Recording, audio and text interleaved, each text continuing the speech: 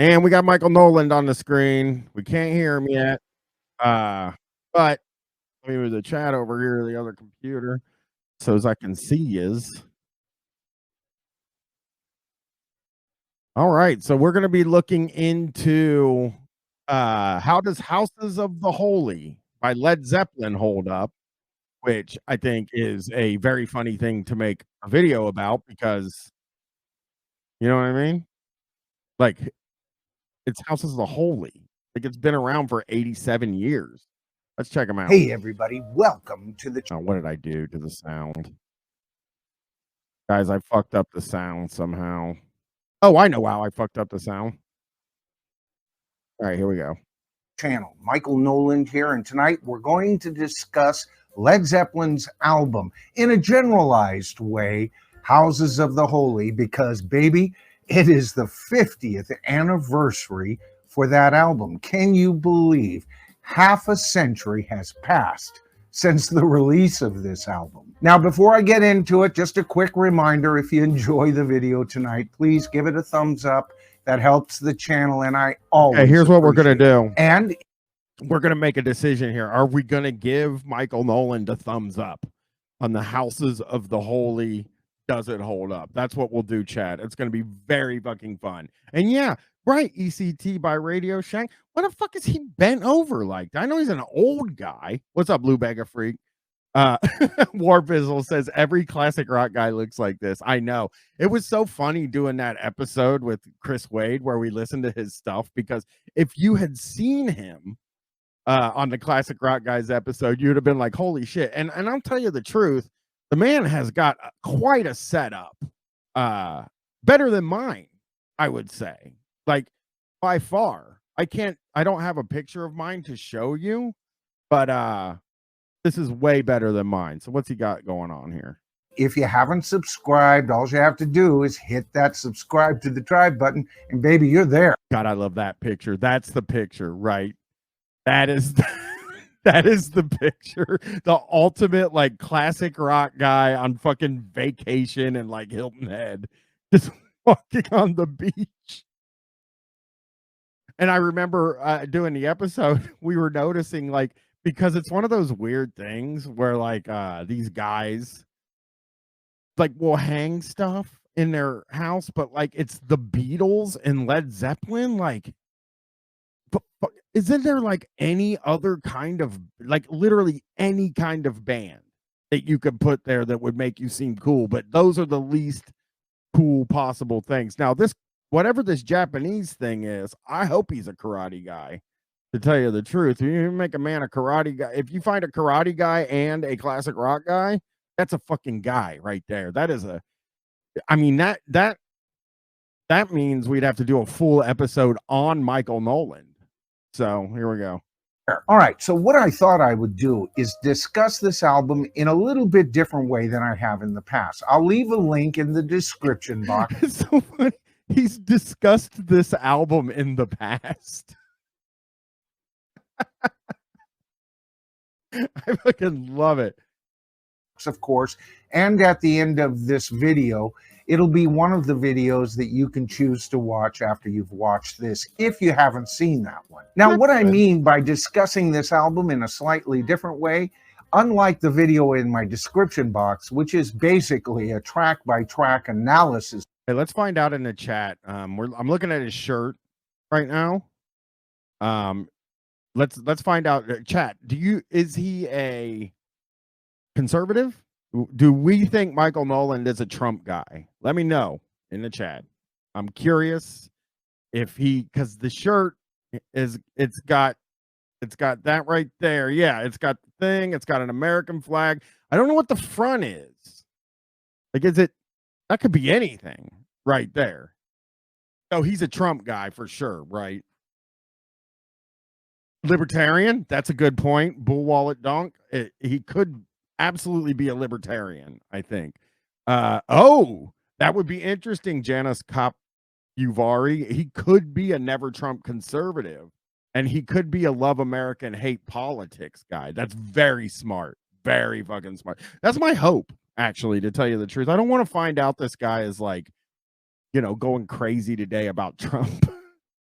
of that album. I wanted to discuss this album tonight in a slightly different way. First of all, I wanted to bring up the album cover. If you noticed, I put a banner over the young lady's hiney, and the reason is we live in a totally different world than we did when this album came out.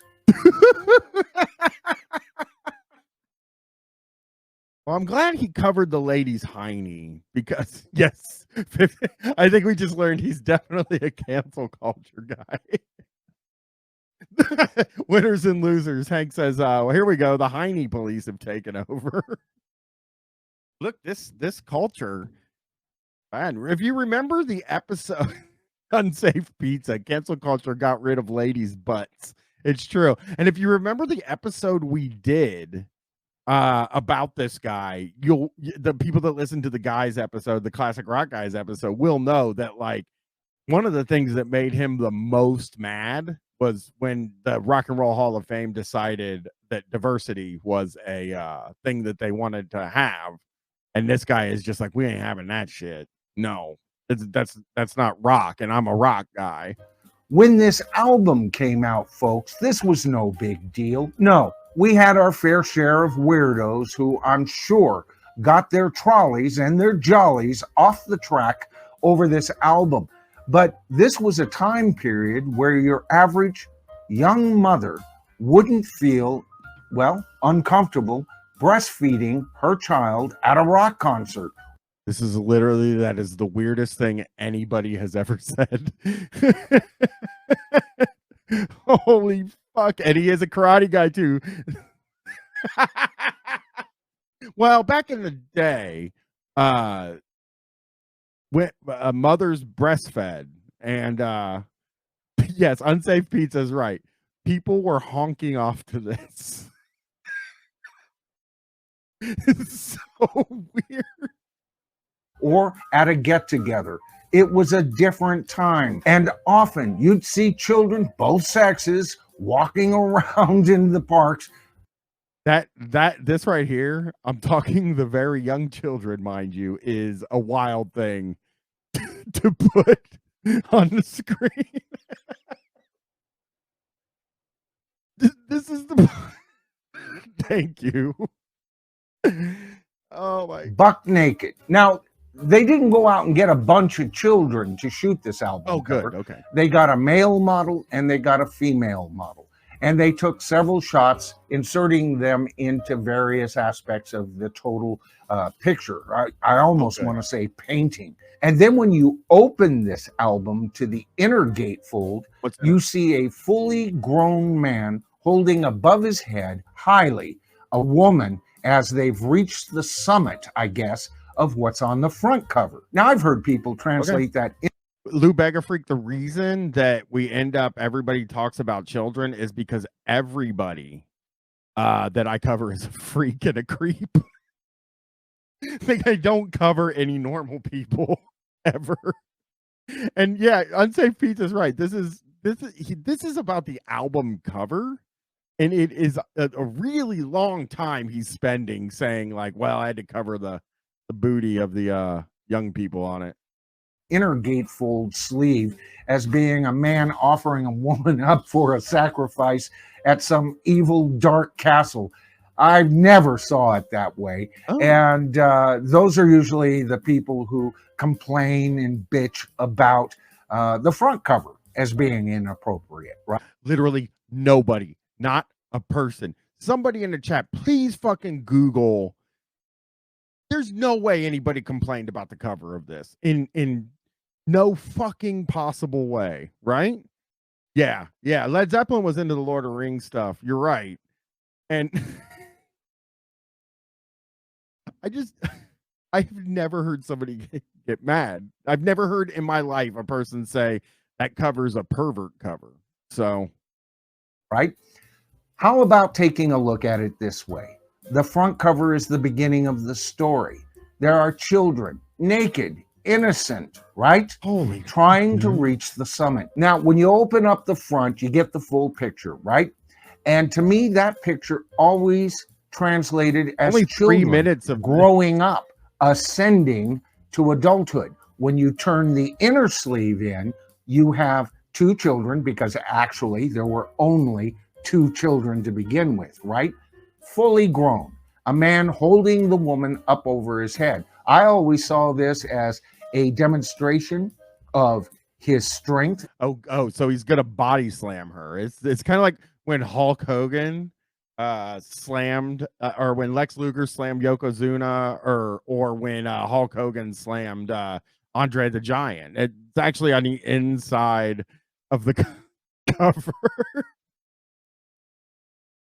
As a male, and the two of them being united. But weirdos abound on the internet, and there are all kinds of weird theories about this. Now, it's very interesting here. This wasn't the first album cover artwork submitted for the album. Holy the shit, head dude. of the company that developed this album actually developed the very first album cover, which I can't believe it was a tennis court, and he said he developed that because the music sounded like a bunch of racket to it. Well, he was taken off the project immediately, and artists who understood the band better started to work. Now, another thing, this album has always reminded me of one of my very favorite old-timey science fiction movies, the original Time Machine from 1961. This guy doesn't like anything new, right? Like, he's just like, everything's old for him. He's obsessed with classic rock. I can't imagine how you would become like, just these guys. It's so crazy. The children, to me, look like the very same humans that the time traveler would encounter thousands of years into the future. Nothing more than fodder for the deadly Morlocks. So maybe that's what attracted me. Okay, we get a little more look at the room here, right? We got a cowboy hat. Okay, we got his karate belt. So I wonder if he does karate in a cowboy hat. He almost inspires me to want to make a movie about a cowboy karate guy that defends classic rock every chance he gets. He walks into town and somebody's like, I like new music. And then he does karate on him. And he's like, oh shit. He does not make music, Jack Parallax. He does karate.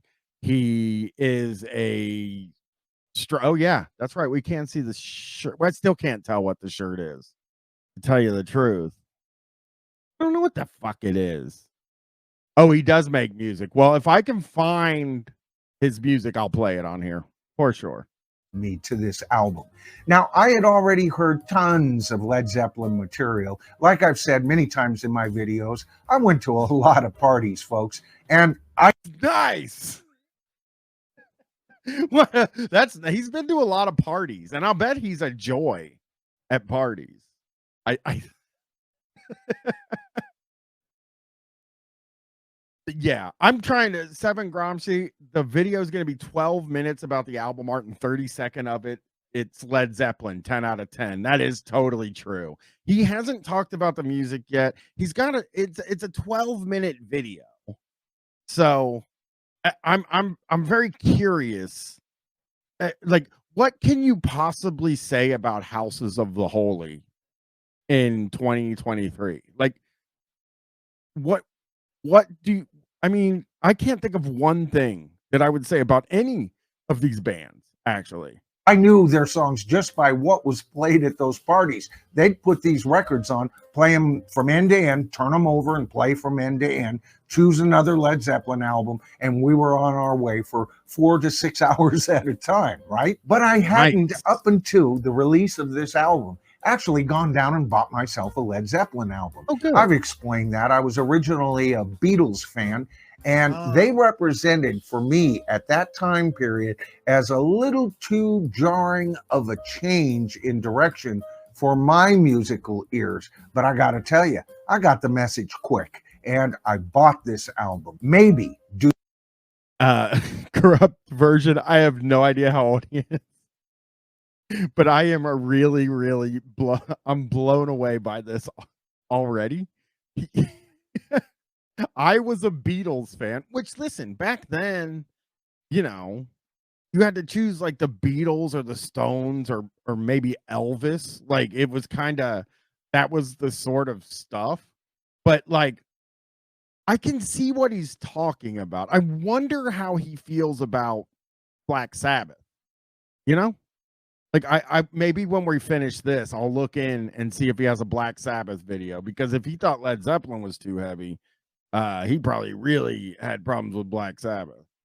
due to the cover. I don't really remember, but I spent the next year and a half listening to that album probably daily, and I felt like I was transformed. Now, Led Zeppelin's studio discography is represented by 9 albums, and that's interesting because exactly 1/3 of them were experimental albums.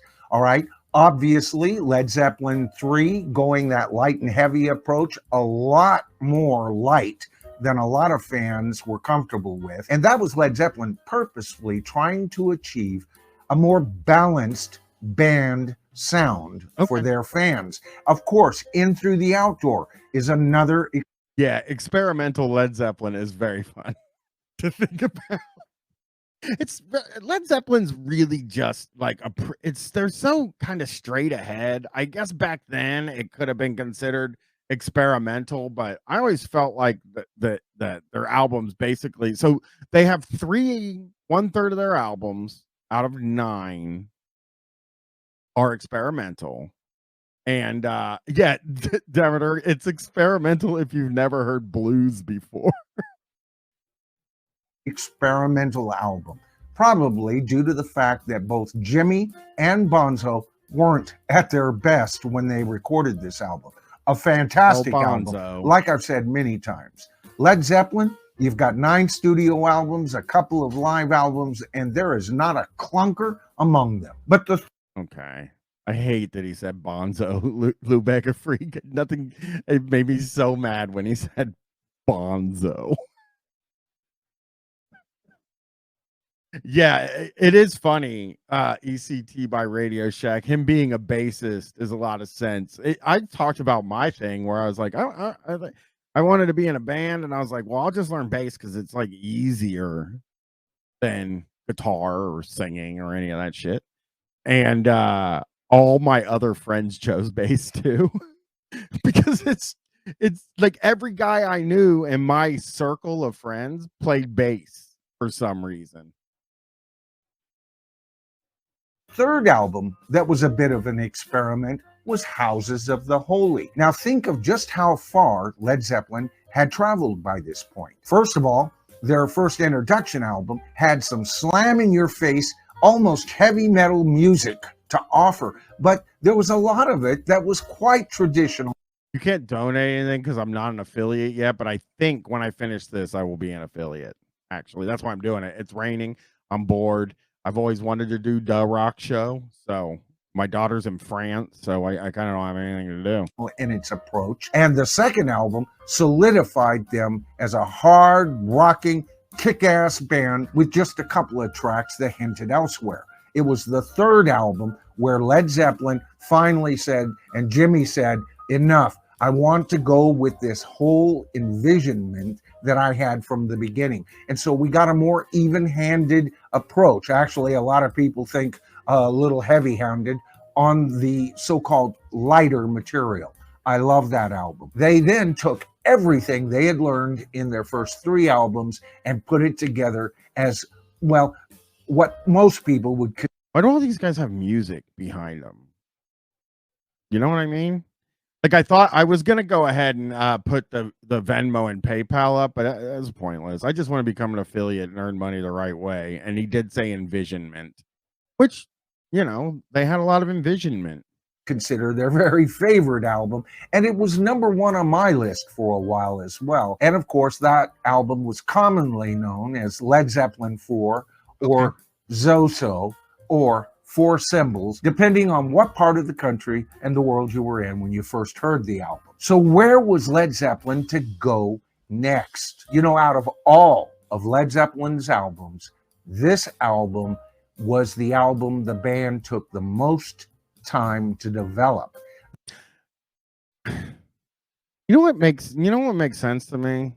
Maybe if we took, like, Opie should have this music behind his show, and he should have Opie's drums. behind his show. Why don't they? And yes, he said the album was Zoso, um, four, uh, four symbols, depending on what part of the country you are. So, from like a pop soda, Coke thing, I think. And I've never heard somebody call the album Four Symbols. They recorded so much material for this album that more than one track from this album they had set up to be released would find its way on their wonderful Physical Graffiti album, their double album, and to my mind, the second greatest double album of all time, only being beaten by the Beatles' White Album. Oh, no! I'm from the Led Zeppelin part of the country. Corrupt version America, the country that Led Zeppelin is from. I love this. I love a guy who can talk about music and say, well, this is a great album, but not as good as he has a list of I was listening to the Mars Volta today, and I was like, man, I really like Deloused in the Comatorium. I really think it's a great album. And if I could if I had to name, the only way I can do music, I can rank music, is that the only way I know how to rank music is to say it's in the top 5, it's in the top 3, just to say that's the area that it would be. It's so wild to have a guy that's like, well, I know what my favorite double album is. I know what my favorite EP is. I know, that is psycho behavior, But it wasn't just the time involved. Part of that time was because they had difficulty getting the right album cover, but they purposefully spent more time. A couple of the members actually had recording setups in their own private homes, each one developing what they would take into this album. You see, I think this album is the grown-up version of Led Zeppelin 4 in a way. And it's also one of those albums, and you've heard me talk about this in the past. There are certain albums, I just mentioned this on Royce in the House. Go to his channel, he's wonderful. But wonder who's Royce in the House. Oh, he's a Queen fan, not the band. I wonder if he's been to England too. That is a really good question. Everything he likes is from there. Did he get on a plane and go over there and I guess walk around and say that Led Zeppelin went here, or do that thing where they're where you cross the street for Abbey Road and shit? I just mentioned when I was a guest host over there that I think there are certain albums, and of course I was talking about Dark Side of the Moon by Pink Floyd, my third favorite band of all time. All right. So we know that, okay, is Led Zeppelin number 2? Did he, because it's Beatles, and then he said my third favorite band of all time. It's Pink Floyd. And winners and losers. I want to hear his top 5 list too. I would do anything to hear it, because it is probably the most fucking boring 5 albums you've ever. Zepp number 1, no, Beatles number 1, Zeppelin number 2, Pink Floyd number 3. It is, you're right, Dirk. You're 100% right. And how it was almost a symphony. Not that there was necessarily a symphony following the band on that album. It was its symphonic presence, its symphonic approach. And when you listen to it, you have to almost listen to it from track 1 all the way to the very end. Yeah, the way that you listen to albums, track 1 all the way to the very end. That's not a revolutionary concept. Now, I can name several albums like that. Abbey Road by the Beatles. Of course. And of course, the one symphonic album that Led Zeppelin put out, Houses of the Holy. You know, this album is the first time that Led Zeppelin really utilized the studio to its best. Actually, several studios, when you consider that a lot of these tracks were put together at homes, and then the Rolling Stones, mobile. You know what makes me mad about this guy? No Rolling Stones. Because my favorite band, My Rock Mapuche Tea, 1 the Beatles, 2 Led Zeppelin, 3 Pink Floyd. Where's Metallica? You gotta get Metallica in there. I mean, the thing about me is like when it okay, we'll take a look at that when I finish this one. When it comes to like these bands, like the ones I like are, and these are bad. This is just I like the Rolling Stones quite a bit, like a lot. And I like Lou Reed and the Velvet Underground and stuff, and David Bowie, and some of the garage rock. But the Rolling Stones are the only one of these bands that like I go fucking crazy for. There's like an era of the Rolling Stones that I love, but while recording studio, some of these tracks being investigated while they were still at Headley, we see Led Zeppelin go from where they were to what they are on this album. Ooh. And basically, folks, this is my favorite. I don't love 90s Rolling Stones, Bull Wallet Donk. I like Let It Bleed, Exile on Main Street, and I think there's another one. So, I wonder what he thinks about Velvet Underground. Maybe we can find that. Right. Led Zeppelin album of all time. I just saw V over on Zepp Earl. Zepp Earl is a fantastic channel, and this man is tied into Led Zeppelin. He's got recordings of them playing live and everything else. Man, this guy takes it to a whole new level, and he brought up an interesting point. He's not one to rank albums. I am, but he's not. And yet, he still highly recommended this album. By the way, folks, if you haven't had... So, Mr. Noland is... Michael Noland's like, he doesn't rank albums, but I do. But he said he likes the album, so I'm a ranker personally. Had a chance to get over there. He supported this channel right along, and I appreciate it, V. Thank you. So if you get a chance, and I'll put that in my description box, a link to Zepp Earl's channel. The man knows what he's talking about. But this is the album full of time signature changes, sometimes several times within one song. Again, you'll have to see my track-by-track analysis. But it's not just that. It's also... So this is... yeah, I love the graphics too. Tommy Tacoma. I do like this idea that he's like... This is more a review of the album cover and society, really. How we feel about butts, I think, is definitely the main thrust of this. There is a unified feel to this album, as most great, truly great symphonic albums have. And for any album to still be popular as this album is a half a century later, that tells you it has staying power. These people never fucking stop talking about this stuff. But like it gets staying power because nobody ever stops talking about it. Folks, if you haven't listened to this album from beginning to end in a long time, I highly recommend you do so. And let me know what you think of it after doing so. Or if you're someone who has listened to this album pretty regularly over the years, I want to hear your thoughts on this album as well. All right, folks, I'm Michael Noland. This is The Bottom Line. And together, folks, we are the tribe. We shall make a difference. All right. Let's see what we got here. The Nolandster. Let's see. Hey, everybody. Welcome to the channel. All right, how Ticketmaster has become the scalper of the live. We got Queen announcing their tour.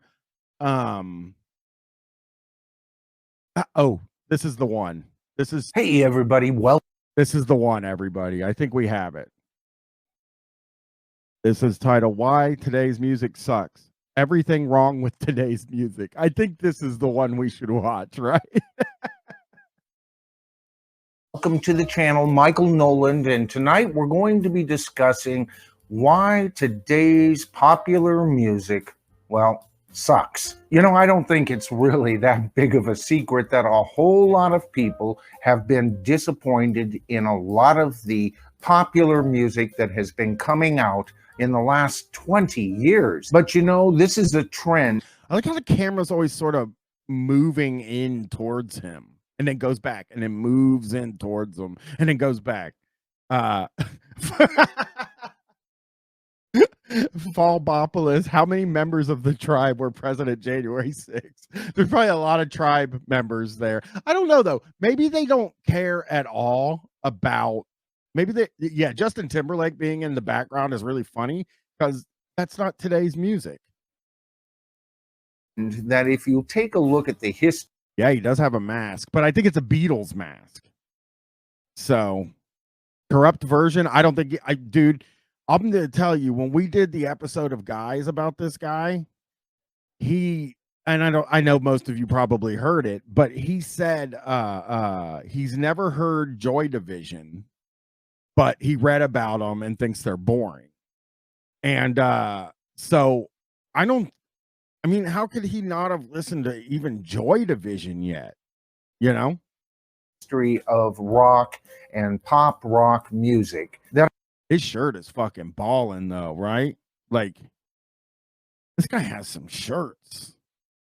Maybe he's more of a shirt guy than a classic rock guy. I would say started around the early 80s. It was at that time that the Police released their last album, Synchronicity, in a time period where that album was the only really. I don't know why he has so many. He wears these. That's like a kind of shirt. It looks like, right? Because the last shirt looked kind of like that too. Like I think he has a type of shirt, like cut, and we all have that. I cut all the sleeves off of my shirt, all the sleeves off my short sleeve shirts. I wear mostly like Death Traders or fucking Rucking Fountain and stuff like that. Rock piece that could possibly be considered as equal as to some of the output that, well, Michael Jackson and Prince was putting out at that time. It was at that time we saw an increase and a spotlight on the individual artist. Now, there were still highlights during the remainder of the 80s into the early 90s. We had U2 occasionally give us a masterpiece. I don't know about that, Michael. This is not a pro U2 channel on Twitch. The Rock Show is firmly against U2. And of course, Metallica's input. All right. This is the first album he's talked about that I like so far. I mean, I like Dark Side of the Moon, but I never want to hear it again. And it's Demeter Online. I think this guy might be a lib. As a U2 guy, he's got a mask behind him. No other indications that he's a lib, but I think he might see himself as like an artist. Like he does music and stuff like that. And artistic types generally are more liberal than conservative. Put into the heavy rock genre cannot be understated. Of course, as we moved into the 90s, the introduction of grunge seemed to show us that we still had heights to accomplish in rock and roll. Of course, some of the better bands during this period were Pearl Jam, Smashing Pumpkins, Alice in Chains, and Stone Temple Pilots. All right. This fucking guy. Oh, Unsafe Pizza says Mancow likes U2 too. That's a good point. That is a good point. With MTV then introducing Rock Bands Unplugged, a lot of acoustic-based artists, Dave Matthews became popular, matching some of the rock bands that were starting to occur on the scenes, such as Green Day. Of course, here we see bands becoming more popular by the moment, such as the Goo Goo Dolls arriving on the scene. Of course, around this time period, the single. Okay, let's talk about this. Yes, he doesn't like punk. That's why I think he doesn't like Nirvana because he mentioned in the video we watched on Guys that Okay, maybe we'll find that. Artist is back. But this time, instead of getting a Prince or a Michael Jackson, we get Britney Spears, Justin No, Timberlake, no. and a young chap named Bieber. You know, it Uh-oh. I'm a little nervous. First of all, the Goo Goo Dolls is a weird band to bring up in this context without Nirvana. You know, I'm not going to talk about Nirvana. We just skip right over them. But now he's mad at Justin Bieber. 2023. it reminds me of woodworking.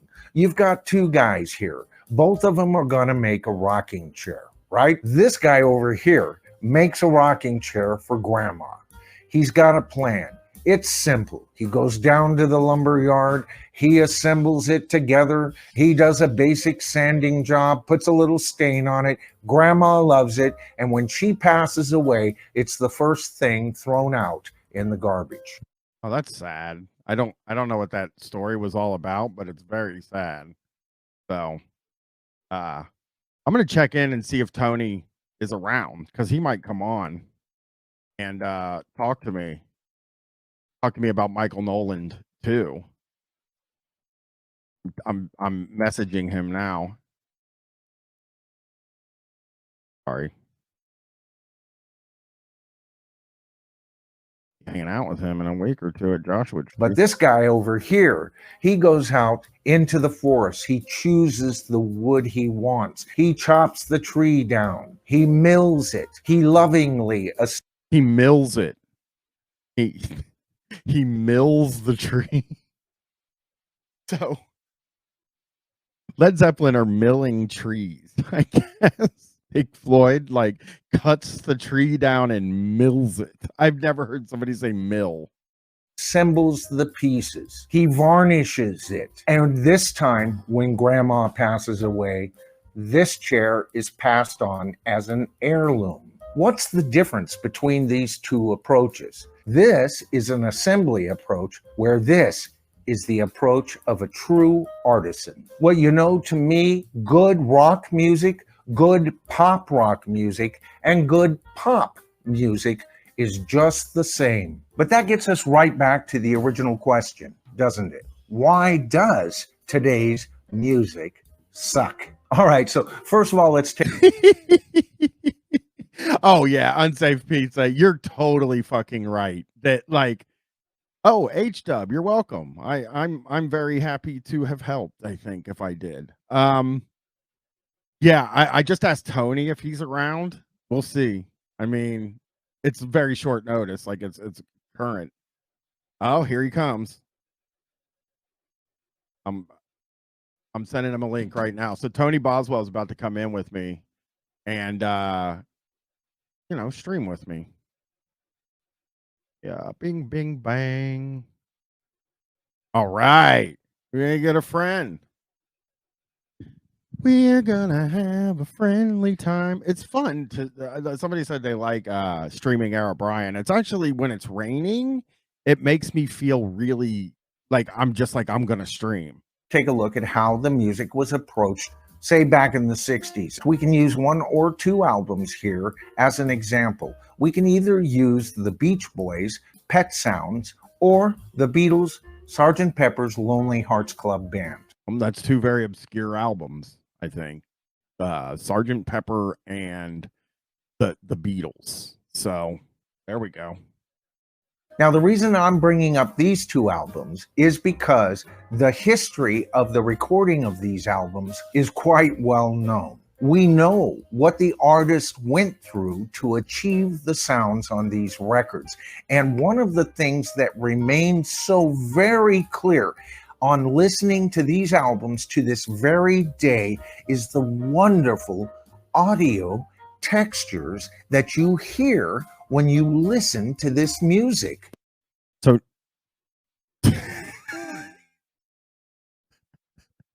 Unsafe Pizza says, yeah, the Beach Boys fully not manufactured. That is very funny. That like, I mean, even the Beatles, right, for a period of time were like sort of a manufactured gimmick.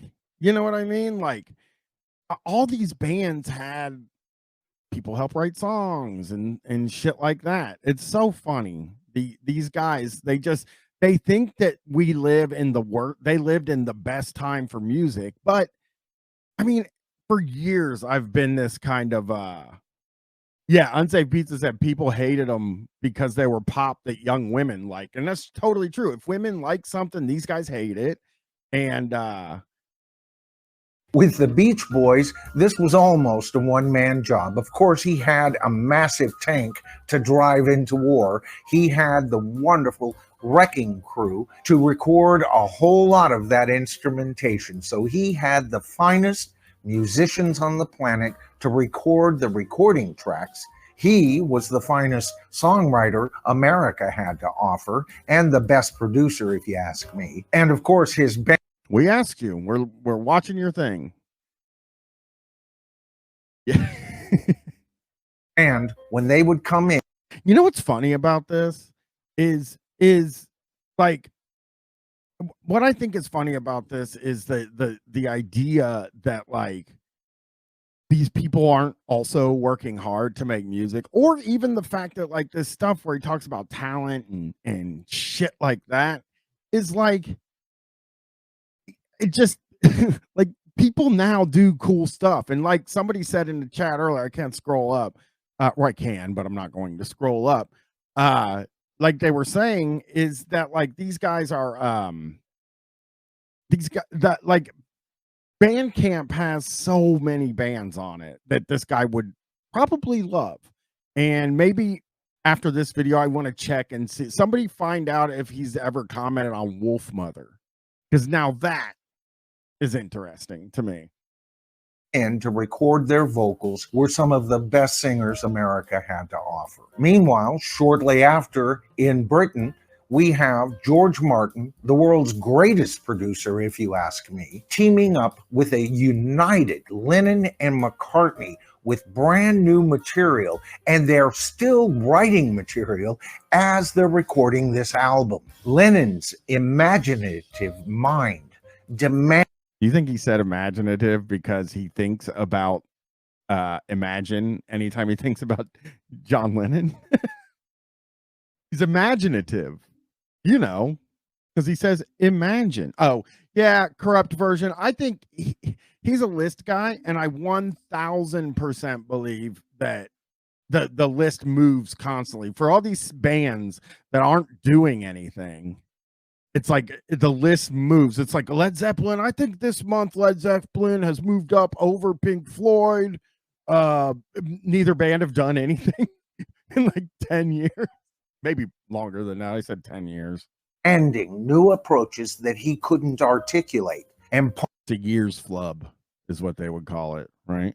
Paul's artistic approach being more direct and him working more in conjunction with George Martin. Of course, this would continue and be very evident on side 2 on the Beatles album, Abbey Road. But you know, when I listen to today's music, I don't hear those textures.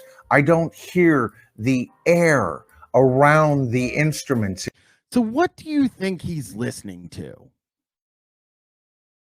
You know what I mean? Like what is he hearing of today's music? Because the motherfucker has never heard Joy Division. So how the fuck would he listen? He doesn't hear the air anymore. And there's a very good reason for that. First of all, we need to get back to the days of radio. You see, back in the day, radio made its money just like television, just like YouTube, as a matter of fact, on commercials. Now, I can imagine before they started getting into compression and all of that. Oh, Jesus Christ. How the we need to get back to the age of radio, arguably the worst medium to listen to music on ever. They probably had an engineer who actually cranked a volume knob there at the station when commercials came on. We've all complained how loud commercials are. One of the reasons that commercials are so much louder than, say, the television program, you're accustomed to watching is because of compression. You see, in the studio, when they master these. Poochie says, bring back knobs. Yeah. Do you think he pictures some guy here? I'm bringing Tony in. Tony, what's up? What's up? Who is this creep? I'm excited. He is a certified classic rock guy. He is big Beatles fan, big Led Zeppelin fan. He's explaining to us why today's music sucks. So, and the old music was good. So, he's got a point. Got a point. He does. Well, it's something about compression is what we're learning in the. While we're listening. That's cool. It's a compression thing more than anything, and bands aren't like the Beach Boys anymore. I'm happy it wasn't like we just started like letting black people do whatever we wanted, like whatever they wanted. Like they just started going kind of wild. Because I have everybody in the chat has pointed out that he hasn't named one black person. And this is the second video we've watched, and the last one was about Led Zeppelin. I just had that same feeling about like, man, music's just not what it used to be. But that's because I was listening to a Marvin Gaye song. The song I Want You. It's just like massive and huge and has like a whole like orchestra in it. And I'm like, damn, they just don't do this like they used to. But this guy's like, no, it's the compression. And I respect that. It is. It's a lot of compression, but he's probably going to have other reasons too. By the way, the new music that he's referencing is Justin Bieber, Justin Timberlake, and Britney Spears, which arguably is not new music. No, not by a lot of means.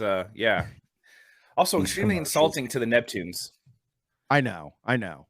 They run these commercials through compressors. Now you can bet your bottom dollar they've already, while they recorded this commercial, recorded it at top audio levels, almost to the point of distortion.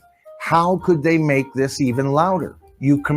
It's funny that, Tony, this is his solution for how to get back to good music is to do the radio again. Like, people need to listen to radio. This guy's in the pocket of iHeartRadio right now. I don't know if I trust him. I doubt he's in the pocket of iHeartRadio. That's probably something he hates. How else do you get the signal signs and then like the Beatles during mass custom cut signs? Oh, those? I mean, look, those are radio station quality. String, you crank that up. Now we need to go back to that early 80s period that I've already identified. It was during that time period that a war started. And just like a lot of police actions, that war never seemed to end. Okay. All right. Hey, okay. All right. That's my guy right now. Never mind. We might have to make some retractions here because that's on point. But what war started in the 80s, the early 80s? I don't. The band The Police and which he might be taught. It is hard to tell because he started the video by talking about Synchronicity by The Police. So I don't think we can tell if he's talking about the actual Police or the band The Police. That was confusing to me. Yeah. But come on, man. The chat just freaked out because we were talking in the last video about how many of his fans were at January 6th, and he had a grunt style shirt on, and we were really considering maybe he's a MAGA guy. But then somebody noticed right here they got a mask in the background. Looks to be a Beatles mask. And he did just bring up police action. So, Poochie D, I hope he does a Milli Vanilli reference. Let's all cross our fingers. Well, not only that, but if you look on his wallpaper, that seems to be a rainbow. There's a rainbow in the middle of the screen. That's Dark Side of the Moon, Tony. No, that's no. They just barely put that new rainbow on there. They just barely woke that album. That album just got woke. That rainbow wasn't there. He put that there because he's woke. Yeah, I think Michael Noland might be woke. Watch him say something insanely racist the next time I play it. Of course, I'm talking about the loudness wars. You see, it was right around that time period that music was aka the Volume Wars. Yeah, this is getting anti-Italian. I don't like it.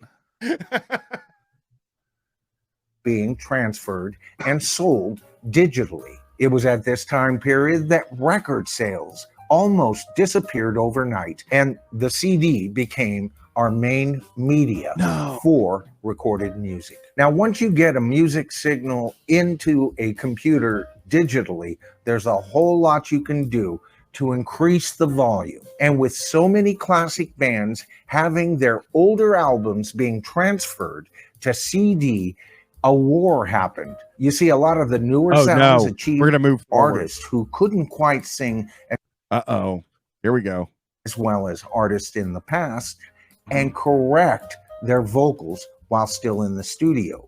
You can even use auto-tune. No, there it is. There it is. No, there it is. There's the devil. God damn you, T-Pain. Nobody has ever hated these guys. That is, auto-tune is truly their enemy. Like, I didn't think he was going to bring up auto-tune, but look at that. We get some auto-tune, Tony. They hate auto-tune. Oh my God. And the funny thing is, from my understanding, everybody uses it. Like, even like a tiny the bit. rock guy. Yeah, even like the rock guys are using it. Like, do you think that any Robert Plant song that has come out in the past 20 years didn't use auto-tune? No way. No way. They were probably part of like the research for it. Yeah. You know what I mean? Yeah. They're probably the jump off. Yeah. And it's funny because I think Justin Timberlake can sing. Like, getting, that's how he got there. You know, he's got a little voice, you know? Yeah. Yeah. It seems like he can sing. Britney Spears could basically sing. Justin Bieber, he can sing. So this guy is like, oh, they're talentless hacks. It's like, I know they can do the same shit Robert Plant did. Live. I swear, all of the footage I saw with Paul McCartney in his tour here this summer, I heard auto-tune. You musicians out there, give it a listen. You can. Oh, no. That's his number one favorite band before Led Zeppelin is the Beatles. He's got really interesting taste in music, Tony. Very eclectic. Hear it. Now, let's talk about. Hey everybody, welcome to the channel. Shut up. I'm gonna see what else we got here. We can okay. I found one. So do we want to do the one rock singer I can't stand? There we go. Hey everybody, welcome to absolutely. I can't wait to hard disagree with this. How boring do you think this is? Like, how boring? It's gonna be so boring. I mean, I only recognize one album cover back there, and like, I don't know. I've been called a rocker. You know, I've been called a rocker from time to time. Not a classic rocker by any means, but a rocker. And I only recognize one of those album covers back there. I think one of them is Queen. Yeah, one of them is that's the one I recognize. Yeah, Houses of the Holy. We just heard him talk about the cover of Houses of the Holy for like 15 minutes. How you can't put naked. Well, it's Led Zeppelin, but you can't. They have naked people on the front. He's like, you couldn't do that anymore. Women can't even breastfeed anymore. Can't do that. No way. Which, I mean, I think he's on the right. I think he's on the right side of history there. I think he's on the free the nipple side. The don't sexualize the boobs. These are music boobs. These aren't sex boobs. Here we go. The channel, Michael Noland here, and tonight we're going to talk about the 10 same shirt, guys. Same, not the same shirt. The same style of shirt he wore in the other two videos. This guy has a closet of the same style of shirt. Just completely nothing but respect. Nothing but respect for that. Like I have a dream one day of finding the perfect blank tee, finding the perfect one, and just buying, 20 of them. I have like 6 of the same, like faded pocket tee from Target. I have 6 of that same shirt, but they only last about a year and a half, 2 years. Then they're done. Have you looked into independent t-shirt company. That's what all the No. hype beast places buy all their blanks, and they're great. They're great. And like you can get a fucking heavy, nice hoodie for you're gonna get a very heavy, nice hoodie for $35. That's where I got my the one I'm wearing in the thing of this, the houndstooth. Tight. All over print houndstooth, and they have like tie-dye. They have all different kinds. I fucking love that place. It is I will say I'm a huge fan though of the I'm wearing this sick ass Means TV shirt right now. Look how sick it is. Yeah. I'm trying to do colors too, man. Gold, right? And this is on a Comfort Colors shirt, and that's also what we printed the last the last long sleeve MDC shirt on. They're cool, but you can't get blanks because an individual can't buy blanks because they're so back ordered in wholesale, which is like, I guess, yeah, it's cool. A lot of people are making good merch, whatever. Yeah, I mean, I haven't made a shirt yet for guys. I've considered it, but I every idea I have is like a joke that yeah, it's gonna be hard to avoid that one. Yeah, one of the ones because we've said it a bunch of times on the show. I just want to make a shirt that says "Just Jack Off" because it's come up like 3 or 4 times on guys about like really horny guys that could be taken advantage of very easily because they would have just jacked off. Yeah. Post nut clarity is a huge deal. Now this is going to be a really heady idea. Okay. So remember the show, The Bear, the one that came out during the pandemic. Oh, yeah. Everyone loved it. Everyone freaked out. In that show, he's wearing a particular white t-shirt. This white t-shirt is like this $200 white t-shirt. And turns out t-shirt guys are a thing. Oh yeah. Not just clothing guys, but specifically t-shirt guys, like high quality blank t-shirt guys. So just print a shirt with the blank shirt on it, and it's a reference to shirt guys. I have a I've considered it. If I do it, I'm doing it on Teespring. I ain't fucking mailing shirts. That's so much. And I'm just respect you for that. I'm incredibly lazy these days. Shout out Alex. I love you so much. Thank you for doing that. I can't believe you do that. You're a crazy person, and I love you for it. Hats are almost done. They're coming. And most important albums of all time. Now, tonight's list is a bit different because I chose these 10 albums as the most important albums of. We don't want to hear the most important album. We want to hear your favorite albums, bro. Well, the thing is, he's not gonna put like he's not gonna put like an old like Ray Charles album on there or Stevie Wonder album on there. So it's kind of a wild thing. I didn't see that on the back. Yeah, I think the other two would have been the White Album, and there's another one. Oh, you guys want to know if Yes has? Oh, the Stones. Maybe we'll do the Stones here. Oh, no, that's actually interesting because. Oh no, that's just from a particular song.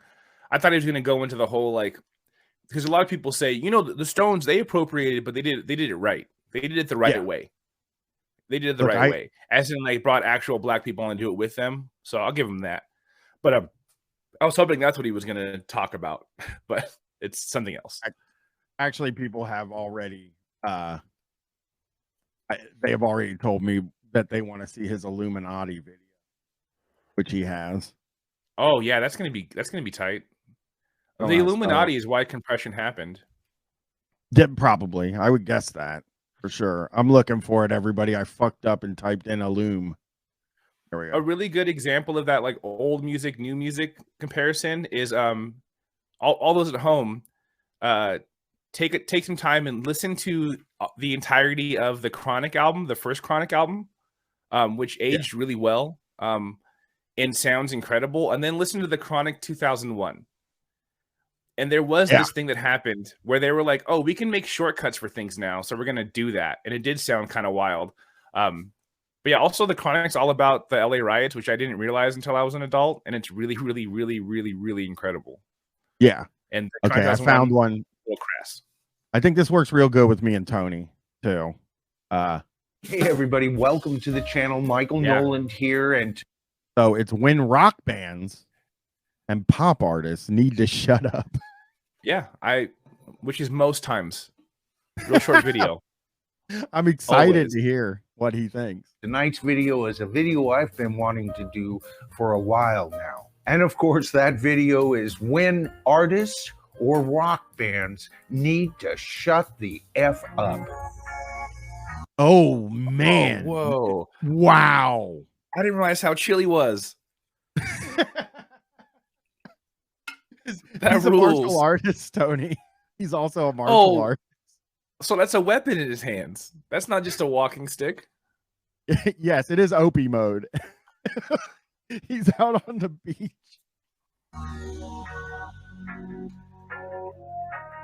Oh, I love this. Subscribe now, before to the tribe. So yeah, he's part of the tribe, and to be honest, I do subscribe to the tribe, Tony. I think you have to. Yeah. This guy has become one of my guys.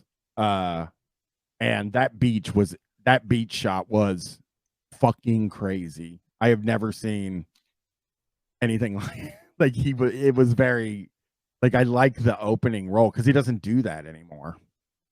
Get into the video, and this video may turn into a bit of a two-parter, but each of those two a time he was doing shout outs, so I just skipped ahead. We don't care about shout outs. It's pointless. Respect anyway.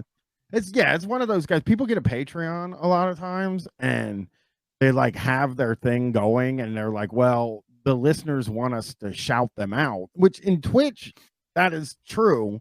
But I don't think anybody wants to. I used to listen to this podcast where they would fucking spend like 2 minutes naming 50 people on the podcast that are patrons. And it's like, nobody wants that. Not even the 50 people want that.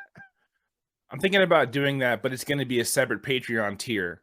You have to go to that Patreon tier to hear the names read off, but you'll hear your own name, so it will be satisfying. Yes. Also, statistically, some of these people he was going to name are probably dead now anyways, so it'd just be sad. It's better to just go past it. Let's hear about the moral cops. Like, he uses the word cops. A lot of time, a guy like this. Yeah. A guy that's wearing a blazer. It looks like a blazer and a Spider-Man shirt. It's so good. Oh, I think it's just like a button down, but I love the open Spider-Man shirt. Like, hell yeah.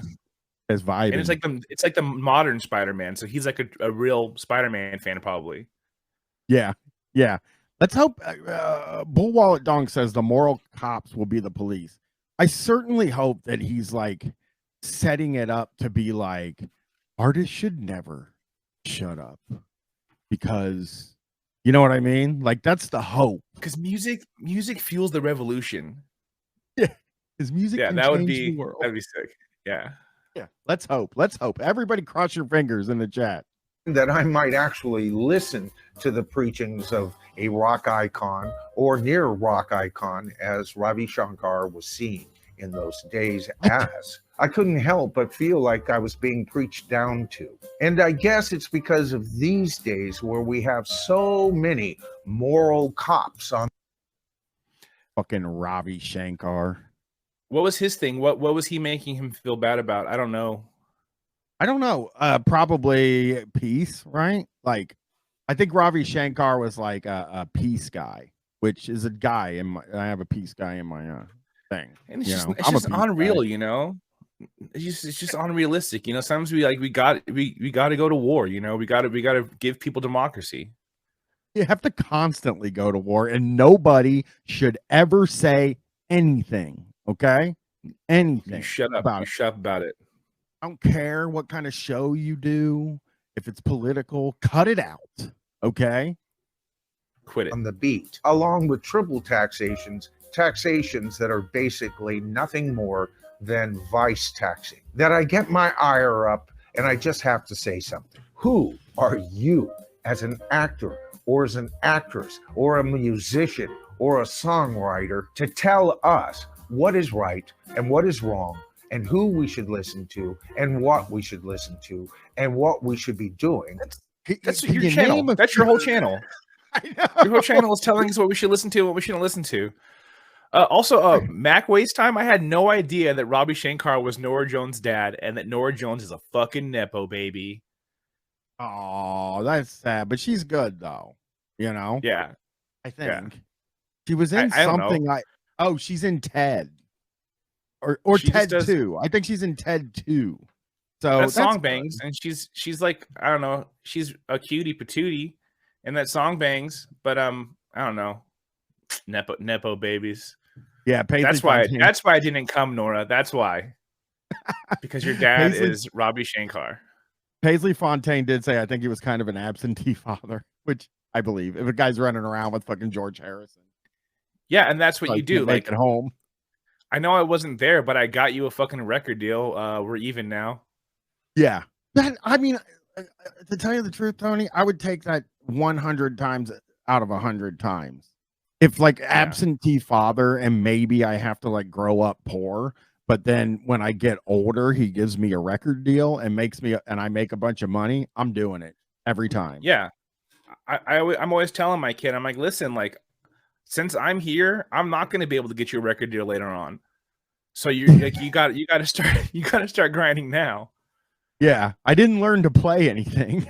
Sorry. Yeah. Sorry. I didn't learn. I didn't make. I mean, I tried to learn guitar. Did you ever try to learn anything? Oh yeah, I tried to learn guitar. Yeah, I tried to learn guitar. I got 2 guitar lessons from my older cousin's friend Dave, who I don't know why, but he was Black Dave. Even though he was more than one, there was more than one Black Dave, but he was Black Dave. And he taught me how to play Damn It, and the song Damn It by Blink-182. I can still rip that motherfucker right there. I can still get that. And then he also taught me how to play Fat Lip by Sum 41, or at least a little riff from it. And that's the time period at which I was learning how to play guitar. And it was on a really shitty acoustic guitar that like my dad probably got from the swap meet, that like there was just no way in hell it was ever going to be tuned or sound good. Yeah, so it was a good time. Oh, and then I actually play guitar in like a doom metal band for like 2 weeks, because my friend wrote all the music himself, and he was like, hey, listen, if you can keep time, all you're doing is like hitting a power chord and just chilling. So I was literally in a band where we had like 10-minute songs where I would just be like, chung, chung, chung. I would have taken it. And it was cool because I played guitar in a band for 1 second. Yeah. I sang in a band for 2 gigs, and we basically did covers, and we did like a heavy metal, like heavier cover of Disarm by the Smashing Pumpkins. We did a Weezer song, but a little bit heavier. Like everything was just something a little bit heavier. The issue was, you can make Weezer heavier? I don't know if it's possible. I don't know if you can make Weezer heavier. I think Deftones did a version of Say It Ain't So, and I think that's what kind of got us. We did weirdly. I never heard that. I'm hearing it in my head, and it's really funny. Say it ain't so.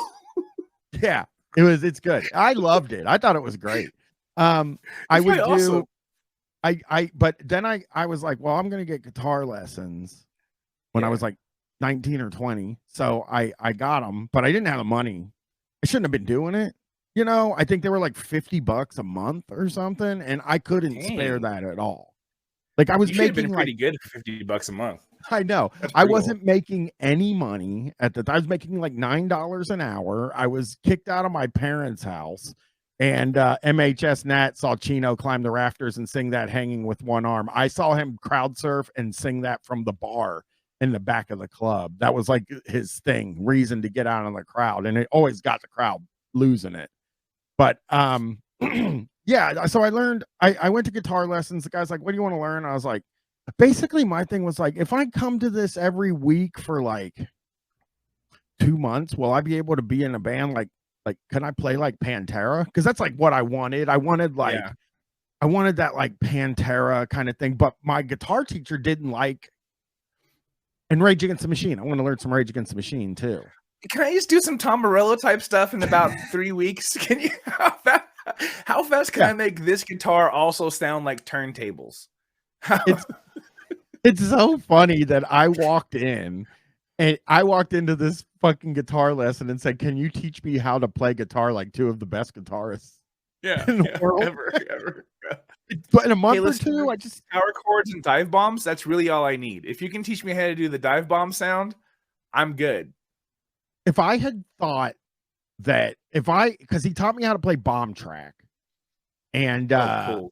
so I played that a lot. But in my mind, guitar lessons were this. So I'm going to go in there and learn how to play Weezer, and then I'm going to I'm going to go in there. I'm going to learn how to play Walk by Pantera, and then I'm going to be able to go home. And now that I know how Walk was made, I'll be able to make heavy metal. Like that was like my thought in my, like I had figured it out. And I learned the cool riff in Cemetery Gates by Pantera, and then I also learned I think Mud Shovel or something like that. So tight. I was not good. And the guy was trying to get me to go to concerts with him because like he listened to virtuoso guitar players, like Yngwie and shit like that. And he was like he hated that I was asking him to play these like songs that he thought were pointless, so he was like, you should come to the show tonight, man. It's Yngwie Malmsteen or like Steve Vai or like any of that stuff. Paisley Fontaine. I think Dream Theater was another thing he really liked, and Satriani. And it would just exactly be like, studio guitar stuff. But that's what guitar lesson guys are. I got to go in the list. But guitar. Did he have a ponytail? Yeah. I mean, he had sort of the Michael Noland here look a bit. Yeah, that's a good one. Like young Michael Noland is when really like your receding hairline just becomes a mullet because of the way it's receding. Man, it kind of feels like he's had hair replacement therapy in a way. He's got such great hair. It makes me so mad. It's good. That a guy that age, that a guy that's like 15 years older than me can have hair, and I can't.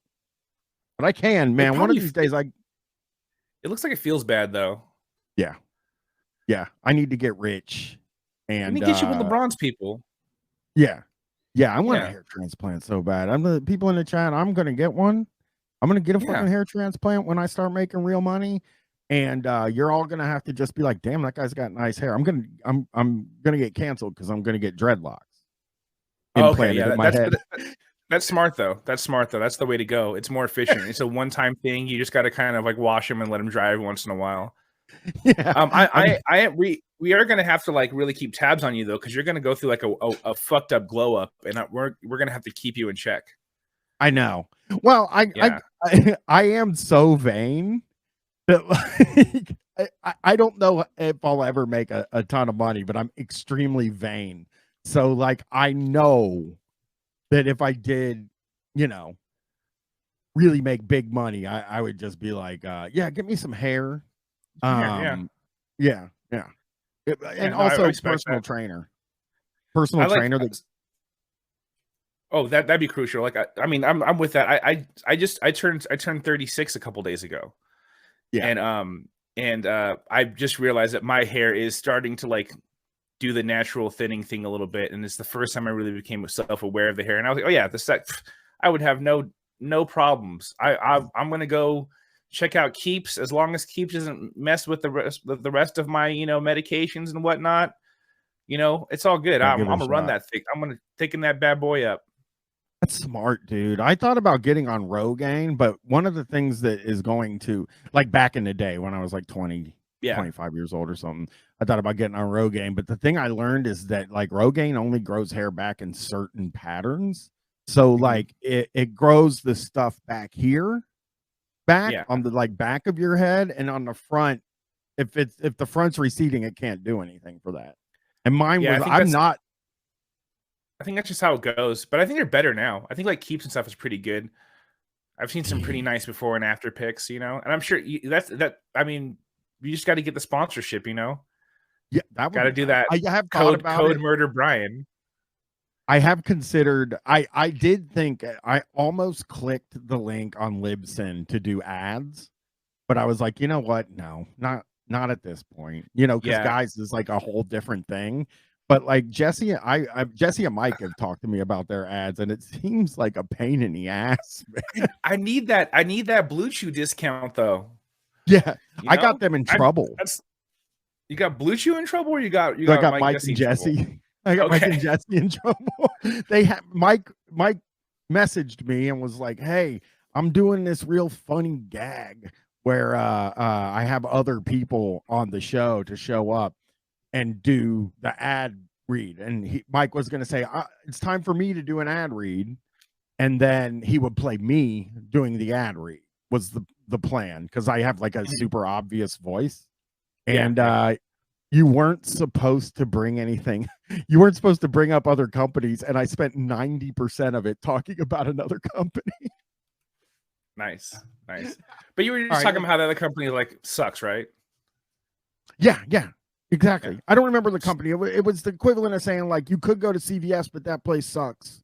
They're like, don't bring up CVS on the thing. We might want to do business with them. That's capitalism, everybody. Here we go. Blue Chew discount code Sex Guys. See, now if I could add Blue Chew commercials to the Sex Guys episode, that would be funny. Yeah, that'd be cool.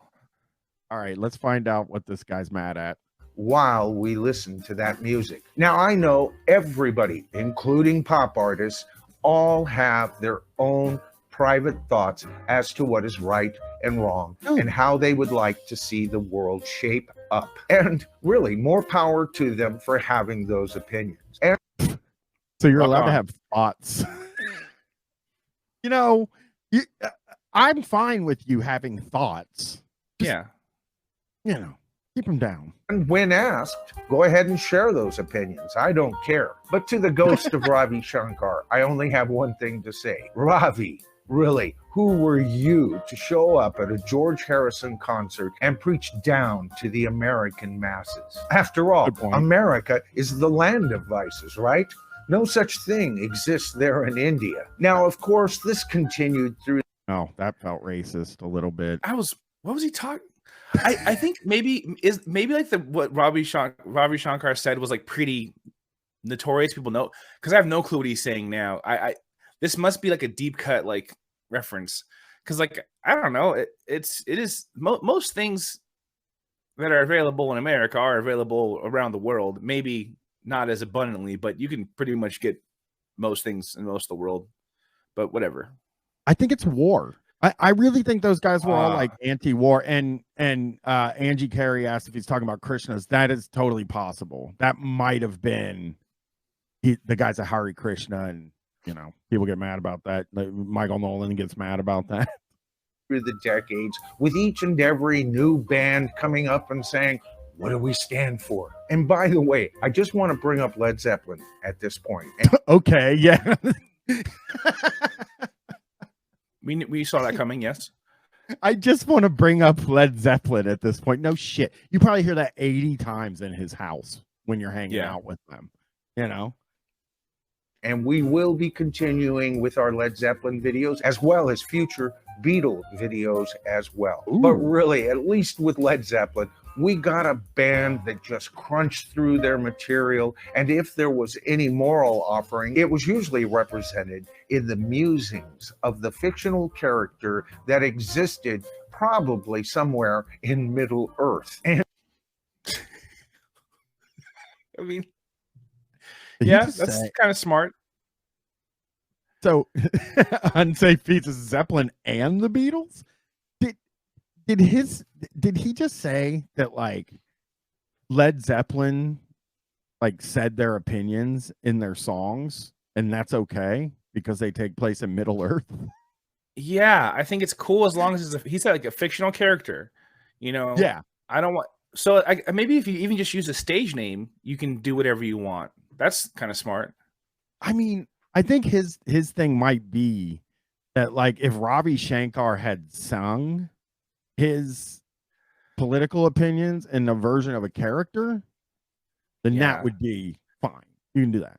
And probably, you know, let's hear more. And any advice lent within their songs was usually advice that you had to reach for. Even the Beatles kept their mouths shut as a unit. Only John Lennon occasionally giving more than was asked for. But he was John Lennon. He wasn't just a musician. He said his name was John Lennon. He wasn't just a musician, Tony.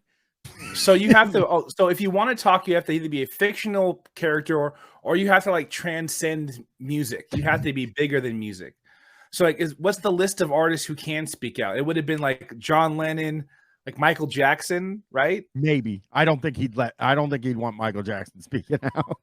Would be my guess. It would have to be John Lennon. He would probably be. I'm trying to think of who else he would be okay with. Like, maybe Roger Waters. I don't think Roger Waters. There's no fucking way he's okay with Roger Waters. We might even hear about Roger Waters here. There we go. This man was a genius and a genius on several levels, much like Bob Dylan. Much like Bob Dylan. He's just getting all the exceptions out of the way. I kind of like that, getting him out of the way off top. He was a genius and he was a genius. It was like he was a genius and he was a genius on several levels. He was a genius and he was a genius like Bob Dylan, which is a different type of genius. Different genius. We're going to hear more about another genius. Dylan. They actually had things to say and often questioned their own viewpoints within the same song. Unsafe Pizza said, here's a list of white guys. Yeah. You know who can say whatever they want? I have a nice list of white guys. Yeah, I just like this. It's like, well, the thing is, I agreed with these guys, so it was cool. Yeah. Oh yeah, for sure. That is like that's always the guys that get mad about politicals, like singers being political, always are like totally. I mean, you know, it's the hacky thing about the Republicans, right? Is like they talk about how Hollywood is run by liberals, and then they're very amped when some, you know, Hollywood person or singer decides to run as a Republican. And I think that's where he's at. It's like he's mad at Roger Waters. By the way, Corrupt Version said one of his videos is called Pink Floyd is at it again.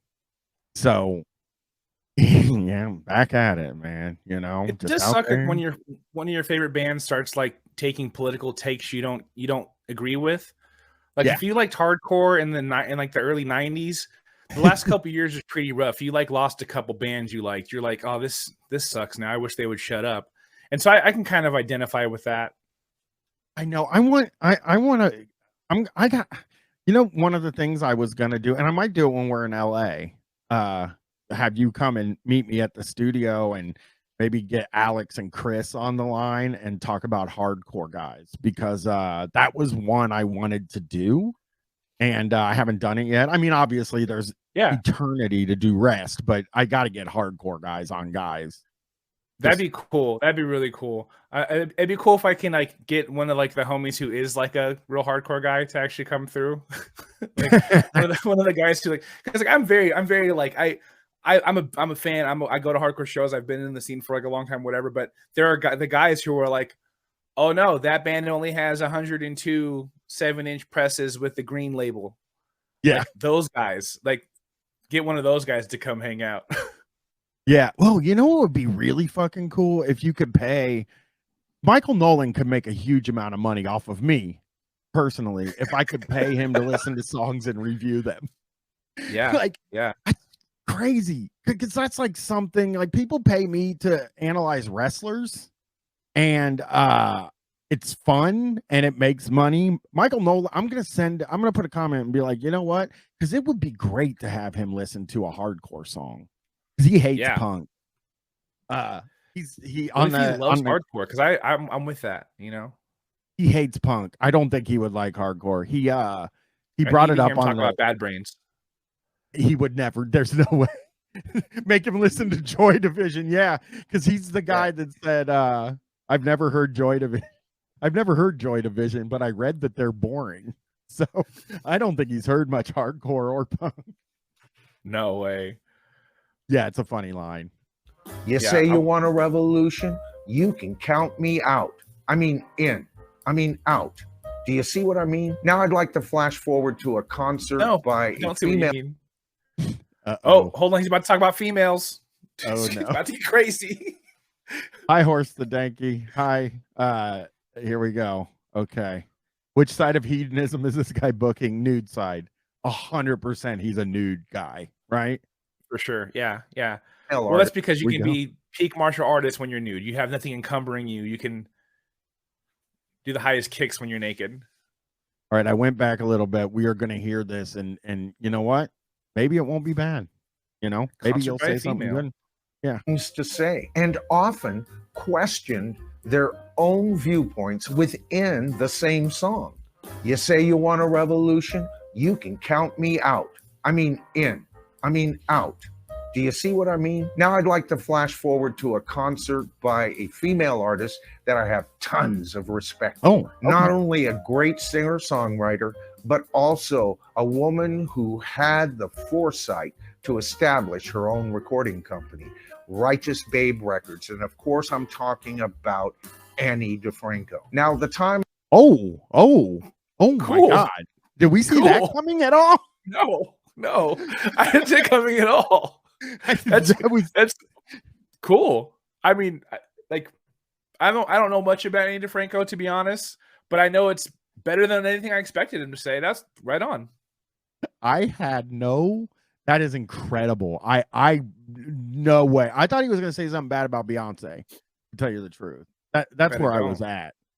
I mean, I'm going to tell you what, Tony. He said he was very mad at Missy Elliott getting into the Rock and Roll Hall, getting nominated to be in the Rock and Roll Hall of Fame. It like infuriated him. He's like, you need to flip that down, take that, flip it down, and reverse it. Get that out of here. That's I saw Annie DeFranco live. It was a wonderful show. I took my young daughter to this show, and I took her explaining that Annie DeFranco stood for certain things, and that if she heard anything that was questionable, talk to me after the show. Now, Annie DeFranco was touring with a female stand-up comedian. Oh, no. And she would interject several times in the concert. Now, I used the term stand-up comedian. She was actually more a representative of a certain lifestyle, and she felt it needed to be preached. So much so that she removed her top. Or like Sarah Silverman. I'm really. Oh, she removed her top? It probably was Sarah Silverman then. Really? Let's hear it. Let's hear if he says it. And her bra, and then proceeded to march up and down, shouting her slogans as she shook her breasts in front of not only me, but my daughter as well. Now, I can't help but think if this had just been a female concert goer who had taken off her top, especially from 2000 on, this would never have been tolerated. But tucked away high into the safety of the nest of political correctness, they got away with it that night. So here's my question to you. I'm a little in like that. And he's freaked out about titties. His daughter has seen titties before.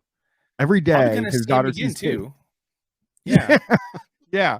It's more that you saw them that is more out of the realm of possibility.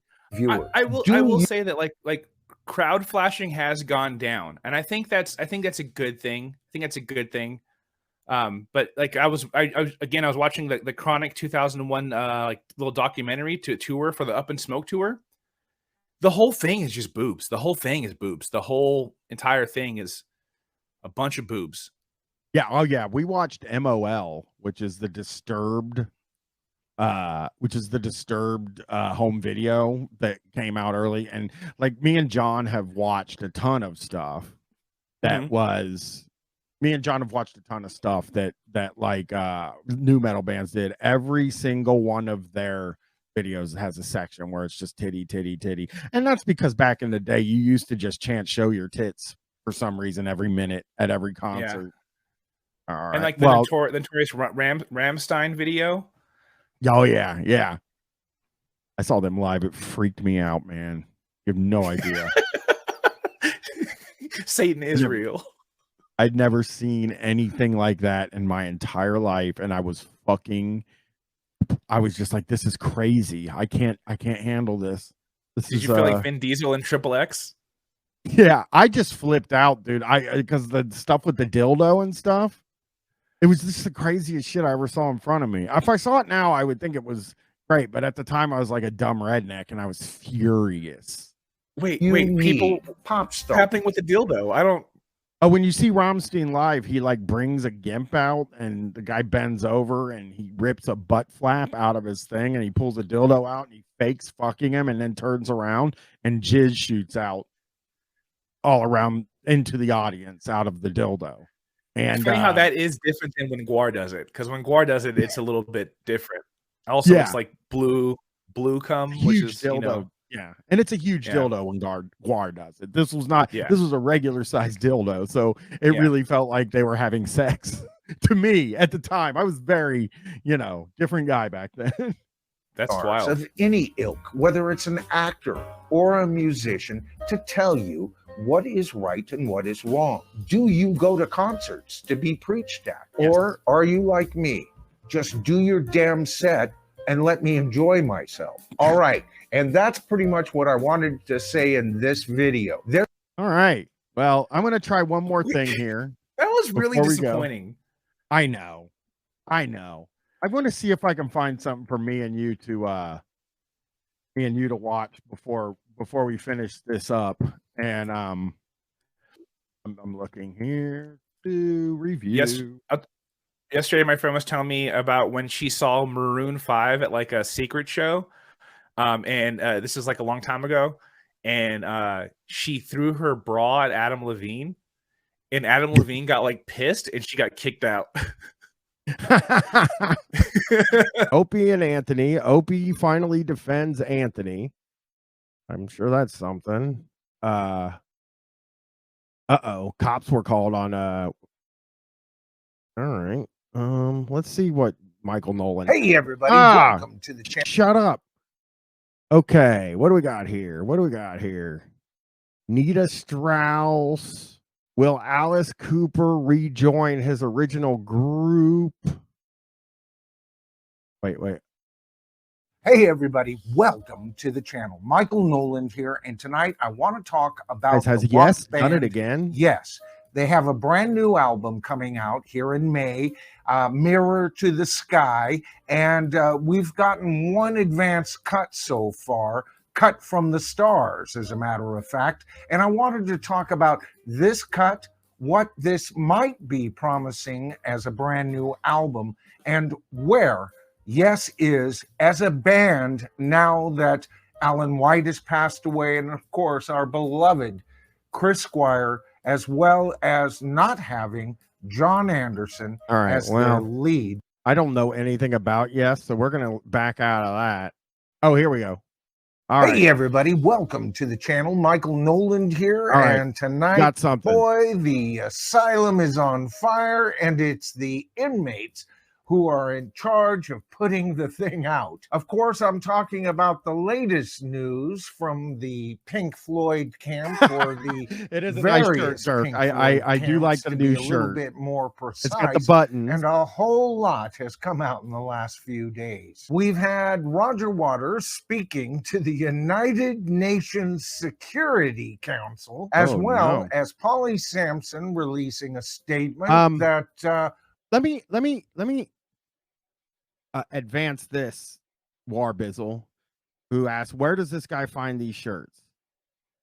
I think this is the guy that buys the shirts that you see when you watch, like when you're scrolling through the internet. You know, the dirty looking shirts that guys wear, like that you see and you're like, who buys these? I think he buys these, because I don't know where you would buy this shirt. Where would you ever find this shirt to buy? And what would you search? Yes. Where would you search to buy that? That has to be something you stumble upon while you're fucking around, Gas station. Dirk Universe says they're like gas station shirts. That's possible. That is a good point there. But yeah, it's an ugly shirt. That is one ugly fucking shirt. All right, what's he mad at Roger Waters for? Roger takes exception to. And of course, right after she made her statement, hubby David Gilmour reiterated that everything she said was absolutely true. Not only true, but demonstrably true. He used that word, folks. This guy loves to like pounce on a word like he did on the episode of Guys where I think yeah, it does feel like everybody's obsessed with this guy's shirts. All of his shirts look like this. Every one of them looks like it. It is. It's a weird fucking shirt. I got to agree with you. Hopefully he sits up straight. He's always leaning into the camera and you can't like see the fucking shirt. Like, I want to know what's going on. Is this something you wear on stage when you like, I don't know, when you're playing in your cover band, maybe? Folks, Roger Waters released a statement stating that he has re-recorded Dark Side of the Moon, saying that I wrote that, not them. That was my project, not a we kind of thing. And that, of course, will be released in May coming up. All right, so boy, I mean, here's the thing. Hey, Puff Pfeiffer, let me tell you something. Same fucking thing. I hated Pink Floyd the whole time I was growing up because my dad really liked Pink Floyd. It was literally as simple as that. I ended up liking them. Dark Side of the Moon, I think, is the only one I really have given a lot of listen to and wish you were here. But yes, Brooklyn Skulls asked if I have seen Vince McMahon's stash. Yes, I did see his mustache.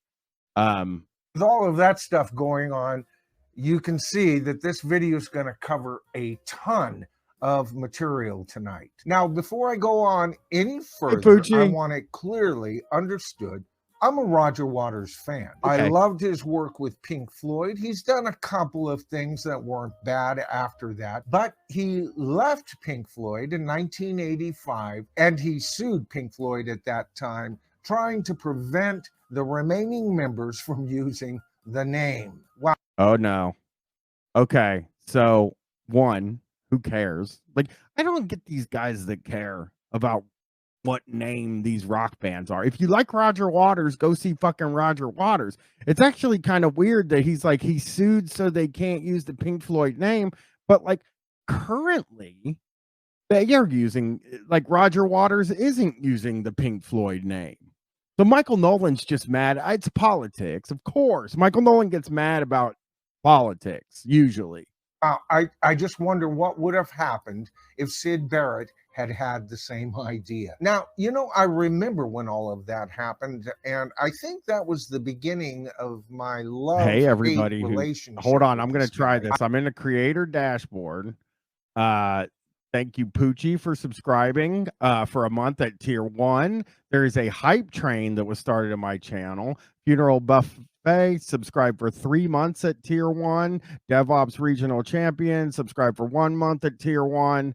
And Coolin subscribed for a month at tier 1. And Dirk gifted a sub to Claydonius.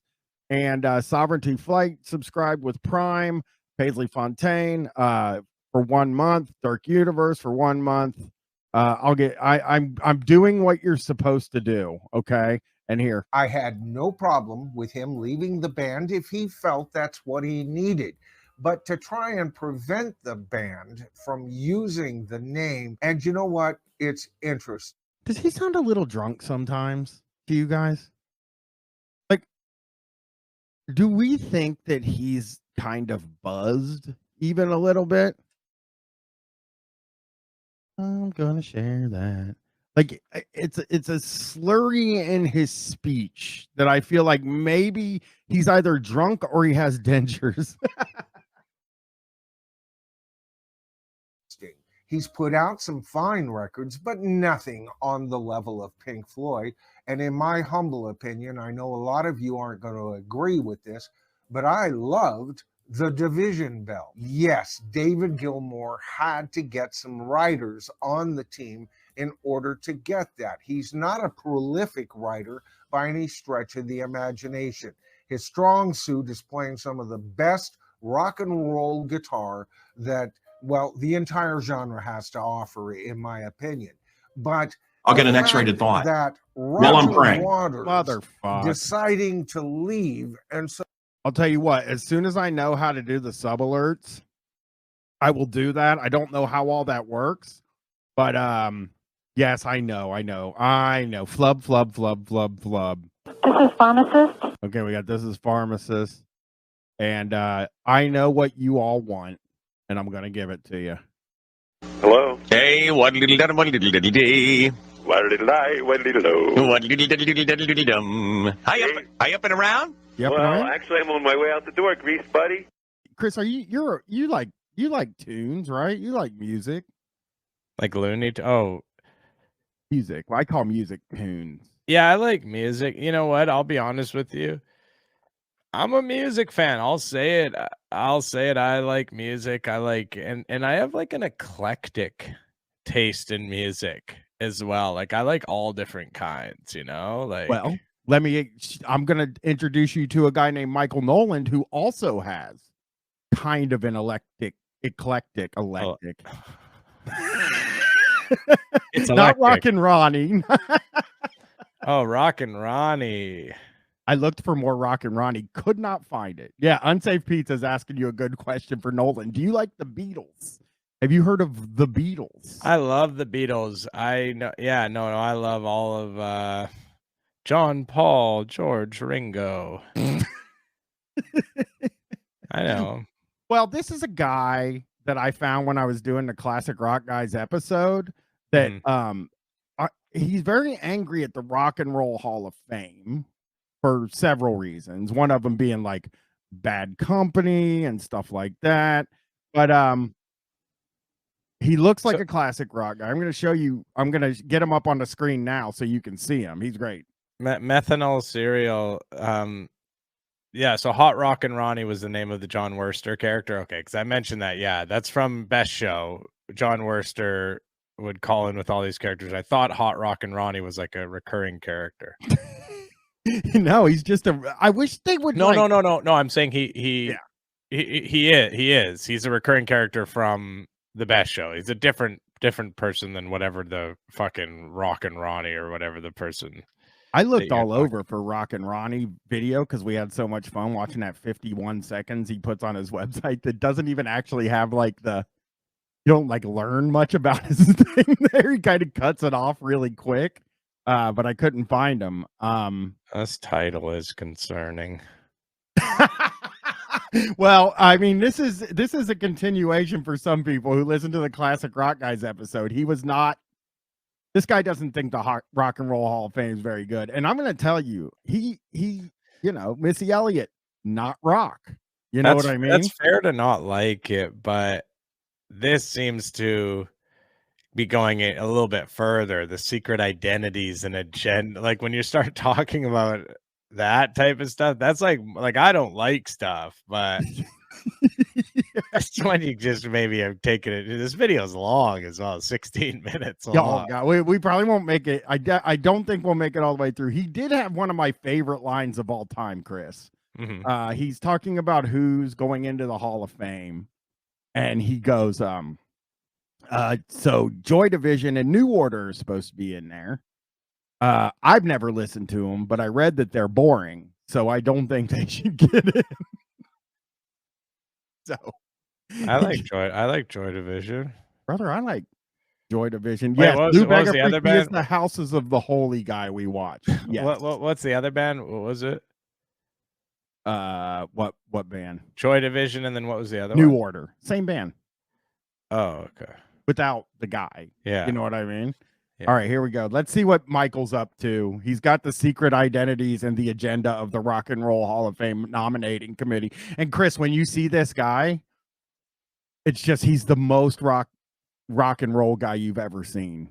He's the most rock and roll guy that you've seen. Is that safe to say? Oh, I can't wait for you to see this guy because you're like, oh, of course he likes classic rock. Of course, his like whole identity is tied around classic rock. All right, let's see. I can't wait. Here we go. Hey, everybody, welcome. There he is.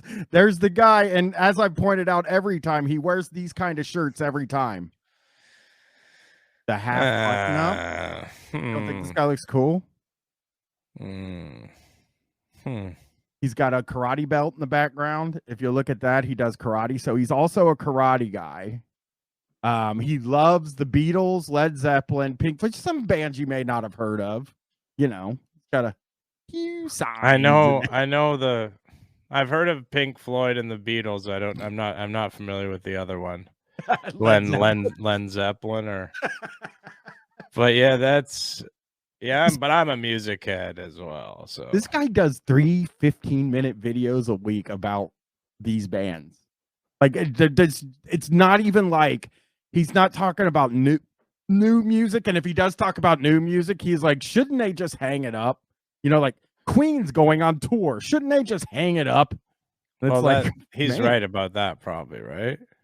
Nah, man, they got that guy singing. He seems no, they should hang it up. I'm with this guy on that. Some of these bands should hang it up. I think what they're doing now is bleeding their fans dry of money that they don't need at the end of their career. They should hang it up. I agree. I really do. We will see. I mean, yeah, but there's all these young people that want to see them. Is the way I think about it. But I think honestly, the reason that they want to see him is because the space hasn't been created in those areas for the other newer bands to come up and do that shit, because these older bands are still doing it. And I think if they just got the fuck out the way, that you would have maybe some more, you know. I mean, all I'm saying is I agree with this guy and everything he says. Let's hear. Let's wait till we hear what the secret identities and agenda of the Rock and Roll Hall of Fame committee. To the channel, Michael Noland here. You know what? Tonight I'm going to do 3 things. I'm going to cover a statement by the Rock and Roll Hall of Fame, a statement that explains how they go through their induction process and why. We're also going to be taking a look at the 2023 inductees and how the voting is going so far, who's ahead of the pack, who's trailing behind, and finally, we're going to take a look at the secretive nominating committee for the Rock and Roll Hall of Fame. That's what I'm curious about. Over the years, the nominating committee's secret identity has been more or less exposed, a bit anyway, but a lot of us don't know who these people are. Oh yeah, there's some of them that kind of come to the cream of the crop or rise to the top in our collective consciousness. Come to the cream of the crop. Come to the cream of the crop and rise to the top. Steven Van Zandt is one of them. I like Lil Steven. E Street Band. Of course, he's best friends with Bruce Springsteen, who is best friends with who else? How about Jan Winter? And we even have Paul. Okay, Jan Winter is the guy that started Rolling Stone, who kind of got the ball rolling on the Rock and Roll Hall of Fame. Oh, okay. Michael has decided that Jan is evil. Okay, for mostly woke reasons, to tell you the truth. Jan Winter. Paul Schaefer. No, really. Paul Schaefer is on the Rock and Roll nominating committee. Now, Paul Schaefer is an excellent musician. I loved him on the Dave Letterman show, that whole thing. But really, this is the best we can do. And of course, we've already discussed that, well, I guess Billy Joel is an honorary committee member. Well, wait. Now, if I could play devil's advocate here, he's a musician, famously, Paul Schaefer, and I think he worked on Saturday Night Live as well. I thought it was just Letterman, but before that, I think he was on Saturday Night Live as well. He was involved in maybe a different show he was involved in, definitely. But I'm just saying there was a lot of, obviously, he would see throughout the years, he saw so many acts live in person. You know what I mean? Like he watched so many of these rock and roll acts live right in front of his face, super close up, that I think he might kind of be a decent judge. Yeah, he was on SNL as well. So also on SNL, watching those, but to me, he seems like a good person to be a judge. Like I'm not too outraged by that one. Shredosaur said this dude should start the Rock and Roll Hall of Noland. That's the only one I would acknowledge, to tell you the truth. Brooklyn Skulls, I think this guy's making money off the videos because I think he does like 3 of them a week about classic rock. How many views did they have? Like, this has 4.8 thousand. He's got 26.6 thousand subscribers. So this guy's like literally at the exact same level as my channel. So he's doing okay. No. Oh, I couldn't make any money off of YouTube. I'm not monetized on YouTube. I make my money on Patreon.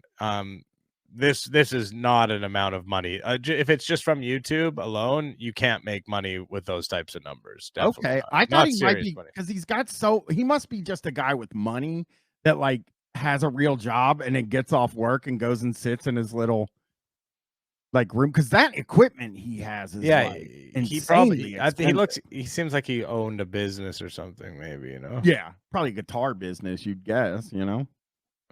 Because evidently all he has to do is write a letter to the committee, and Warren Zevon is in like a bullet. Now, I'm not against Warren Zevon being nominated for the Rock and Roll Hall of Fame. I've already stated that. I think he's an excellent choice, but it's how he was nominated that interests me. Now, before I get further, okay, he's not against it, but he wishes he wasn't nominated. No, but he just thinks that he'd rather him get in on his merits and not through some type of, you know, favoritism. Yeah. Well, I mean, what is the difference? Not, you know, to most of us, I would say, to normal people walking around, just like going to the store and like going to get groceries, I would say probably not very much. But to a guy like this, I think it means a lot. He's furious. Further into this nominating committee, and we're going to get deeper into it, folks. Don't worry about that. I did want to cover this statement that the Rock and Roll Hall of Fame made as to how they go about choosing inductees for this sham. Oh, the way folks, so I brought up the even before he said sham, the way they choose inductees, you could hear it in his voice. Yeah. He's about to get hot under the collar, and I'm sure he'll call it the Rock and Roll Hall of Lame or something like that soon enough. This article, and I'm going to turn here and read it. Just a real quick statement. I want to see if you can catch what they're talking about here, because I think it's a load of bull. Okay. But here's what they had to say. They said that rock and roll had deep roots in rhythm and blues and country music. They went on to say that rock music is not defined. Put the laptop where it's like where you're fit. You don't want to turn your back entirely. Well, that's why here he goes. By any one genre, but rather a sound that moves youth culture.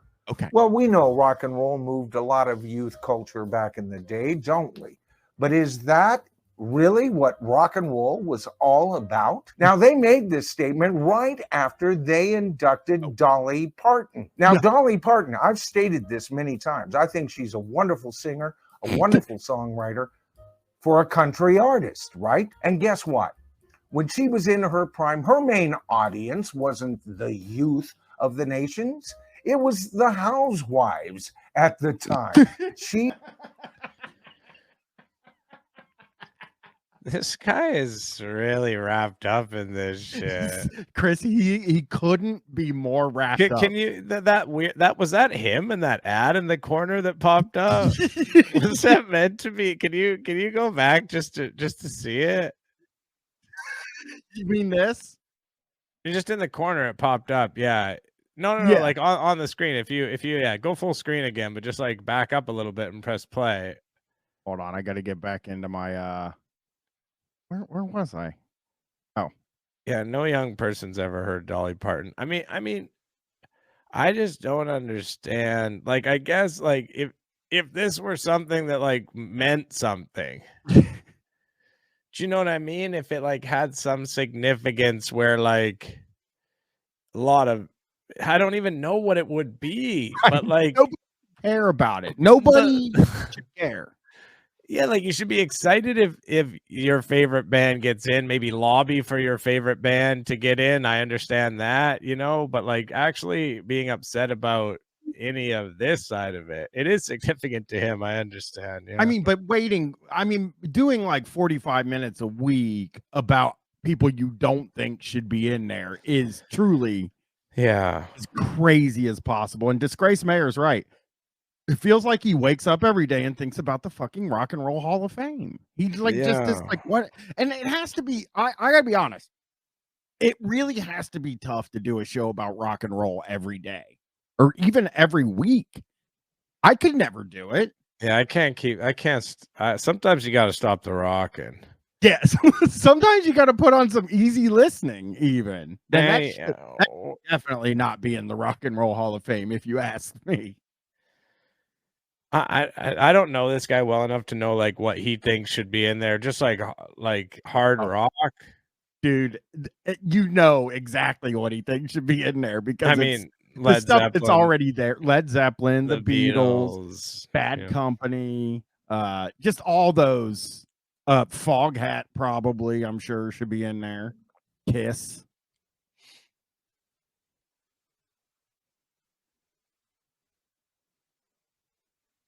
Okay. I can't hear it. It's not playing for me. Oh shit. You know, what the hell happened? Hold on. What has happened? Is this flubbing? That's not my fault. Beautiful Hogman subscribing tier 1. Welcome, beautiful Hogman. Do you hear it now? Probably into the 30s and 40s, if you ask me. So this whole stick doesn't make any sense to me. Here we go. They said it can't be defined by any one genre.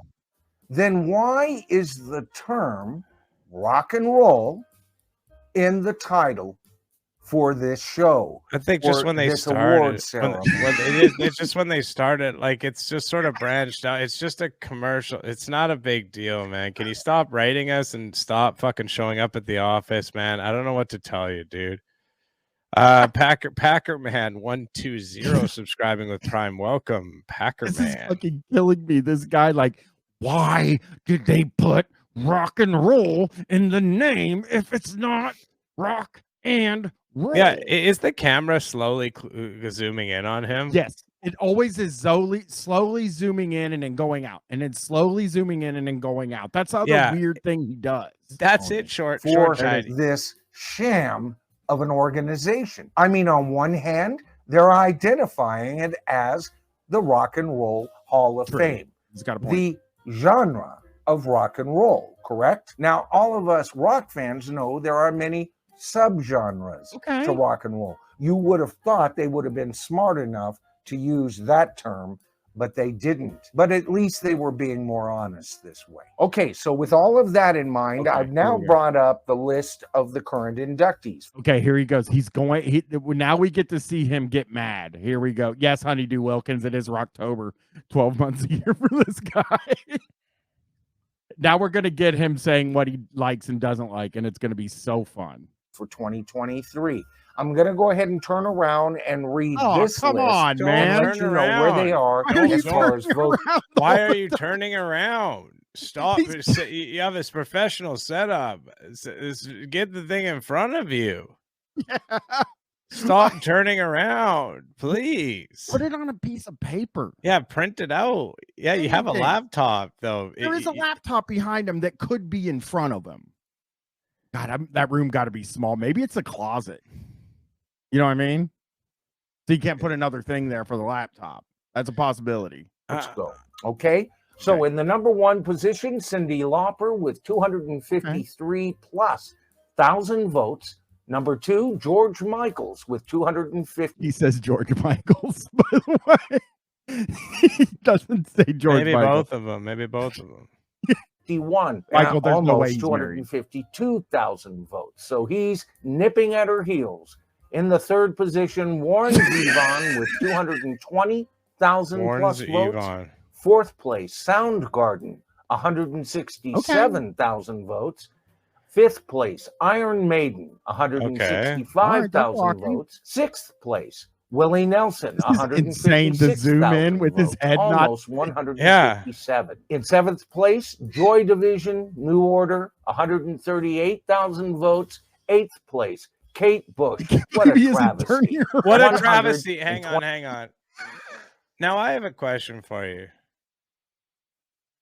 Does this guy hate women, maybe? Because all of the ones that he's brought up, and I heard you bring up Missy Elliott before as well, right? They all seem to be women. Well, and also a lot of them tend to be black too, but not for racist reasons. Just they're not rock. 26,000 votes.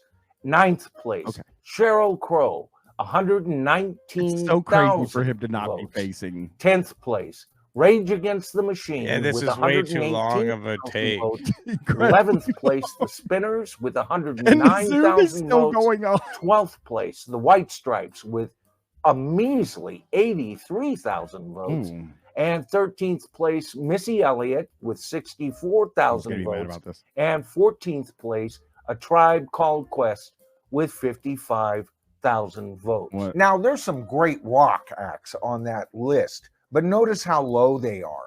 And notice who's in the top 2 spots. Now, I've already said I'm not too upset with Cyndi Lauper's nomination. She's more of a pop artist to me than just pure rock and roll, but at least that makes some sort of sense, doesn't it?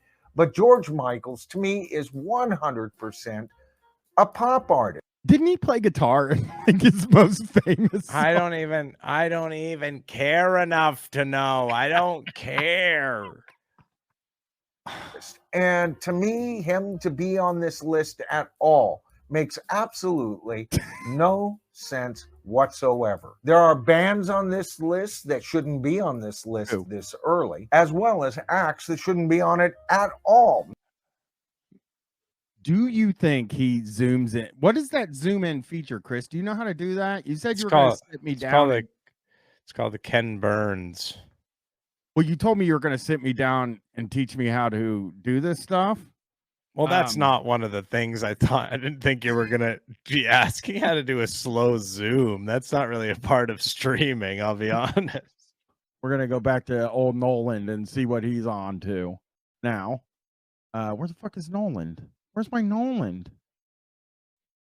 Oh, fucking piece of crap. I've played too many videos now. I can't find my Noland. All right, here we go.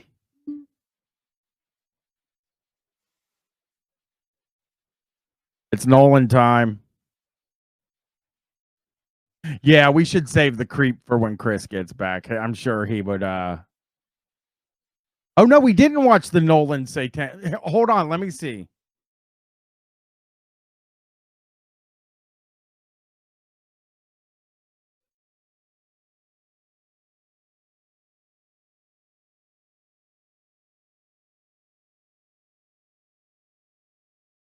All right, here we go. We'll see it now. Let's see.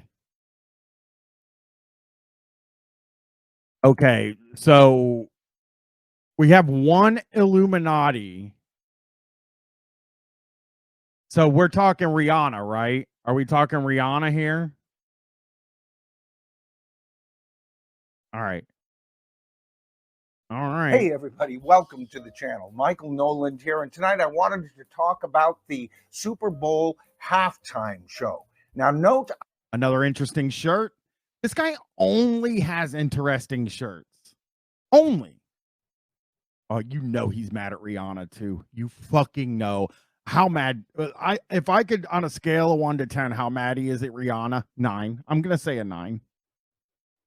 I didn't call it the Super Bowl live halftime show, and there's a reason for that. Now, I don't even know where to begin with this fiasco. This is going to be a quick video, folks. Now, first of all, I have never, ever been a fan of maternity pop.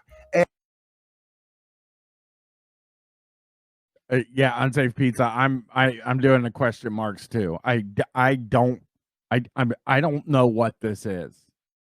I have never heard it. I'm gonna go back a little bit. All right, here we go. I have never, ever been a fan of maternity pop. And maternity pop delivered with the very worst possible lip syncing imaginable. It's the worst. I guess I don't like maternity pop either. Does anybody in here like maternity pop?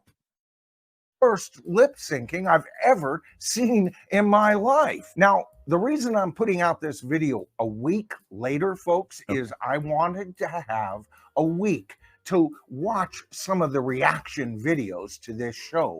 And I saw so many reaction videos, usually with 3 to 5 women on a couch with 1 or 2 metrosexual males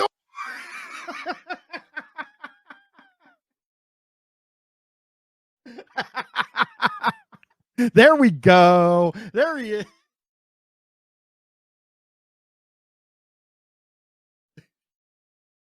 I haven't heard anybody called a metrosexual in so fucking long. It has been it's stuck in the aughts.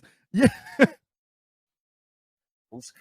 That's her audience, folks. That's who she sells to, right? And they're all so adoring and ooh and ah. You know, they're exactly like the 12-year-olds, 13-year-olds that used to react to the Beatles. This woman can do no wrong as far as these clownfish are concerned. Wow. Now, I'm going to try to keep a straight face in this video. You know, Rihanna's at the top of her game. For what she does a decent enough job. Again, not a decent, you know. Okay. Yes, clownfish are deadly, Paisley Fontaine.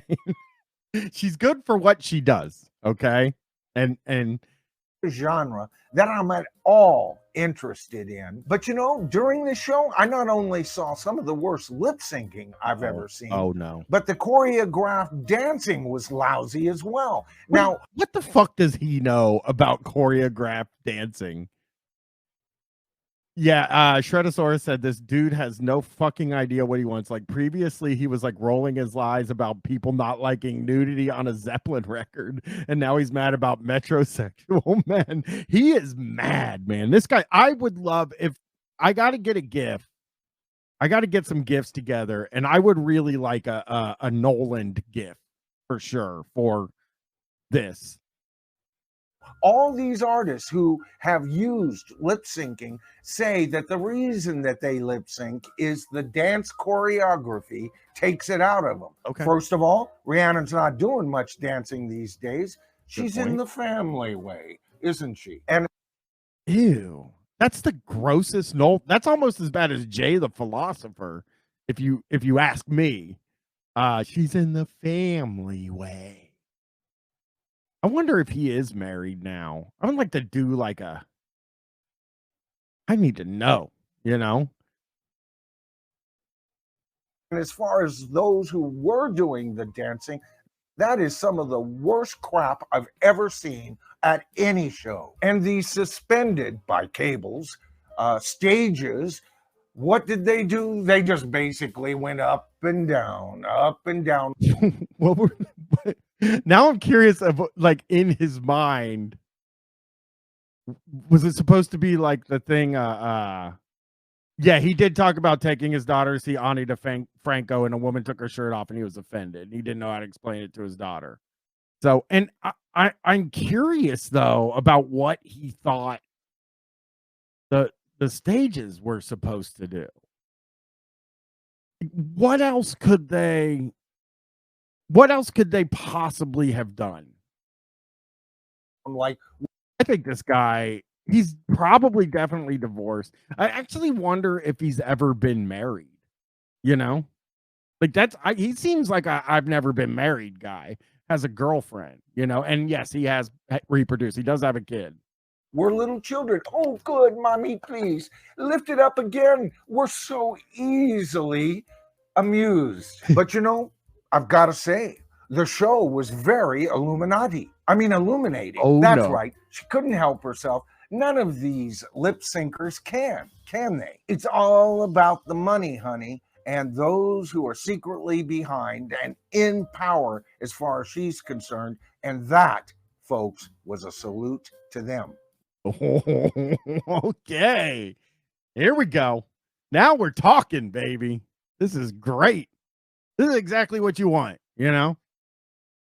Not to you. You know, I just saw John Kennedy in a video talking to the powers that be behind Ticketmaster, and he's wondering. Which Kennedy did that? John Kennedy? Is he the Kennedy, the anti-vax Kennedy? Does anybody know?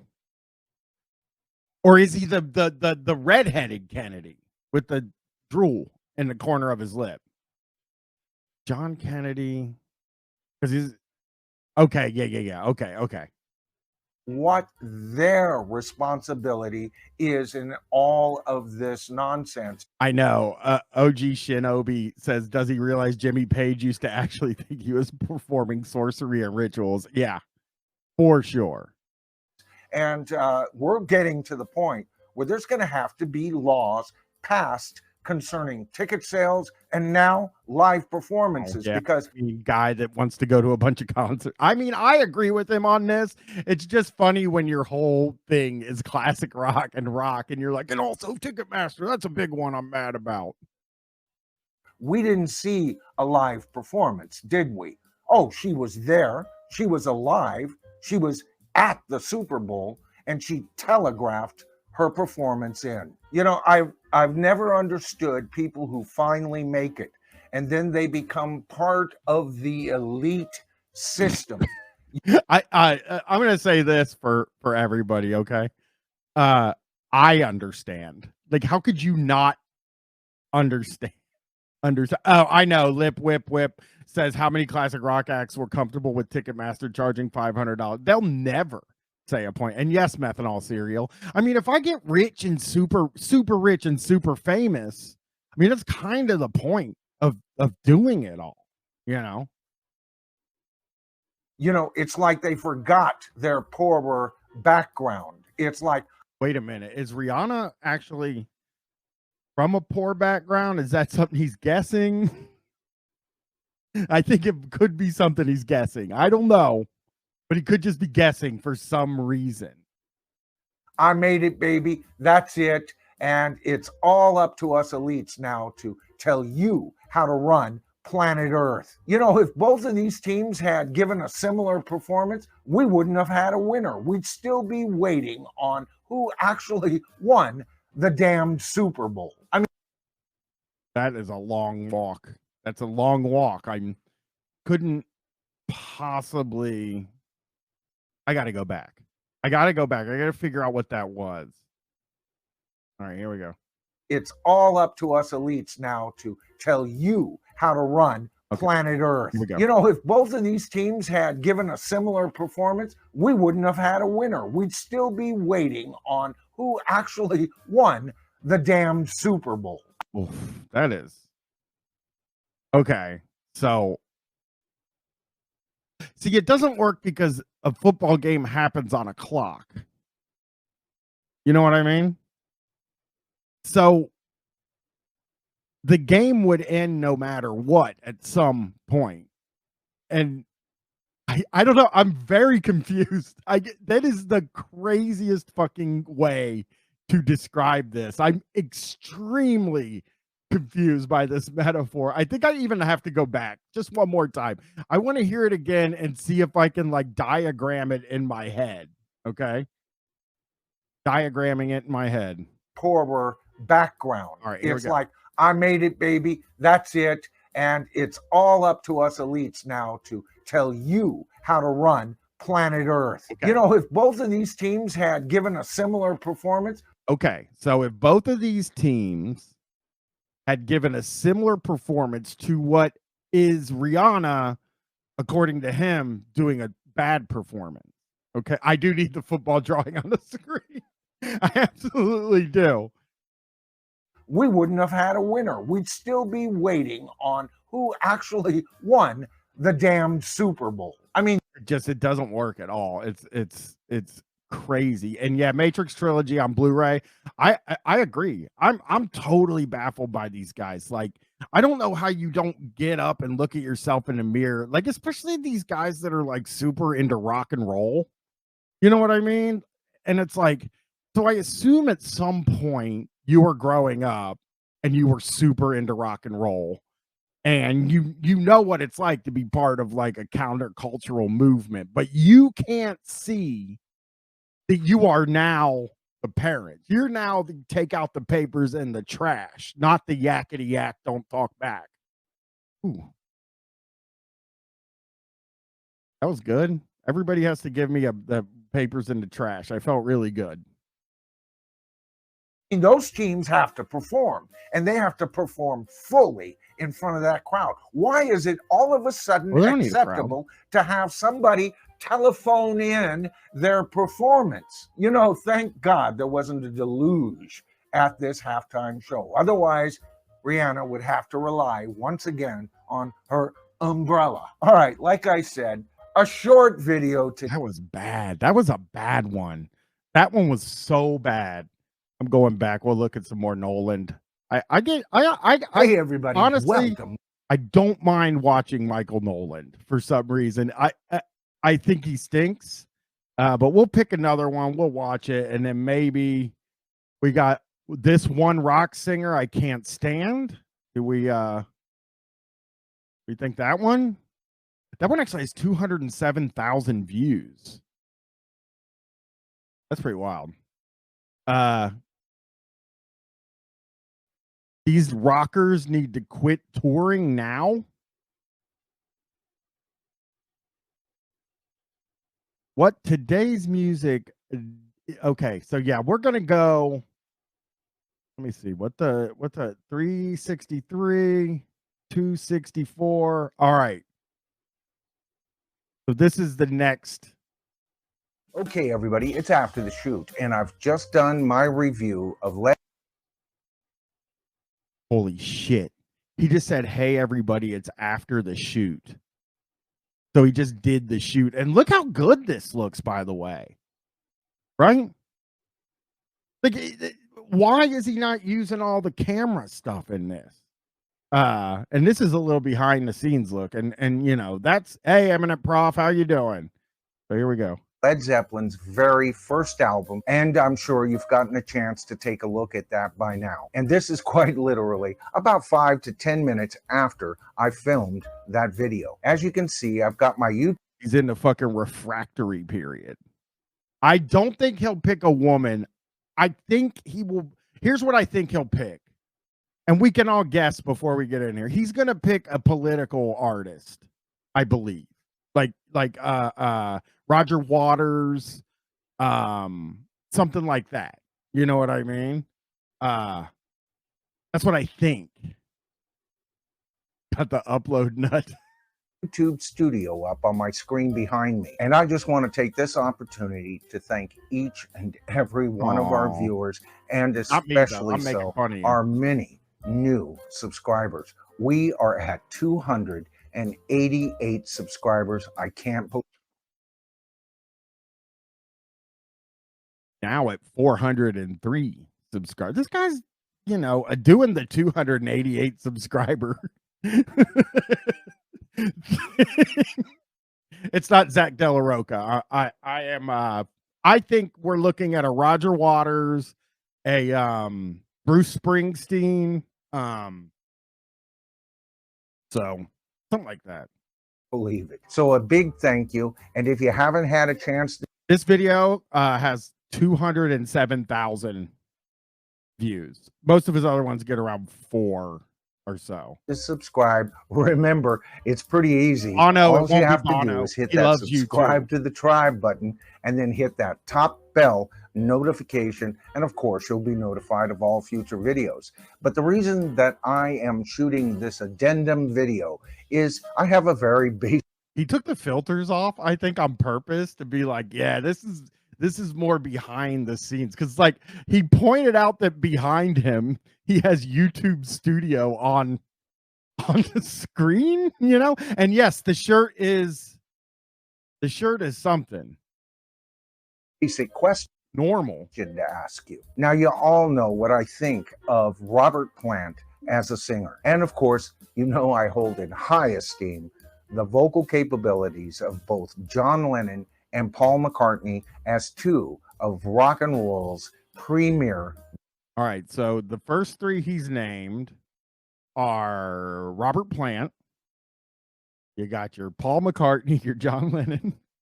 Still,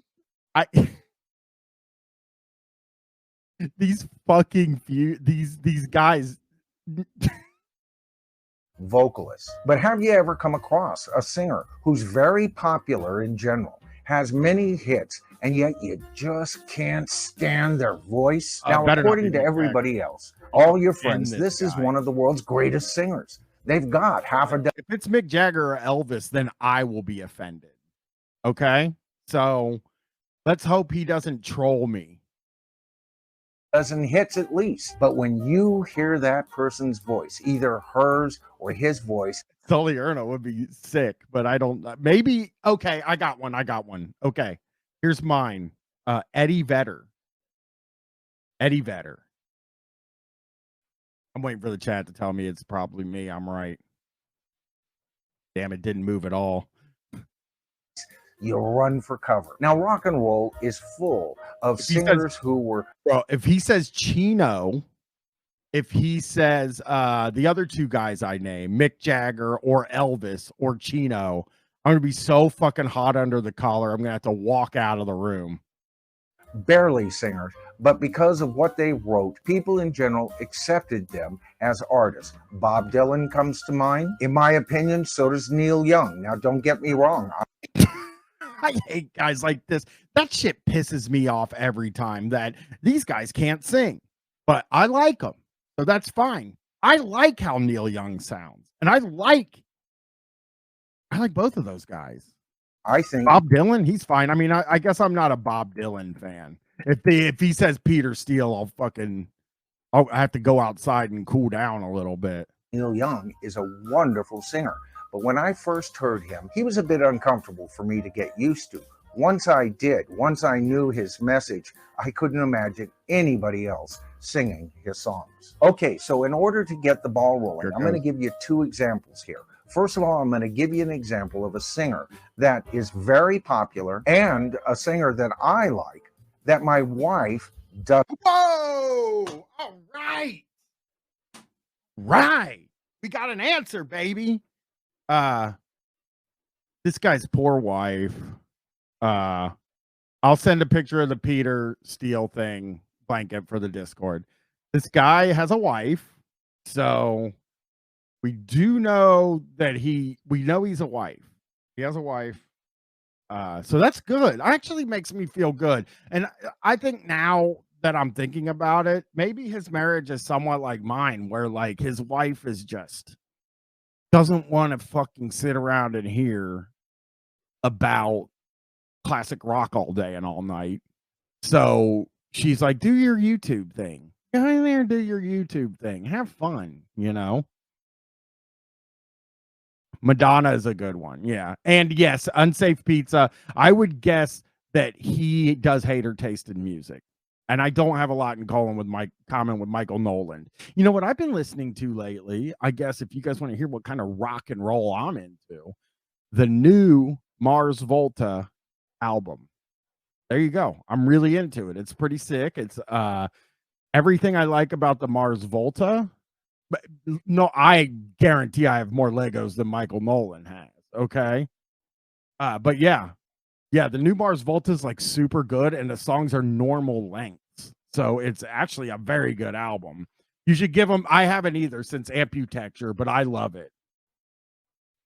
When I hear one of rock and blues preeminent vocalists, she hears 5 nails, maybe 10, scraping across the blackboard. Now, of course, the vocalist I'm talking about is Rod Stewart. Now, Rod Stewart can sing. Like he's good, actually, to tell you the truth. But I think I would guess that, yeah, his wife hates Rod Stewart. I like the Faces. I'm sorry. I don't like that one song that's in every movie, but I like some of the Faces stuff. I think about why my wife doesn't like this vocalist. I can hear her point of view, but I'm also aware that she became aware of this singer with his 80s hits for the most part. Oh, okay. A couple of his 70s hits with the small face. Somebody fucks Michael Noland, by the way. He like climbs in bed with his wife, and they fuck, and he'll like eat her pussy and stuff like that. So that's something you can all think about in the room here.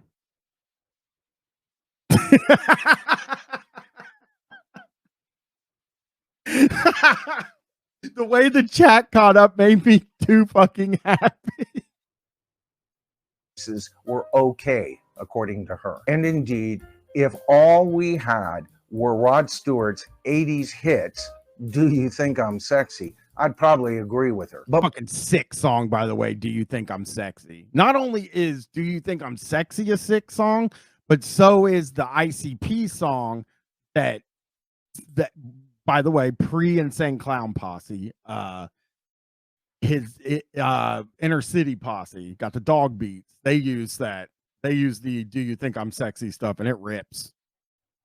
But my wife and I are a few years separated, enough years that I was introduced to Rod Stewart at a time that he was still singing. Oh, he's got a young wife. I like it. I like it. Wife's a little younger than him. With the Jeff Beck group. When I listen to Rod Stewart, I hear one of the very best blues singers. Every one of these I've guys ever has a heard, young right wife. up there with Bob Tank. I would have to say my young wife, but she was born in December and I was born in January. So it's a real January-December relationship. So but I would never say my young wife. Now his vocal capabilities, He makes, I'll give you a good, I'm going to pause it when he makes a good face, like when he fucks. don't make up for "Do You Think I'm Sexy?" But I hear There we a go. very good singer. And so for me, it's from an earlier incarnation of the so-called Rod Stewart sound that I grew to appreciate. Lou Bega Freak, I find wife guys because I'm one. Makes it very, how do I find young wife guys? You know, he probably means like 5 years younger than him. Not really young, but yes, every guy I cover is like, have you seen my young wife? His voice. Okay, so it's my turn, and right, I here we go. know I'm Here we going go. to get tons of disagreement on this. Okay, guys, he's really, oh yeah, he might do it. He might finger his wife sometimes. Just like, hey, I got to get you fucking started, and he picks the music. You fucking know she ain't picking any music. Singer. First of all, most people consider this man to be one of the greatest singers in rock and roll. Okay, I'm going with Freddie Mercury now. The fact that people said Freddie Mercury in the room, I'm going with Freddie Mercury. Yeah, he could have fingered his wife at John Wick. That's possible. They usually bring out, But he might have been watching the Little Richard movie. Little Richard movie came out. Maybe he was watching. I don't know if he likes Little Richard. I guess that's sort of, he's got 2 strikes against. I think it has to be Freddie Mercury. I do. his incredible vocal range, ranging from a low baritone all the way up to high tenor, even to the point of a soprano. Well, frankly, I don't care. If I want to hear a male singing soprano, I'll just listen to Queen's drummer, if you don't mind. Now, not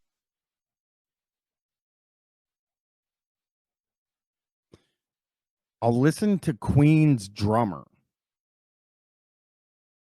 Oh, if it can't be Axl Rose, the Monza. If it's, I don't understand what he just said.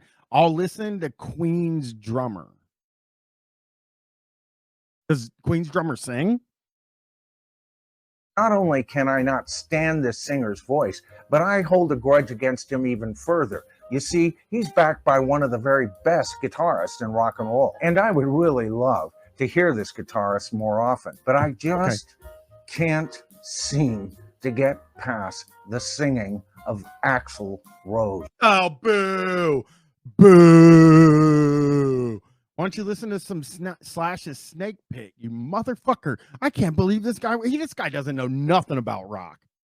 He knows zero about rock, everybody. Axl Rose. Ugh, fucking guy, man.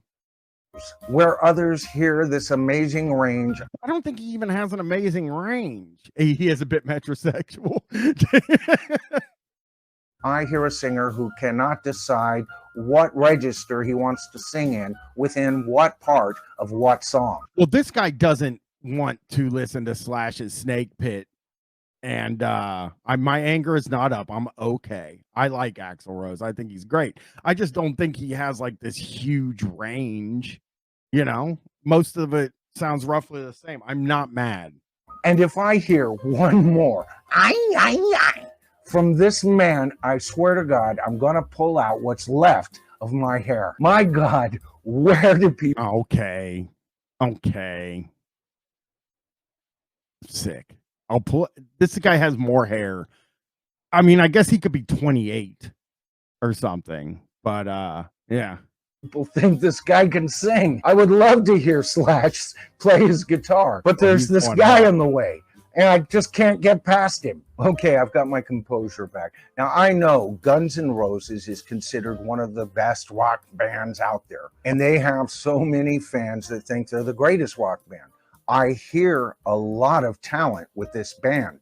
It's just Axl that I can't get past. Now, I don't know why I feel this way. Maybe I came across Axl much in the way that my wife came across Rod Stewart. I wish I had his hair. Do you think maybe he might have got plugs?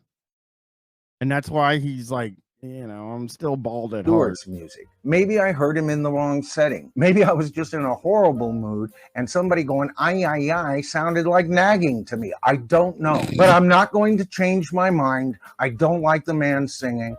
And there it is. So in the end, he sounds all right.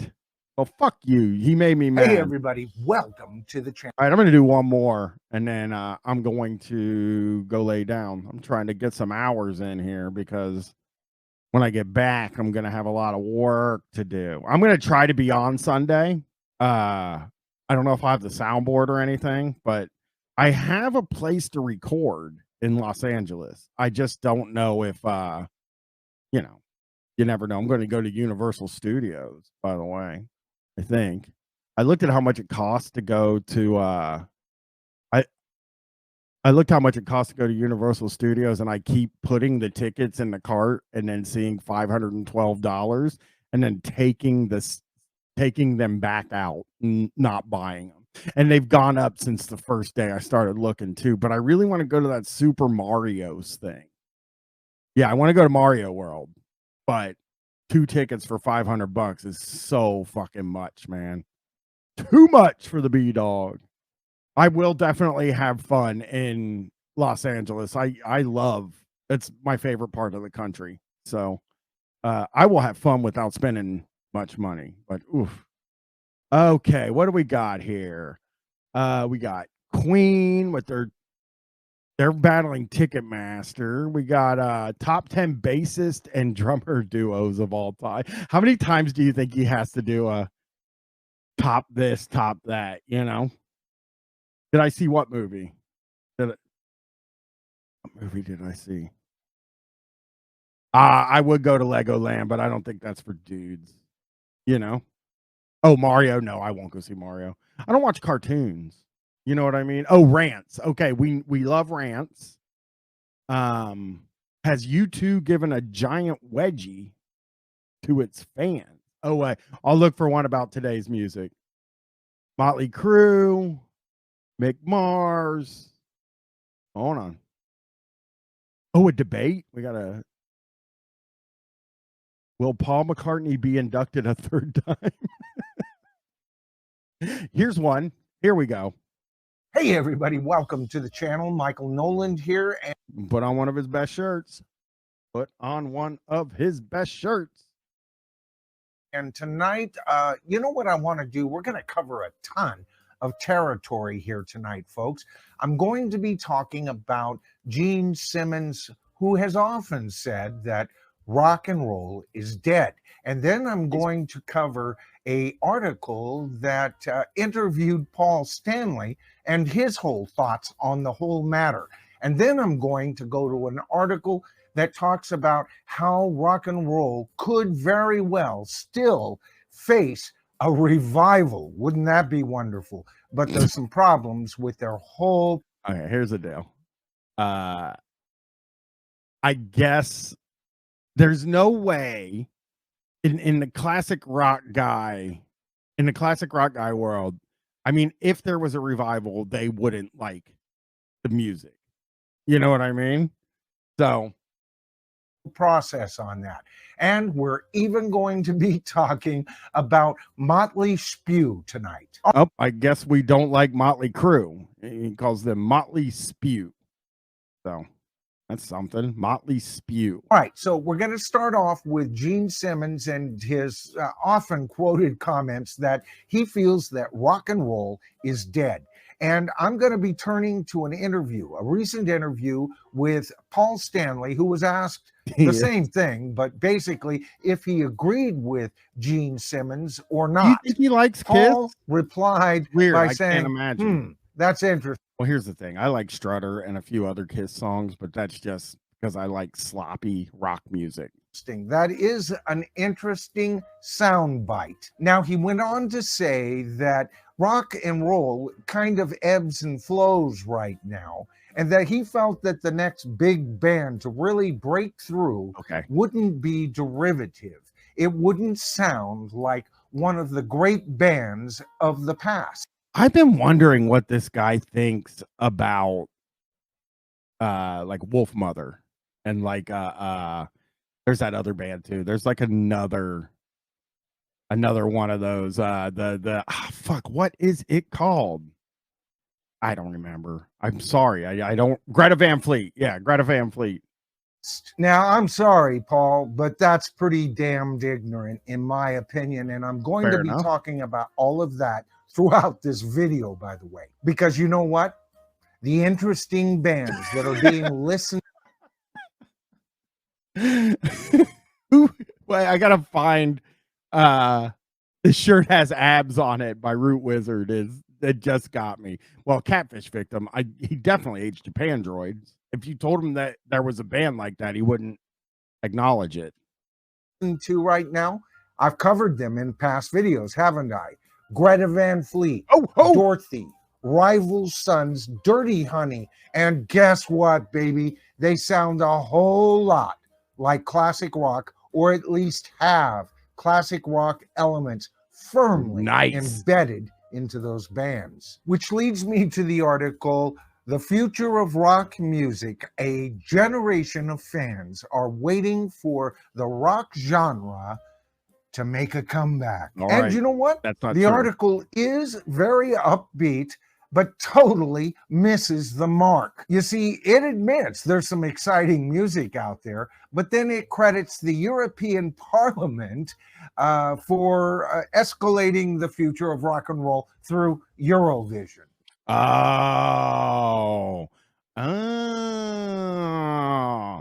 You know, the Hives were really good, the Munza.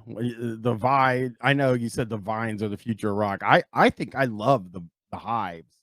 I thought they were great. But that one album is, I don't. But he's here you go. Yeah. The same thing that brought us ABBA. Now, first of all, I'm an ABBA fan. Like I said, I love rock and roll and I love great pop music. And as far as I'm concerned, ABBA did it well. But Eurovision has never brought us anything truly, truly great, in my opinion, as far as rock and roll goes. Now, I know there's going to be a few of you out there that are going to disagree with that. You'll even give me some examples of what has come out of that show. But I got to tell you, for the most part, I don't think it's... Shredosaurus says that ABBA are old enough to be automatically good to him. That's a good point. I do agree with done a damn thing for rock and roll. As a matter of fact, it's just an extension of a Eurovision TV show from the 50s and early 60s. Short shine? I don't know. Ted Mack Amateur Hour. Then we saw, Star Search. And then, oh my God, it just doesn't. When he eats pussy. You know what I mean? Like, I would really like to see how he does that. Burger King Charles, he's circumcised for sure. I just wish he would do one of these things. One of that. You know what I'm saying? I'd love to see him do that. Chris, what's up? I want to see Michael Noland eat pussy is what I was bringing up. Fuck. I want him to do one of these because everybody wants to see how this guy eats pussy. You know what I'm saying? I mean, he seems like the kind of guy who has to. We found out he has a wife. Oh, really? Yeah. He definitely has a wife. He's probably sick and tired of fucking listening to him talk about classic rock music. And yeah. So how was your meal, Chris? It was good. It was pretty standard chicken and broccoli. Oh, so boring. You know what kind of chicken? What kind? Don't say roast rotisserie. Rotisserie, baby. I got grief for saying it's worse than fried chicken, which I mean, it might taste worse, but like All fried right. chicken tastes really good. But yeah, I love a rotisserie chicken. Had some broccoli as well. It was nice. It was nice. Chris, Nice little... the minute you left, Mm-hmm. the minute you left, they wanted to watch Jay the Philosopher. So we watched a little bit of him. I saw like I could like it was still on. You know, I was muted and stuff, but I'd walk by the computer as my stuff was getting ready, and I saw that guy's face, and I was like, yeah, I'm not gonna pop back in. The minute you left, they were like, "Can we watch Jay the Philosopher?" I noticed somebody like on the Patreon was like, yeah, that made me too uncomfortable watching that. You see how sunny it is? You can see the sun coming in. Just all of a sudden got so sunny in Vancouver. Okay, well that's nice. It's very dark here. What's that guy up to? What's that guy up to? That Jay the Philosopher? Yeah. Dating. He was talking about how he doesn't like dating sites because the women aren't good enough. So I went back to the one me and you were watching. Yeah, for him. So we can find out more about the Rock and Roll Hall of Fame, everybody. We found out some stuff about this guy. First of all, he has a wife. Second, he likes Wolf Mother and the other thing. So we found a little bit about him. Wolf Mother. The Spinners makes Huh? I remember them. Yeah. absolutely no sense to me if we're going to talk about genres. And by the way, if it's a matter of what moves the youth, really? Cyndi Lauper is still moving the youth of the world today? The Spinners are still you know what? moving? I mean, probably like Girls Just Want to Have Fun is like a timeless song that is like still in so many, popular culture things that I think not moving them, but they would know that song, a lot of them. Yeah, I would agree with that. I just did. Hold on, let me fix this. What the hell did I do over here? I hit a button and it's not a flub. I just didn't quite hit the button here. All right, let's find some more about the secret identity of these guys. I think they're probably saying they moved the youth at the time. Exactly, Lou Bega Freak. I think that's probably what they're saying. Yeah. The youth, their own statement tells you that they are talking through several orifices all at once, aren't they? All right, so now we're going to get into some of these nominating members. Okay, here we go. Other than the ones we've getting already talked about, the rock and rollers in the group. Now, before we do that, though, I want you guys to remember we've already talked about how Jan Winter has an iron grip on this association. Okay. How his next in line kind of guy, John Sykes, is connected not only to him, but to Madison Square Garden Entertainment, Bono, and his company that sends things to Africa. The same company that's been criticized by Africa. And what? Wow.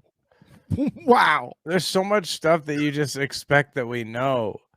We don't know any of this stuff, nor do we care about it. But but the thing is, like, why does he care so much? Root Wizard is the real. Where is he ordering these long sleeve t-shirts from? That I don't know. I don't have an answer for that.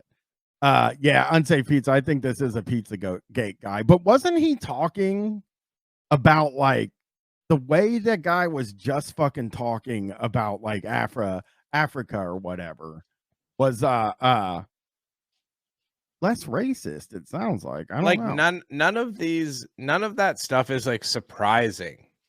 Yeah. They're like, did you know that Bono is affiliated with this guy who's like part of the Rock and Roll Hall of Fame and like MSG Entertainment? Like, yeah, that I get, like, that's not surprising to me. Bunch of fucking rich guys. He did talk about the Illuminati and something we watched while you were gone. So he does believe in Illuminati. I assumed that he did, yeah. It sounds like he's talking about the Illuminati or he's talking about the government. Like, it really feels like he's talking about something important. It seems like he's alluding to them, alluding to them. He did call something maternity pop, and I don't think any of us know anything about what that was about. And how he was connected to, guess what, MTV and VH1. Starting to smell a rat? All right, so first up, No. Sandy, I don't I don't smell a rat. These are just these are connections in the music industry. What are you describing? Like, they're not getting government grants. no. Maybe they are. I don't know. But like, it's just not matter. like some government agency or something. It's just a Rock and Roll Hall of Fame. It's just Yeah. for fun, man. It's just for fun. If I'm getting this name pronounced wrong, forgive me, Oh, no. Sandy, but Sandy Alouette, she's a TV insider industry leader associated with not only MTV, but VH1. Yes, in the music industry. She Yeah, works in the music I would industry. imagine that all of the people you're going to name are going to be music industry people. This is so fucking great. Like if you started saying it was like, you know, some famous sports person, you know what I mean? Like Cheryl Miller, you know, if she was like, oh, she's on, I'm like, oh, that's a little bit of a stretch. Yeah, or like Vince McMahon. If you said Vince McMahon, I'd be like, that's not. It's a bit of a stretch, but these are music industry people. Yeah. Well, and what about John Landau? You know, Bruce Springsteen's manager, he's on there as well. Or how about Nathan Brackett, former editor to Rolling Stone magazine? Yeah, yes, that's a music magazine. That's a music magazine, like one of the more famous ones, historically speaking. Maybe not anymore, but back in the day, you know, it was sort of like one of the real.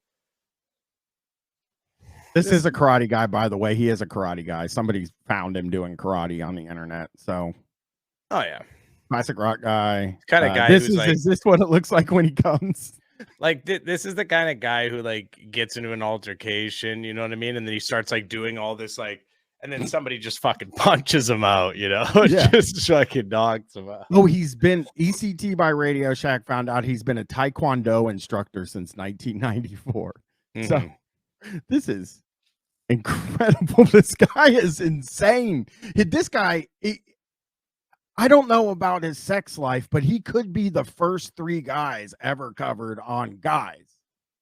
Sex guy,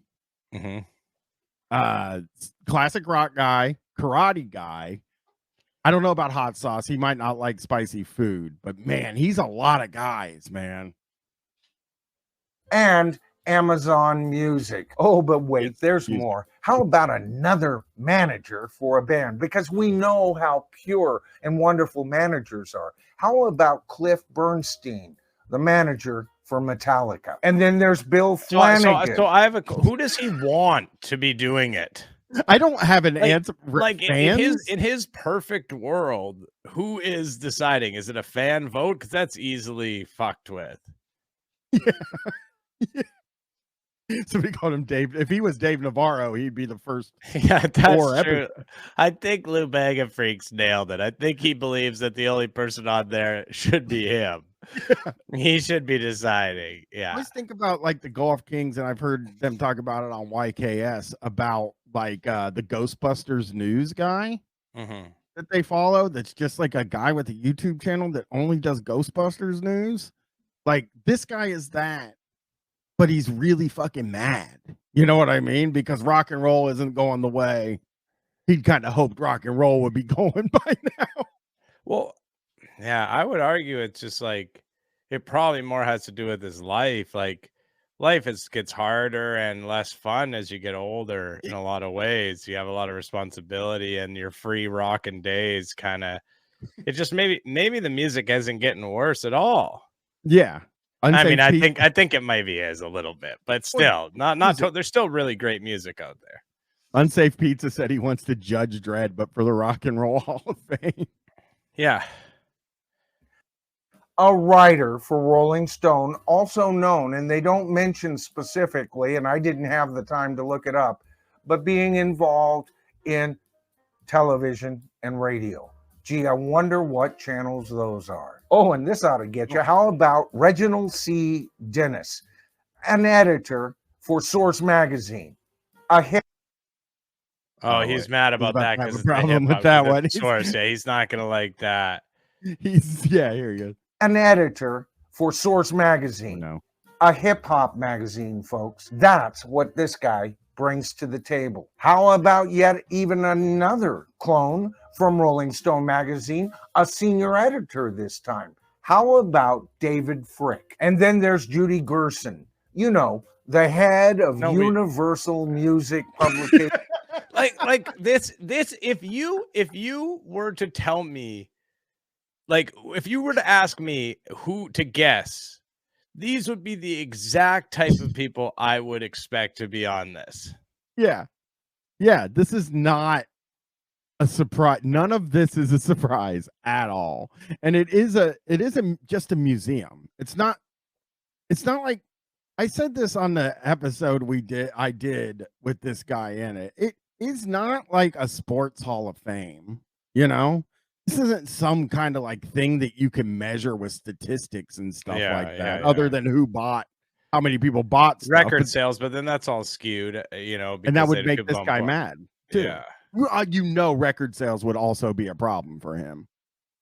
The second largest music publisher on planet Earth, right beneath Sony. And then we have Amir Questlove. I think that's how you'd pronounce it. Oh, no.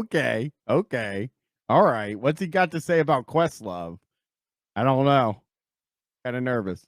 His name. He has a question mark in front of it. I knew where I was going as soon as I saw the name. You know, he's the drummer for a hip hop group, and he's on the Rock and Roll Hall of Fame nominating committee. And then there's Amanda Petrucci. Like, hang on a second. So Questlove has legit musical pedigree, and they play a lot of songs that like blues, you could argue, and like certainly influenced by. I mean, it's almost like he doesn't know. Yeah, I think it's drum machine sort of thing. This is black guy. Mr. Mojo said basically hates him because he's black. Yeah, I mean he automatically assumes he can't play an instrument. I mean, Questlove too. I don't know everything about him, but yeah, like Paisley Fontaine saying, has like an encyclopedic knowledge of a ton of genres. He seems incredibly intelligent, and he seems like a real proper musician who understands all genres of music. Again, the type of person that I would fucking love to have on the committee. Yeah. Journalist and critic for the New Yorker magazine. Enough already. My head's ready to explode. But there's more. Rick Krim has been the chairman of the board for this committee. And guess what? He has connections to MTV and VH1. Oh, not Krim as well. They got Krim? Oh, no, they got Krim.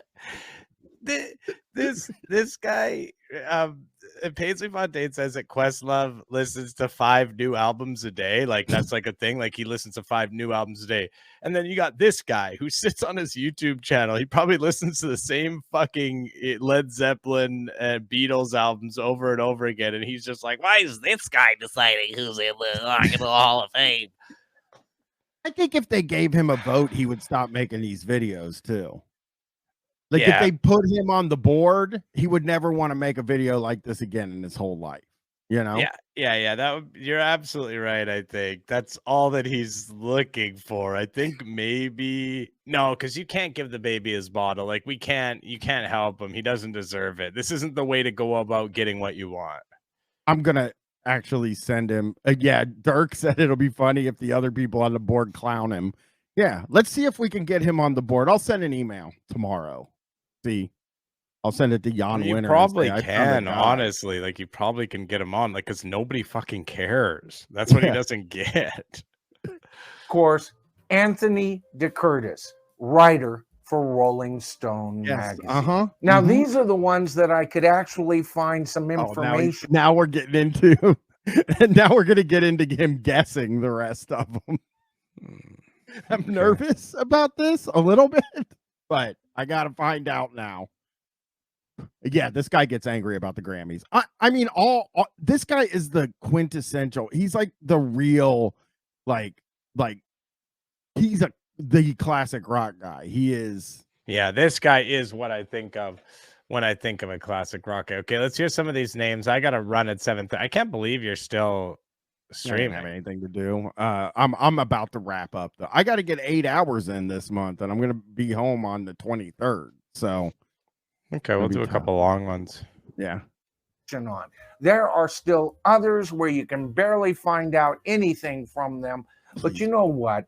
When you smell smoke, there's probably a little fire. And you guys are quite aware of what I have felt about this lockdown by Jan Winter and his cronies on the Rock and Roll Hall of Fame. Cronies. Now, anytime you're talking about somebody and their cronies, like you've lost the plot. If it's not capital, like if you're talking about like cronies in the White House and shit like but that, like when I'm you're totally describing cool with that. when you're describing somebody in like some personal feud that you're having or whatever, or like some sort of thing like this, and you're describing someone and their cronies. Yeah. Of fame as an idea I love, but it's gone so far beyond what it was intended for, if you ask me. All right, so I've grabbed a list here, just a long list of artists who have not made it into I love this. I love this. We'll end after this. This is my favorite thing because he's going to read a list of people who are not in the Rock and Roll Hall of Fame. Okay. And that is why he's mad. This is the reason he is mad. Okay. You know? Because he doesn't care about the people. I mean, I guess he's mad because like rappers get in. He's mad about the genre thing. He wants them all to be rock. But I mean, nowadays it really is, with the amount of like stuff that's fused together in music and stuff. It's sort of hard to define genres in that same sort of way. Yeah. And he is probably going to turn away from the camera again. We're about to get a turn away. It's going to be great.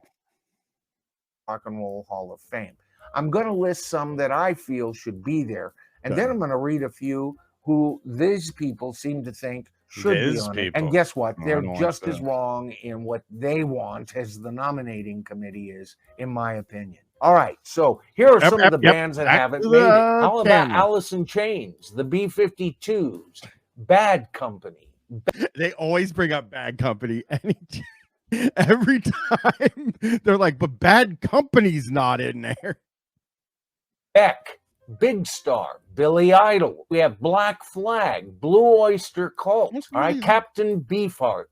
We also have, let's see here, names Devo, he doesn't recognize. Faith No More, Graham Parsons, Harry Nilsson. Okay. So there is some definite good bands in there. I think what this speaks to is the fact that who gives a fuck and nobody cares. It's just some arbitrary shit, you know? Yeah. The Guess Who. Can you imagine that? Well, that is. I mean, as a Canadian, I got to say, that's fucking bullshit. The Guess Who, Burton Cummings. These eyes are crying. These eyes have seen a lot of love, but they're never going to see another one like you. That sounded super bad. Get it? Oh, yeah. From the movie. Yeah. You know movies, right? Yeah, I know movies. I'm about to go watch one. What are you watching? I'm going to watch for the first time ever because I knew the story far too well. I had to let a lot of time pass.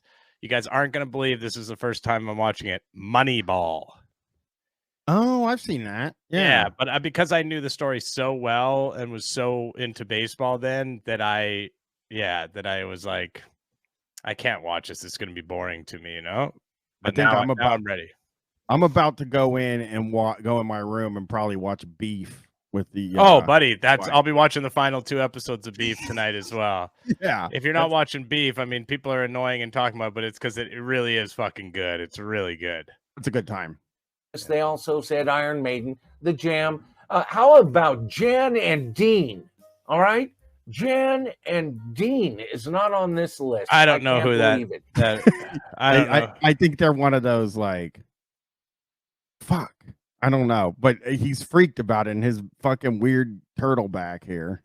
Jane's Addiction, Jethro Tull, Kate Bush, of course, but she's been nominated for this. Dude, Paisley Fontaine said I'm gonna watch because Yoon covers Drive by Incubus. Oh yeah, the music in this show is fucking incredible. It's like I made the soundtrack for this show. It's a great show. It really, really is Fucking good. Limp Bizkit on there. There's a couple, and it's got just enough like oh, what the fuck kind of moments too. Like it's good. It's well done. Yeah. Okay, Ryan, I really do have to Crimson. go. Okay, well, I'll get out of here too. I then. can't watch 2.5 this guy hours. list 100 more fucking names of bands that he thinks should be in the Rock and Roll Hall of Fame. True, that's a fair point, and I'm ready to. I gotta pack tomorrow. I'm going to try, everybody. I'm gonna absolutely 100% try to record when I'm out of town, or not record, but streams when I'm out of town. But I'm not taking my computer, so I have to go to my buddy Drew's. So make sure you got to get your stream key, right? Let's talk before you go. You got to make sure you have the right information before you go, so I can either have it or you can have it. Let me see if I got it right. Did I get it right? Don't. Oh, I thought you were going to give out your stream key. No. I'm trying to help. No, you got to do /raid. I hate this fucking slash shit. You got to make me a mod, then I can do all this stuff. Bird.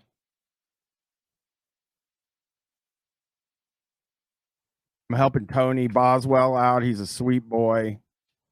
Oh no! What? No, he did the.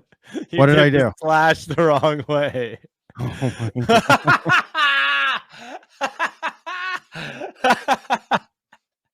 I'm trying another one. This is a dream come true for me. I did say / because I didn't think he would actually do it though. I know it is my fault. I forgot that he doesn't actually know. Oh no! No, he did it again. No, it's this one.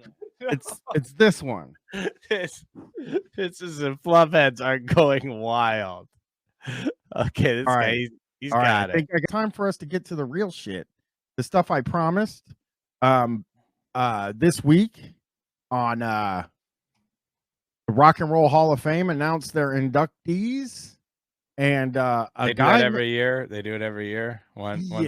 Yeah. Well, I guess I should look up the inductees, right? Yeah. Let's find out. I checked to see if Radiohead were in there because I was like, man, because I'm trying to figure out like what band has to get in there because for like the millennials to start caring about it. You know what I mean? How does it work? Does anybody know like when do you become like when are you able to like how long do you have to be retired or something like that? Well, I think it's like 20 years after the thing. So here we are. Here's the inductees we got this year. Kate Bush. 25 years after what though? First album. Okay, thank you. So we got Kate Bush, which, listen, I don't know any of her songs, so I'm sure she's great. But she's like, that's going to be a problem for someone I know. I know Stefan is a Kate Bush fan. No, I just mean somebody's not going to like that. Michael. Well, yeah. Well, Sheryl Crow also in. I don't know. Maybe he'll be happy with her. She's got a rockin' vibe. You know, she's a bit country. He might say she's a bit country, to be honest. Missy Elliott. Oh, he's gonna have you. We already know he's not gonna like that. He is not gonna be happy with that. George Michael, which we also know, he said he really likes the song "You Gotta Have Faith." But so because we've seen a video where he talks about these people, so he sort of knew who was up for it, and nominated. He was talking about it before. Okay. Yeah, Willie Nelson, which is going to infuriate him. Seriously? Yeah, he won't like that. It's country music.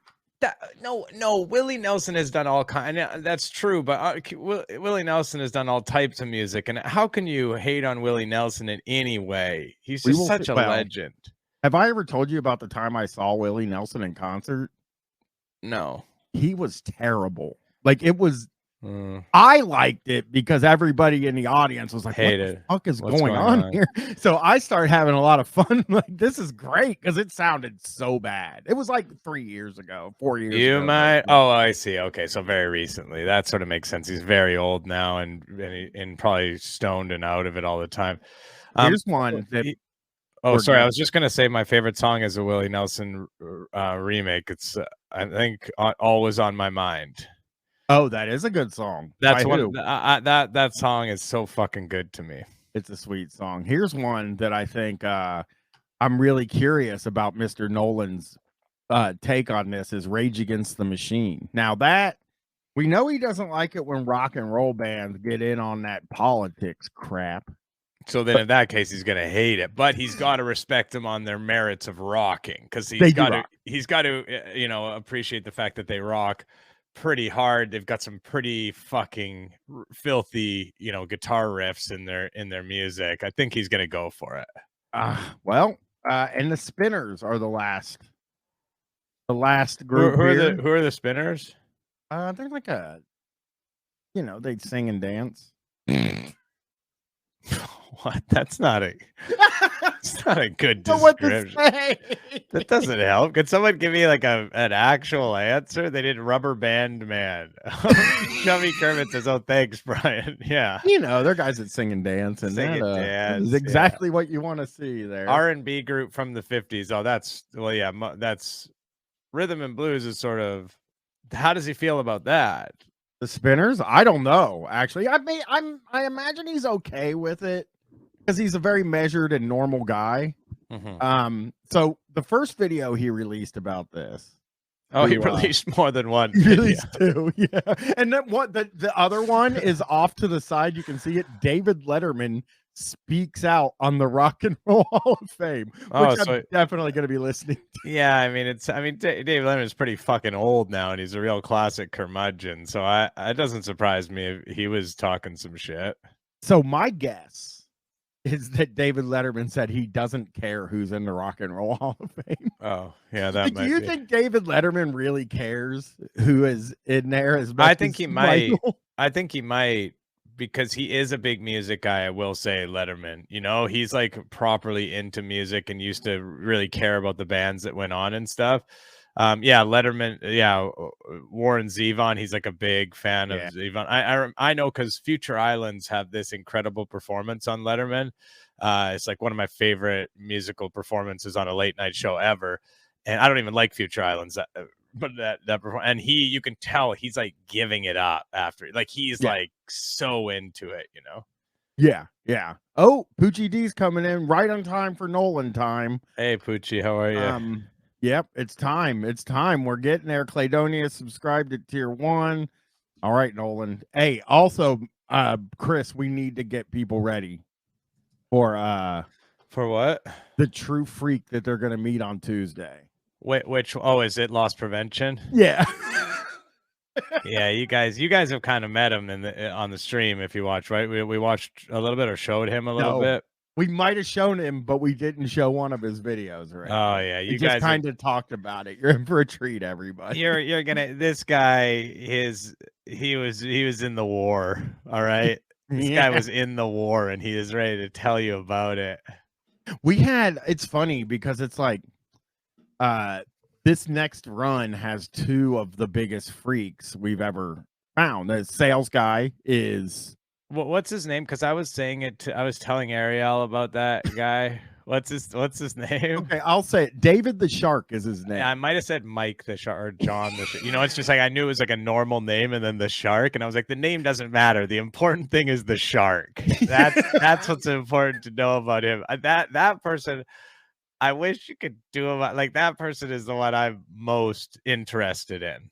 Out of he is the most fascinating and bizarre person that we have encountered on Guys, in my opinion, and I can't stop thinking about him. Truly, I mean, neither. And I'll say this too, Guys Plus this week, I found a hot sauce, a veteran-made hot sauce that comes in hand grenades. We'll read some reviews of the veteran-made hot sauce and the hand grenades. Very cool. Very cool. And we got a loss prevention person this week, so it's gonna be great. Here we go. Let's get to David or Michael Noland. David, you got me thinking about David the Shark. I don't look up David the Shark because you could probably find him. Honestly, it's not like he's famous, but I'm just saying if you really tried, but don't. Just wait until the episode. Yeah. All right. Here we go. Hey everybody, welcome. Good shirt. He's got the shirt on, brother. He's got a good shirt on. So we got that. He only owns shirts like this, right? Okay, so hang on a second. The Rock and Roll Hall of Fame inductees, so you can see right in the title, it is not what the fans wanted. That's he means himself, right? When he says that, he hasn't taken a poll or talked to anybody else. He's referring to himself. Okay. Yeah. Just Yeah. Well, I mean, look how mad he looks just on the pause. You know? Yeah, he's pissed. Here we go. Welcome to the bottom line. I'm Michael Noland, and guess what, folks? The Emperor.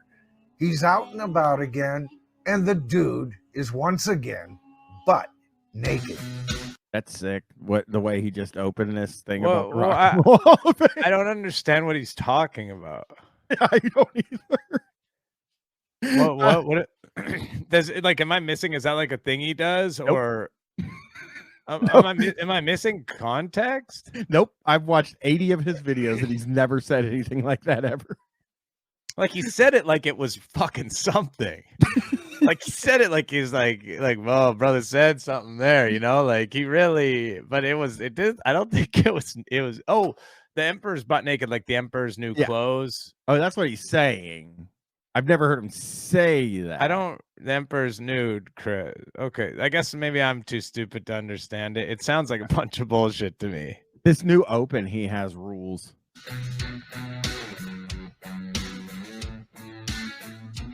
That's sick, dude. Wait, why is he pointing with his stick? Like he's an old man with his cane pointing at, hey, over there. Oh, that's right. They used to have a place you could sit over there. His pause also shows what he's doing. He's got him in the bottom corner and the same picture at the top. Like he's like, there's 3 versions of this picture on the screen right now. If you look down in the bottom corner. How many? Can you remind me how many subscribers he has?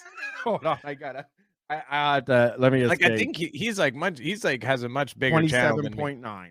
So he's right around the same amount of subscribers that I do on YouTube. So he's like, I can't really make fun of him at all, to be honest. Yeah, you can. I mean, you do something good on YouTube, and he does. Hey, says you. There's people who think that's the world we live in. There's just as many people probably think this is good. This whole subject was broached on a sister channel, Rachel's Ghost, this morning. Oh. If you haven't seen her channel, you ought to check her out, folks. She streams from 6 a.m. to 9 a.m. here on the West Coast. And odd time to. Well, I guess you work those hours, Chris. So that's like morning radio. She's doing like a morning radio show, drive time. She's doing the drive time slot. Yeah, and we've all talked about his head of hair, and we just don't know anything about it. I don't understand. Like, what is Rachel's Like, it seems to me like it's like a supernatural channel or something. I guess not, though. It was rock and roll. He says that this subject was like he was on there, or they just talked about it. Anyways, I don't know. He's been guesting a lot on stuff. Like, I saw him talking about how the new Metallica album is a triumph with 2 other guys. Okay, and that was exciting to me. Like, there's a new album that just came out from Metallica. Yeah, I did not know that. He also just recently did 2 videos about a new Yes album, which I thought, no, that can't be right. I swear to you. No, they can't be still making music. No. Oh yeah, they are, baby.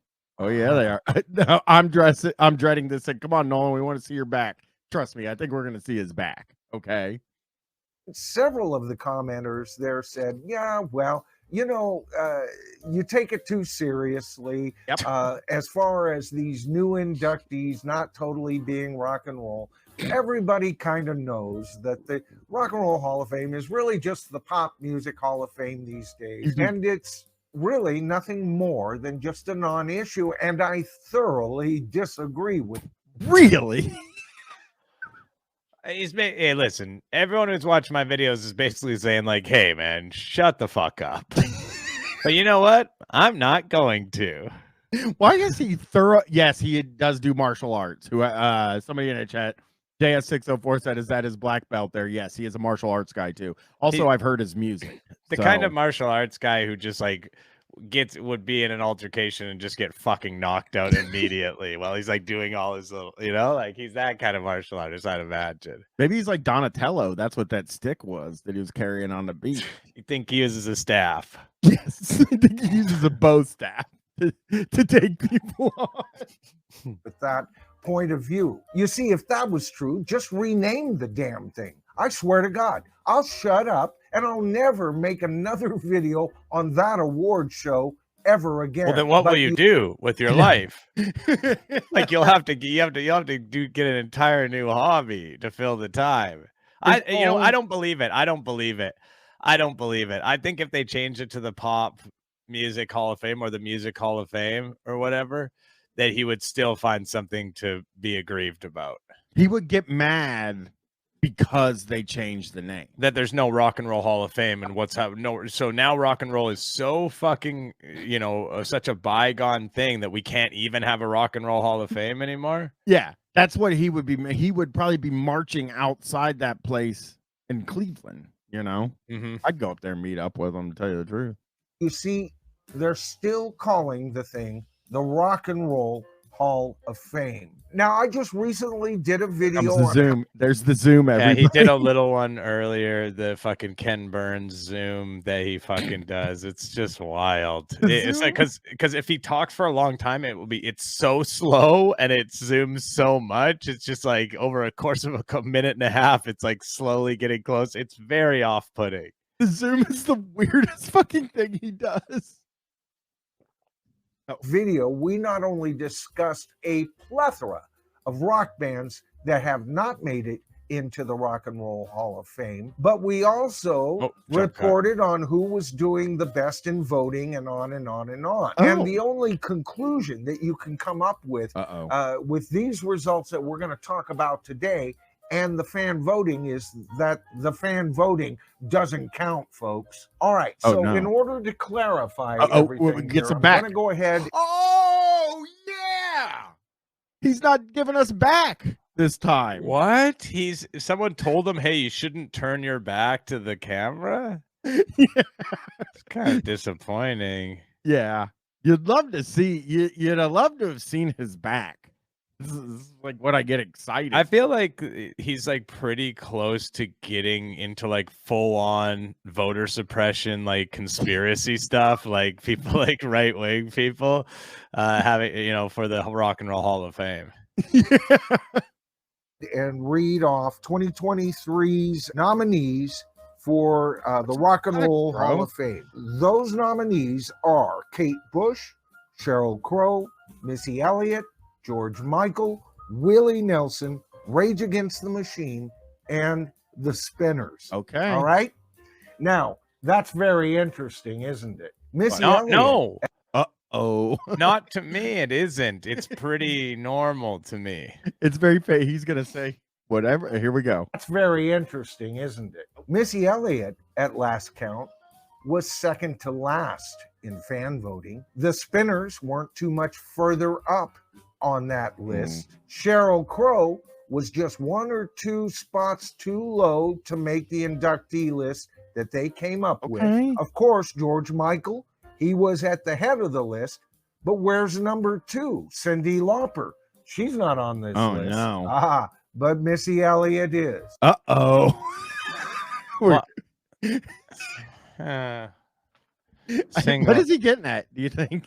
I mean, hey, listen, it sounds to me like he just thinks that the fans should have more of a say, but I think an issue maybe the Rock and Roll Hall of Fame was running into was that a lot of the fans who were voting were guys like him. Yeah. And they might have some things that they will vote in favor or against, and they were finding that it was an issue. I don't know. You see, Ben Grimm 13 said Cyndi Lauper, victim of racism. I mean, Cyndi Lauper, I think probably should be in. I think she has some like iconic songs. I think it should be good enough for her to be in. But also, I will also say, I don't fucking care. Couldn't possibly.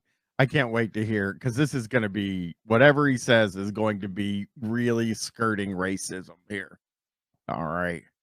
Now, I want it clear. I'm not cutting down any artist on this I'm just list. saying they don't To make belong. such a list, they must be at the top of their game one way or another.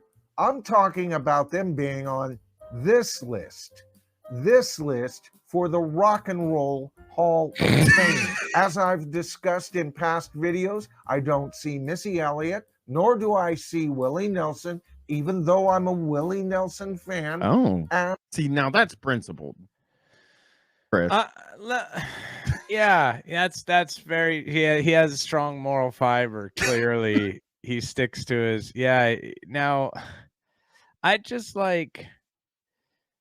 I feel like he just could have made one video. Oh yeah, I Do you know know. what I mean? And just sort of explained his position on the Rock and Roll Hall of Fame and got it out. And I feel like he's repeating himself a lot in these videos. Oh yeah, and there's another one. Plus, there's been 3 of these videos so far. Jamie Wonders subscribing, by the way. Hey, Jamie, welcome back. 2 months. Yeah, Jamie says this guy rocks. He does. He's great. appropriate names, and they should never have been even considered for this list. Oh, and of course, everybody's sweetheart, George Michael, shouldn't be on this list either. Let's talk about the Spinners for a moment. First of all, a great act. I love the Spinners. And you know what? They were out at a time that rock and roll, pop, country, blues, R&B, all of it was playing footsies with each other. And there was... You don't think that still is the case? No, absolutely not. Rock and roll became a thing right after that, you know. Like there's still a lot of that. Like, I mean, you look at like there's all kinds of bands that are doing the hip hop rock, and there's all kinds of music that's being fused together. So probably more so now than at that point. When he said footsies, a lot of people in the chat didn't like that. Yeah. Anytime he says anything that's like even alluding to any type of intimacy or sexuality, I become uncomfortable. I will admit that. Was a rock and roll feel to the Spinners. I have no problems with them being on this list, mainly because a lot of early nominees, when they first started this thing, got on for those exact reasons. That's a battle I'm not even going to begin to fight anymore. In my very last video, who was I discussing? Gordon Lightfoot, all right? He's not in the Rock and Roll Hall of Fame, and yet in that video, I clearly identify him as one of the true masters of acoustic rock from the late 60s and throughout the... Well, if you said it, that's actually bullshit. Anyone, someone saying who? Someone doesn't know Gordon Lightfoot? That's what I'm saying too. I don't know a Gordon. Oh, Lightfoot you guys are idiots. He's a fucking legend. What's he saying? I mean, let me hear.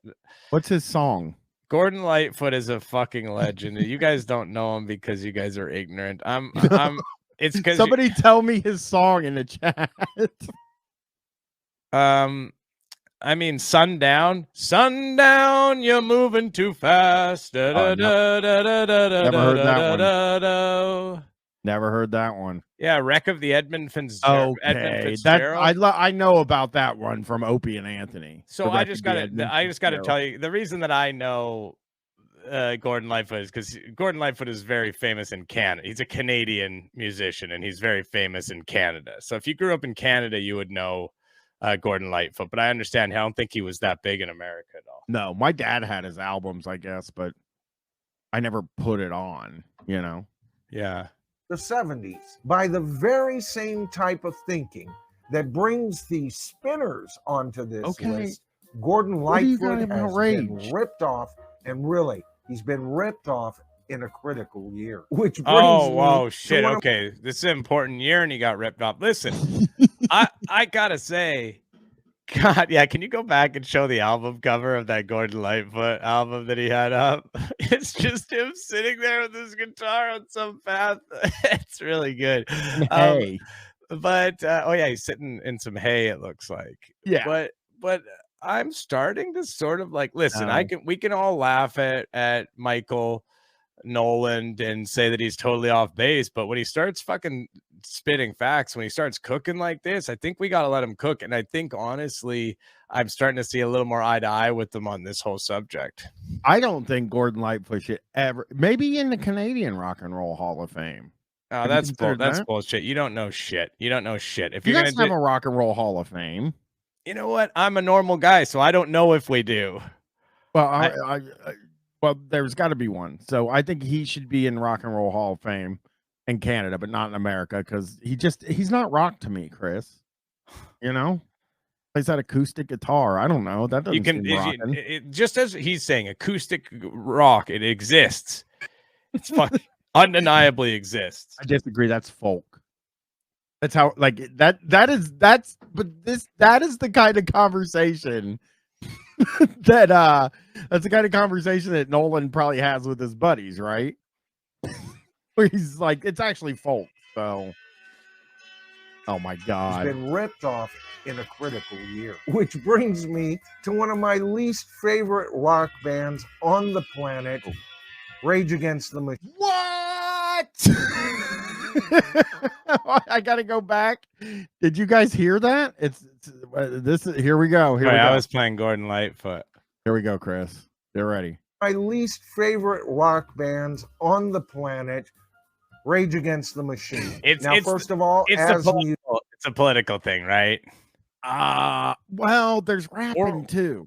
Oh yeah, I guess they do get a little bit. They do genre bend a little bit, don't they? But they're just so heavy. Like some of their songs are like super fucking heavy, and you know, like I don't know how you could really not. I guess this guy might be a fucking idiot. I don't know. I know he doesn't like politics in his music for sure, but it might be rap. They're clearly rap. They're clearly a rock band. They're clearly a hard rock band. I mean, that's you can't. He's even saying that they're rock. You know, they're my least favorite rock band. Yeah, I cannot. It's just wild, man. Is he maybe like a conservative guy? I can't really figure that out. I think because if he hates him so much, that might be the reason why, is because he's a conservative guy. Yeah, and you're looking at ZZ Dreamboat, ZZZ. He refuses to listen to Joy Division because it's punk. Like this guy. Hey, Mike. Hey, thanks for the raid. Welcome. We're just talking about Michael Noland, who we just found out his least favorite rock band in the world is Rage Against the Machine. Yeah, libertarian. Sorry, you guys are right. He's definitely probably. No, I think we found out he's a liberal. I don't remember how we found out. Yeah. Okay. But he doesn't. Oh shit. Is quite clever, but then the lead singer opens his mouth and spoils it for him. Now, I don't have any problem with them being on this list. Okay. I would consider them a rap rock band. Okay. Now, I'm not talking myself into a corner here, because you would think that if I see them as valid, why can't we bring in rap artists? Just like we brought in the Spinners. Rage Against the Machine is a rock band, and they're heavily influenced by rap. Why can't rap artists be considered for this list? And I'll tell you why. Okay, you see, when the Spinners were around, they influenced rock and was influenced back by rock. All right? There was a certain amount of homogenization that happened at a critical time in the history of rock. But nowadays, especially in the Rock and Roll Hall of Fame, all bets are off. You could be Perry Como and make this list. That is. Wait, I don't know. Is Perry Como not? What is he? What did he do? Why is that make a better reference that we could? I don't know if that is Perry Como, like, isn't it Cuomo, or am I wrong? No, it's Perry Como. Yeah, I'm not really sure, but he is fucking hot under the collar about he's a crooner. Frank Drescher says he was a crooner. Maybe fine, you know, and I'm not a fan of him. So he's not saying the Spinners are rap. He's saying the Spinners are like R&B, but then at that point there was, you know, all the music was rap didn't exist then, really. That's what it is. That's exactly what it is. Before rap, everything was feeding into each other and stuff like that. Then rap came, problem, you know? Perry Como was ever considered somebody politically correct enough to make the list. And you know what? That's part of the problem. We've discussed who makes up the nominating committee. They come from rap and hip hop magazines. These are editors from another genre, and they actually have power, more power than any No, of they you don't. vote. No, they don't. You don't understand what the word power means. They don't. They have zero. They like, don't have any power at all. power. He's talking about people that work for the source, right? Yeah, well, we talked on one of the streams he was going through. Some of them maybe were from different. One of them was a source, definitely. I think It is also funny to base your opinion on this sort of thing on magazines, which is a famously not dead medium in 2023. Like, he's so obsessed with like magazines and also the genres of music. Like, he really believes in what the record stores do. And yes, Mikey Slapback said, I wish this guy has hair. Look, we all want this guy's hair. That's that's perfectly fine with me. I want his hair too. I just wanted to say I just finished exporting the new episode with the Alex Jones call on it just right now. Oh yeah.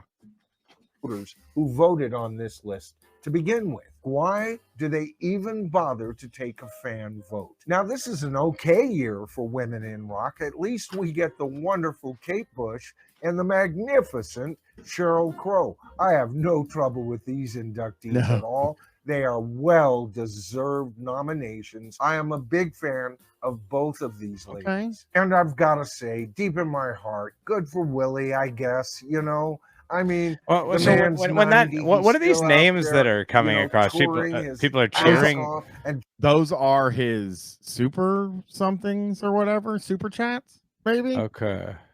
Touring with rockers. I don't know. Maybe I'm not so upset Hope about my name him shows after up all. sometime. But the rest of these guys are more roll than rock, and that includes Rage Against the Machine, especially when you consider the acts that have been ignored. All right, now if you enjoyed tonight's video, I didn't. Not at all. Nope. Didn't like it. Do you have an option for people who hated it? So I got Noland.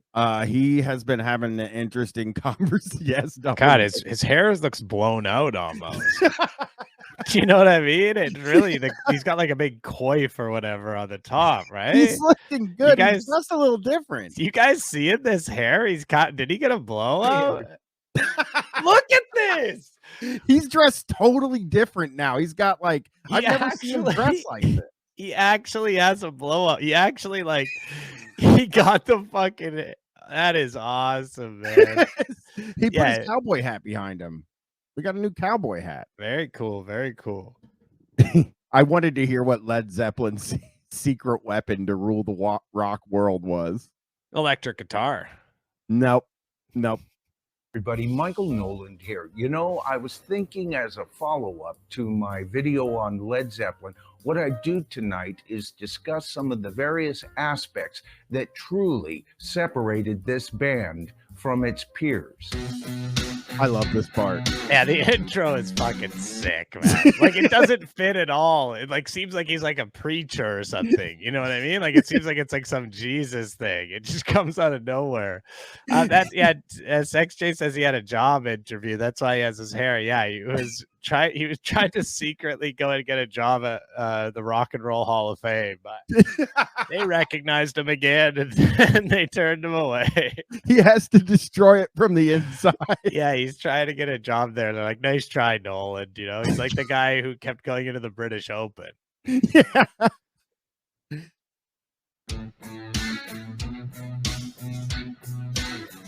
Of course, you can't even begin to talk about Led Zeppelin unless you start off with Jimmy Page. Now, at the point that Jimmy Page was always the most obvious thing you thought he was going to say something like insightful there. Do you know what I mean? He's like, you cannot start talking about them without their most famous member and lead guitarist. The member. You can't start talking about the band without discussing one of its main members. Yeah, somebody in the chat said, yeah, their secret was where is it? Real Timmy stealing songs from blues artists. Yeah, I think that was that was one of their big secrets, definitely. I thought he might say something about that, but maybe Yeah, you can't. Yeah, I mean, he is right. Strong bad man. He's right. It's just I wasn't expecting it to be so obvious. This band together. He was still really just trying to find replacement members for the band, the New Yardbirds. Oh yeah, you see, the Yardbirds had recently broken Clapton, up, leaving. Right? I like that they were called the New Yardbirds. The You know what actually is better than this. I'm sorry, guys. I keep getting crazy, but I meant to show this one because the title screen was really fucking funny. And I think it could be a really fun one to do because it's another one where the answer is like super obvious, you know?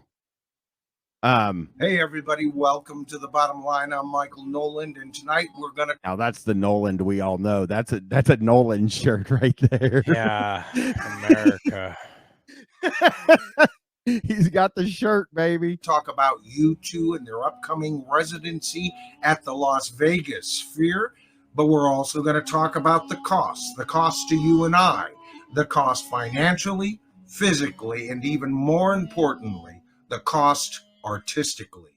Okay, number one, what was the music there? Yeah, that music was a haunting sort of funeral type music, but what was he talking about? I didn't understand a single thing he said. So U2 is doing a Las Vegas residency, and that's what he's talking about. Other than that, I don't actually know. Yeah. Hey, Deej Bro.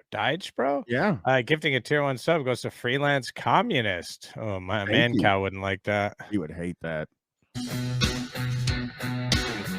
I love the opening. It's just yeah. Subscribe to the tribe. I mean, all right. So there's no way that's not a religious guy on that intro. I know.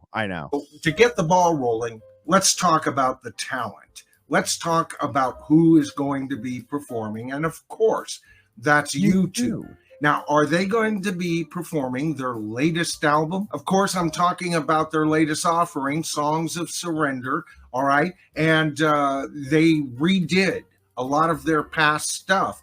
And you would think that maybe that's what they would be touring, reworkings of their old stuff. Yeah, I mean, sense. Evidently, it was important enough to do and present as an album to us. Not, frankly, I think it's one of the... Oh, wait, he just threw a knot in there. Did you just do a knot joke? Yeah, I think he just did a knot. All right, everyone, can we get some laughs going, please? That was a joke. Hold on. I don't even know. Here. Present as an album to us. Not, frankly... Wow. He doesn't even really hit it with the proper comedic timing. Like he doesn't give it any sort of a pause or anything. It kind of works better though, because you don't even see it coming. Fucking pretty nice. I think it's one of the worst offerings of the year. And wait, to prove my... Why does he calls them offerings? Yes, he does call albums offerings. I've noticed that on a bunch of different ones. This guy's weird, man. He's just his speech is so crazy. My point, U2 is not touring that album. As a matter of fact, U2 isn't touring at all. So what will they be performing? One of my favorite rock and roll albums of all time, Achtung Baby. But get this album is known for its drumming. This album is known for Larry Mullen's input, and Larry Mullen isn't there. In fact, this band shouldn't even be called U2. It should be called U1.5. Okay, so he's hitting some heavy punchlines tonight. He's fucking on fire tonight. U1.5 is he actually fucking killed them with that. I'm not a big supporter of Nolan, but he fucking strung them up, killed them with that one. I know. Who's Axe Bomber says, "Wow, a Larry Mullen enthusiast," and that's how I've never. I didn't even know who Larry Mullen was. Yeah, I only know him. There's some reference from something. I do know that he's the drummer from you. Denny and the Jets gifting a tier 1 sub to Rich Stench. Hey, thanks for the gift sub. Yeah, but I can't complain about the material that they are deciding to perform. And it would be great if U2 was there to perform it, but they're not. No Larry, no U2. Oh shit. Whoa, but wait a second. Is the fucking Bono guy there, the main guy? If he's fucking there, then it's U2. I'm sorry to say. It's two guys. If and then the rest of them, it doesn't matter. If fucking Bono is there, then it's fucking U2. The other guy, Edge. Yeah, if Edging is there and Bono and the Edging are there, then it's fucking U2. It's U2, man. I don't care. Nobody knows. I'll bet you if you went and talked to 50-year-old men, none of them would know who Larry Mullen is. They would all know the Bone Man. They would all know him, aka Boneyard Bono. Bono. No Ringo, no Beatles. So what is the cost to see this version of U2 playing an old? Again, is he fucking joking here? It's just the drummer missing. That happens on regular tours sometimes when bands like are going on their main tours sometimes, you know? Yeah. It's so fucking weird to like the drummer. I'm going to tell you the truth. And I know there's probably drummers listening to this right now. You just don't make any sort of a difference. That's not true. I do want to say that isn't true in all bands. Sometimes they do. And the drummer, they'll tell you, it is very, very important, obviously. But they can have, like I just want to say I have a friend who's a drummer, and he was nice enough. I mentioned it maybe before. He's nice enough to bring me out to the when he was drumming on tour with Caroline Polachek, and he is Russell Holtzman. He's a fucking incredible drummer. But yeah, he's filling in a band, you know? Yeah. So I mean, yeah. He's no Larry Mullen, who would have been really good. Mm-hmm. Older classic album, I admit that. But what is the cost to you and I? Well, you've heard me complain about nosebleed tickets getting up to $200, $250. You can say goodbye to that problem because the nosebleeds in this place go for $400, $450. Yeah. I'll tell you, him and I are on the same fucking page here, and I think everybody is. Give me a break. This gouging your fucking fans and just, like you're already so fucking rich.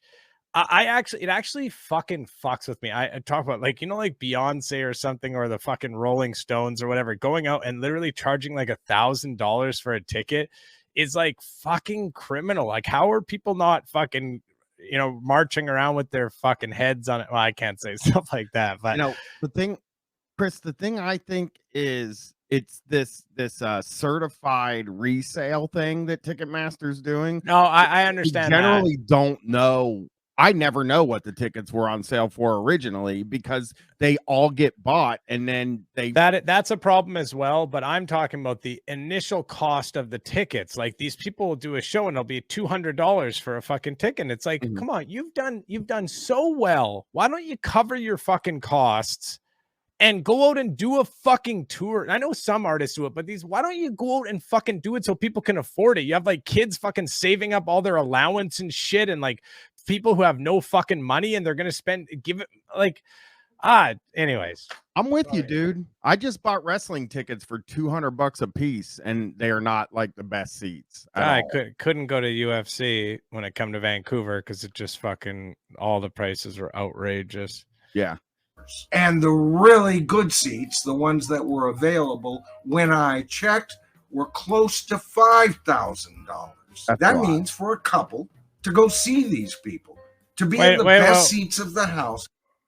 What's the 8,000? That's a different thing. I think it'll cost them nearly 10 grand. And if they come from anywhere that requires air flight, you can add quite a ticket price to that. And that doesn't even... The way he said air flight was really good to me. Yeah. Even begin my favorite kind to take up the cost of just being in Vegas. It doesn't take in car rentals. It doesn't take in room charges or food charges. And by the way, Vegas isn't great on freebies like back. So wait a second. And it doesn't. Well, it's not going to cover your gambling. I mean, it's not going to take that into account if you have a gambling problem. I could lose $15,000. You're starting to lose me on the point. I think you're muddying it up. You don't need to bring this stuff into it. The prices are too high, period. Like, there's so much stuff he could complain about. Now he's adding, like, yeah, yeah. Don't forget the fucking 2,500 I lost at the craps. His pause right now is really good as well. By the way, he's like, this is such a classic Nolan pause. Like, this is just the way I always imagined him looking. You know? Yeah.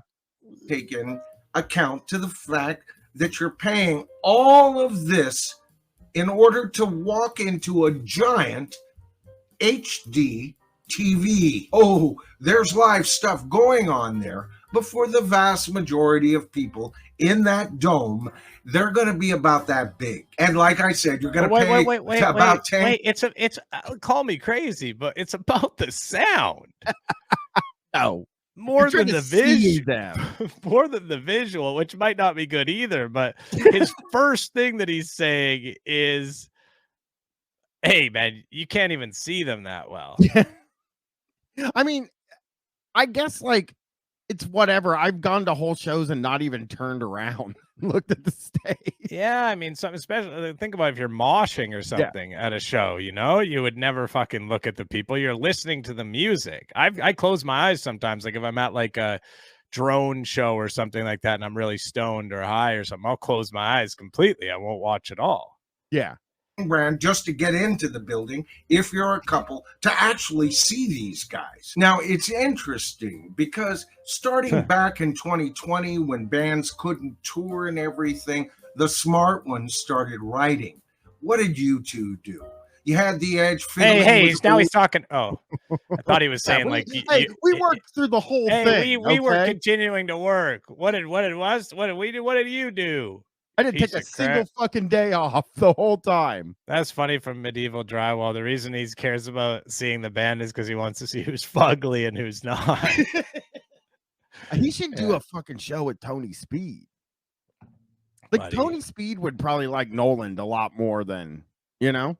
Yeah, 100%. Recordings, Bono finishing up his memoirs, the other two giving a crap about that album, and they put it together, put all four of their photos on it, and presented as a YouTube project. Yet even back then, for them to have been booked into this venue this year, agreements were already being made. Oh, no. Oh no. This is when he really loses me, when he starts like talking about the business side of, you know, and he's just like talking about all this inside business shit. I have no fucking clue what he's talking about. You want to check in with Michael? You know, another reminder. Sorry. You want to check in with Michael Noland? He's got some stuff. Yeah. Sure. Why not? Hey everybody, welcome to the bottom line. I'm Michael Noland tonight. Oh, patriotic shirt alert. Patriotic shirt alert. He's really looking good right now. He's added more stuff to his room, Chris. Yeah. You notice? No.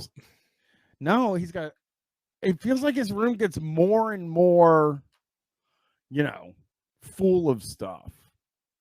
We're going to be talking about artists who misfire.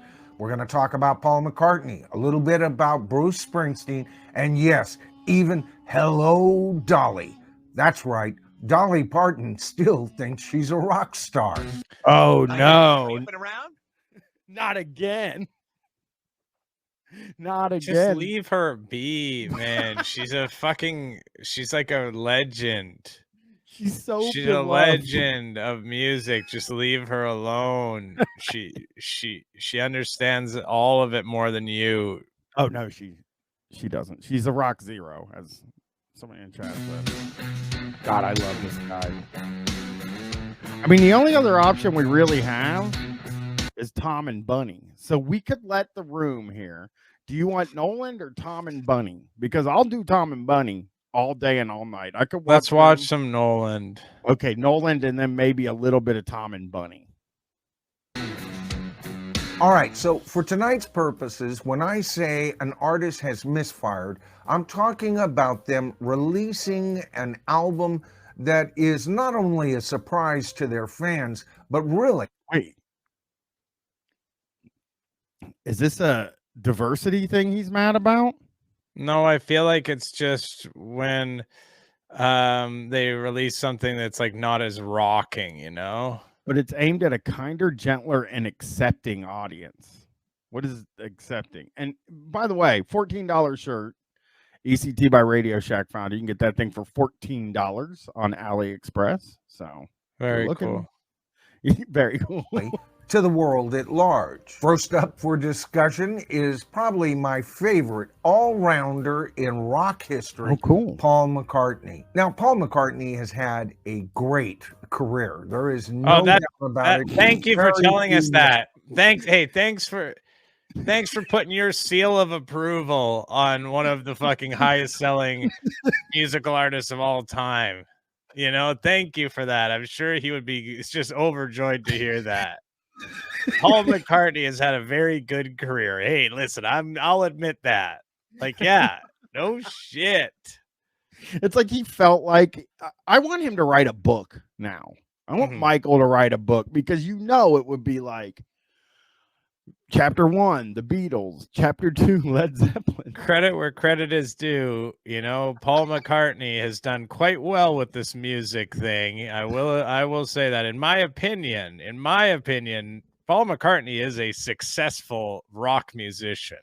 He's not bad. He's really not bad. Fires in his canon. Of course, he was with the Beatles, one of the predominant songwriters for the Beatles. Appreciate that. And his stint with... Did he just explain that Paul McCartney's from the Beatles? And he's one of the main songwriters from the Beatles, along with John Lennon. I mean, obviously George and Ringo wrote stuff as well, but it was mainly John and Paul. Yeah.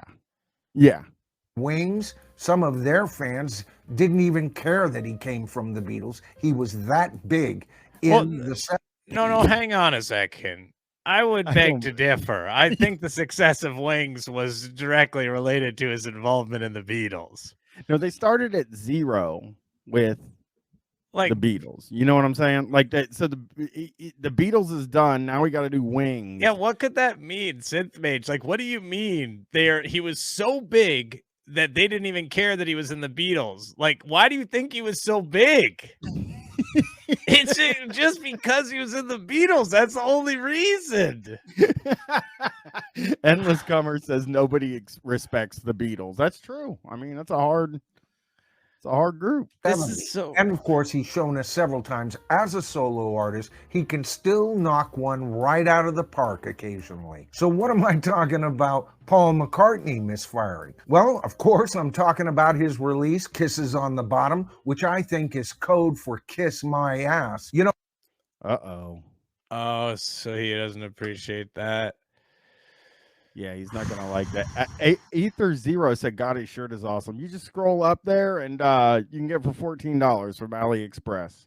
That is actually, I hate when the rock stars do these coded messages though for the youth. You know, like this is so fucking uncool, so uncool. And look what this is coming up. He's saying, "Hear me out, hear me out." I think this might be about him saying, "Kiss somebody's ass." Okay.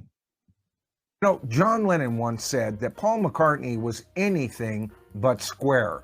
He would dress up square, talk square, but then he'd paint his left ear blue. Of course, that time he was talking about Paul McCartney being barefoot on Abbey Road. He has a... Wait, what? What are you talking about? I'm extremely confused. That he painted his ear. I'm going back. Is that a figure of speech that I'm not familiar with? Is his ear blue on the cover of Abbey Road? Also, I mean, I guess they talk. I mean, didn't they do a bunch of drugs and stuff though? The Beatles. Yeah, and they painted their ears blue. Well, not all of them, you know. The square ones did not want to paint their ear blue. I don't get what he's saying there. I had no idea. It was the most. That was so fucking confusing there. Yeah, hey Brian, when he painted, maybe if he painted his ear blue, maybe he wanted to join the BWO, the Blue World Order, as we all remember, the fantastic wrestling stable headed up by the Blue Meanie and Stevie Richards. Oh yeah, yeah. There on the cover.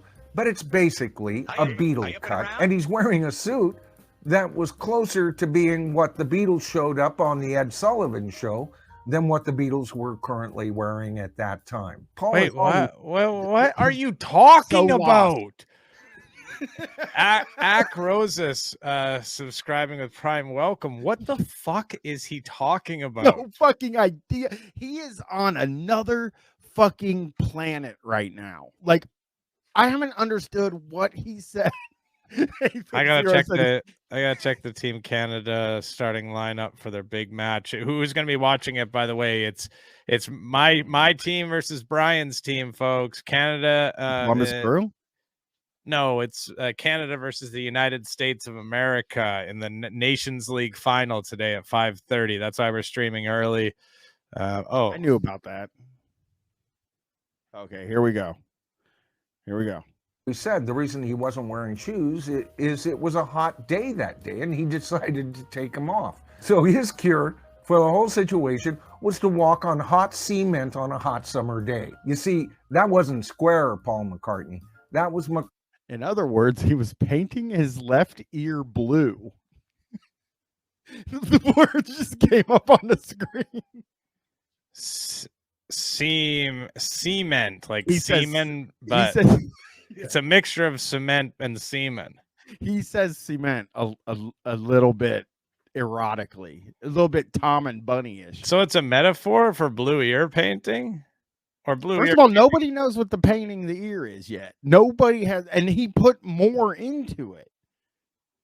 I'm going to Google blue ear when I get done. McCartney kind of rebelling, and John caught it right away. So when Paul decided to do an album that was all standards, with the exception of a couple he wrote for the album, I think it was an inside joke all along. Now, this album sold well. It was #3 in the UK and #5 in the United States. But that had a lot to do with the fact that his previous album had done so well also, and that was because he was connected to Michael. Starbucks. You went and paid for your coffee. You saw at the register a Paul McCartney album. I do remember that. When that happened. No, but I wasn't mad about it. I wasn't mad. I rarely went into Starbucks at the time, so it didn't really bother me. But I do remember that. He's not lying about that. He isn't. Brilliant strategy that worked out very well for him. And it even helped bring Memory Almost Full, perhaps Paul McCartney's last true genius album, to the folks at large. And when you think about Kiss My Ass, I mean, Kisses on the Bottom. Whoops. Little slip of the tongue there.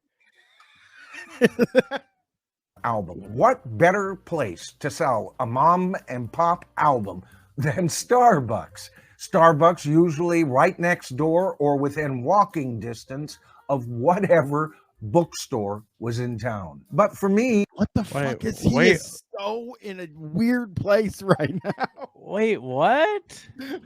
Like, there was Starbucks inside chapters in Canada, but I don't know. I think they's making a bit of a leap there. There's a lot of Starbucks is the thing, and there's less bookstores than there are Starbucks. But he's saying if you're in a Starbucks, you're not too far away from some hipster bookstore. Well, yeah. This album wasn't an artistic step forward in any way. I think the material he wrote for the album was average at best. And you know what? It did nothing for rock and roll. So for me... Okay.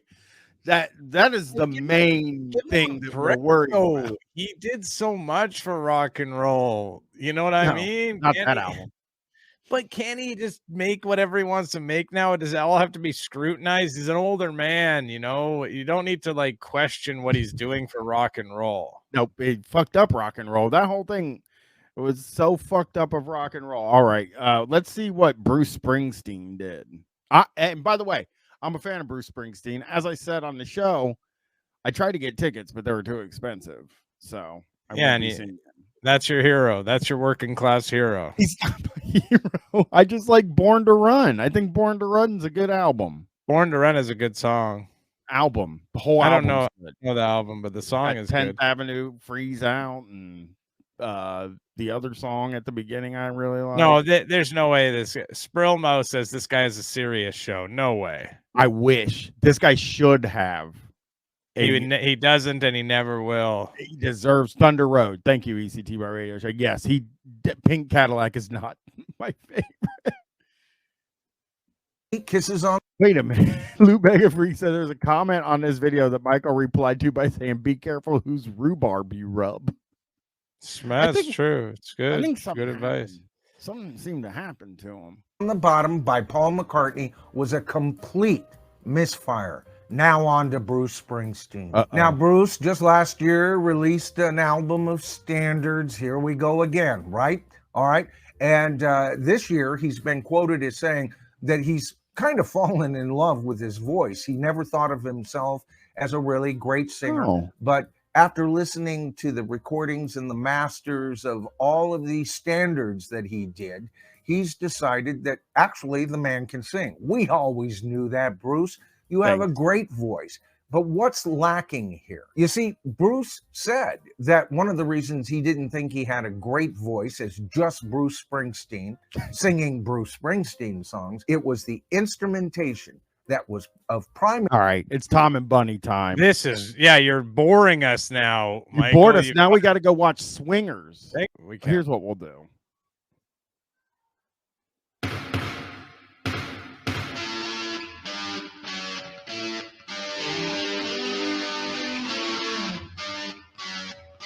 This is his band? Yep.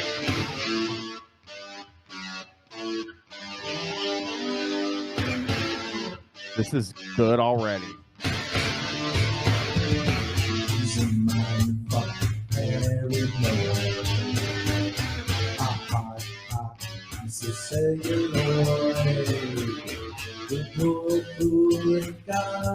What do you think that guy singing was thinking his future was going to be? Like, does this guy, has he ever watched and listened to his own music when he's like, does he ever think about this and like sort of compare it to the people he criticizes? I know. Does he ever consider that or like have any sort of self-awareness in that way? I like the idea that he said Dolly Parton made a rock album and it wasn't good to him. You know, like it wasn't good enough to be a rock album. And then this is what he does. Let's hear it more. This is really good.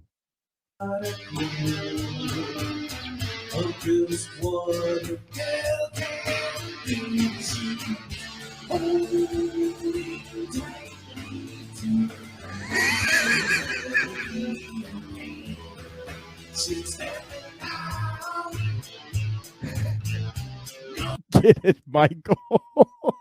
Yeah, it's even worse than what you expect. I know. This is as bad as I gotta hear more.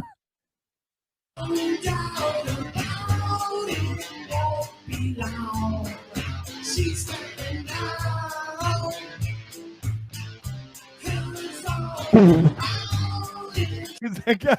Did he have a sound guy in there? This is incredible.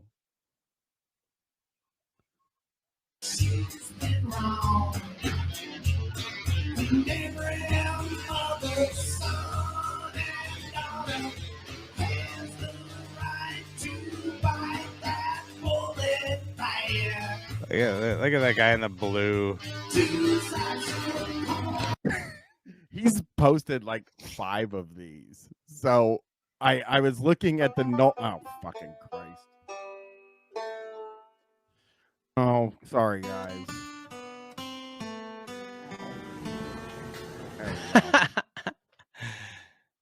All right.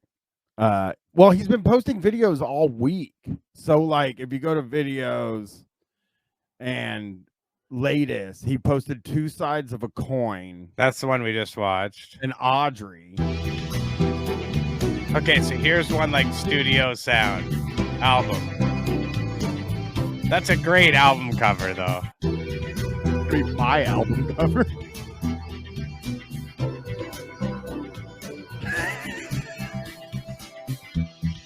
Yeah, they took everything you had.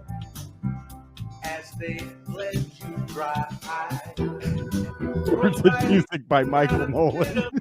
It is very funny that it says Words and Music by Michael Noland. This is so crazy.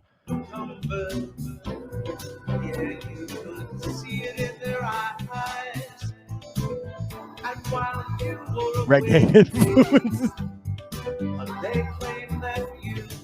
I need to hear the chorus. He is doing the police allegory.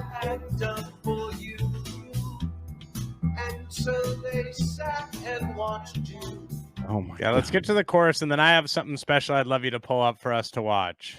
Okay. Oh, Big Hal's in here. Big Hal's kind of into it. All right, Big Hal knows music, so we might be wrong. It's Michael Noland.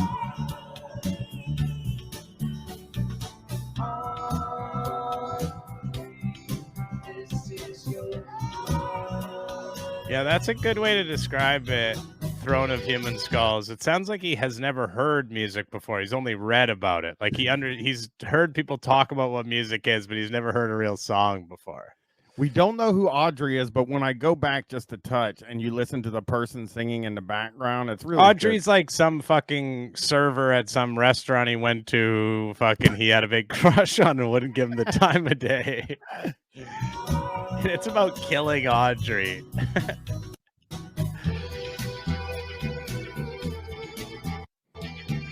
And it keeps like skipping. What do you want me to pull up? Okay. We're gonna do some Nolan now. Because you know, we like Nolan. We're Nolan heads over here on this show. Rolling Stone magazine distances itself from rock and roll with the top 200 greatest singers list. Now we got Nolan talking about Rolling Stone, probably in a sick fucking shirt. We know that, right? This is amazing because, like, so people are mad that there's not enough rock and roll on the top 200 singers list, right? Yeah, that was happening. That's Nolan, I'm so excited for this. Yeah, like, well, you know, he's gonna be mad. Oh wow, about everybody. You know what I mean? He's gonna be. Let's get in there. Let's check out Nolan. Action Rose. Welcome to the channel, Michael. Okay. Oh, he hates Axl Rose, by the way. Oh, good. He's not a fan of Axl Rose. We found out recently a little bit for people that weren't around for the Saturday stream we did, or was it Friday? I don't remember. We found out that he's a salesman. Michael Noland is a sales guy. So this makes sense. He said he looked like Steve Jobs. Yeah. The mock turtleneck. But finding out that he's a sales guy and a classic rock guy and probably several other types of guy, but yeah, he's a sales guy.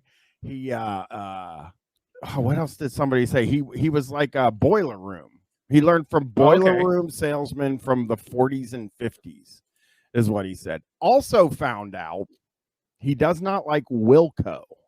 And I'm gonna throw this out there just because I think it's what? That's great. That's so funny. He loves Greta Van Fleet. You are totally right, Lou Bega. Oh, wow. Yeah. That's amazing. So, he's an enormous Greta Van Fleet. But so I was listening to a video where he was talking about Wilco, and he's like, well, you know, in the late 90s, early 2000s, Wilco was supposed to be the next big rock band, but they didn't rock hard enough. And that's what killed rock music. Oh, shit. It's Wilco's fault? Yeah.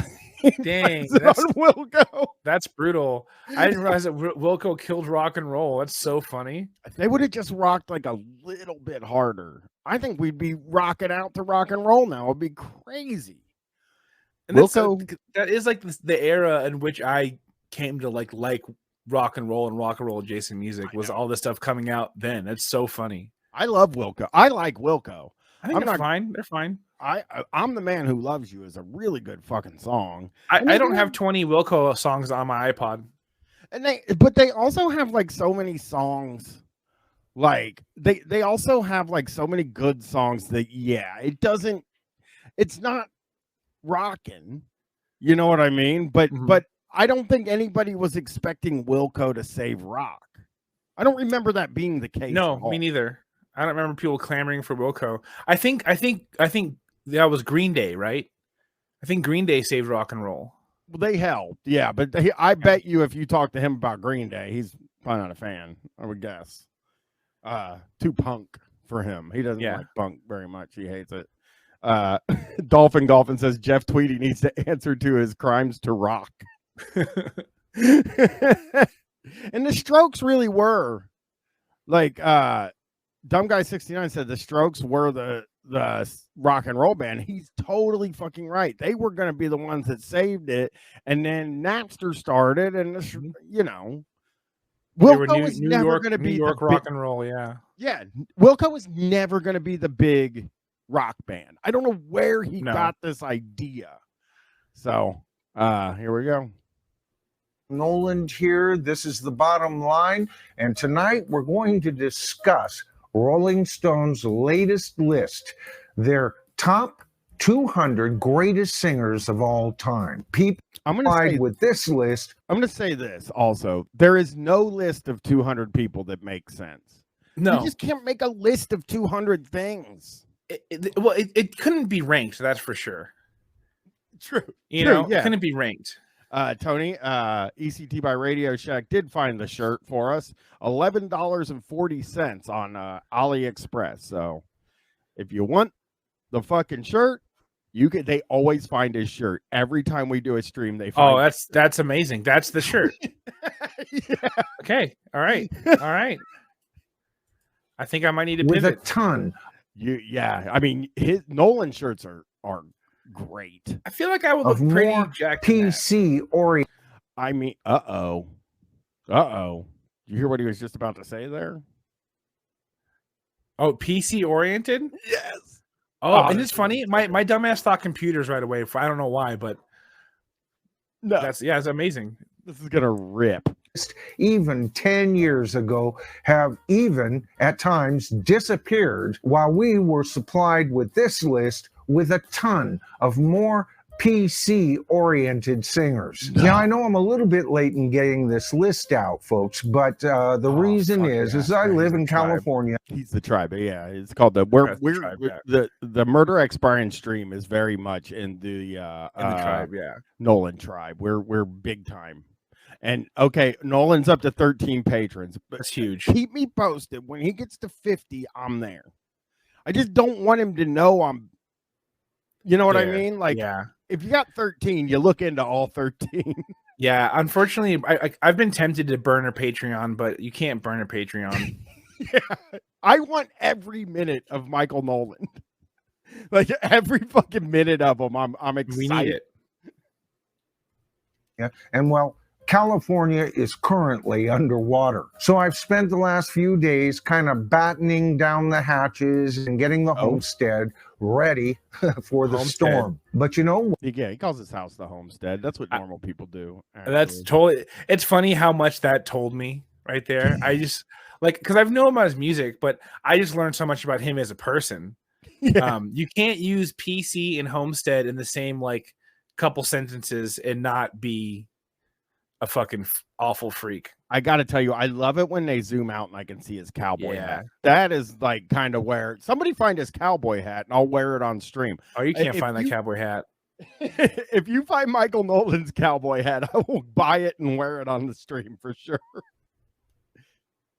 One of our fellow tribalites beat me to the punch on this one. I freely admit that. Glenn Kellaway, a great channel, by the way, folks. You need from the basement. Glenn Kellaway from the basement. That rules. Has 1.6 thousand subscribers. That's awesome. Yeah, Nolan and his boys do pretty well. To check him out. This man's very, very knowledgeable, especially when it comes to classic rock. And he gave his response. And at the beginning of his video, he said that he fully intended to give a rant, but calmer heads prevailed. And Glenn gave us a more even-handed response to this ridiculous list. But you know who's not going to do that? The bottom line. No way. Noland. The tribe expects better. Yeah, he's the most raw. That's why we're here. We're here because it's gonna get raw. He's gonna go off. Calmer heads.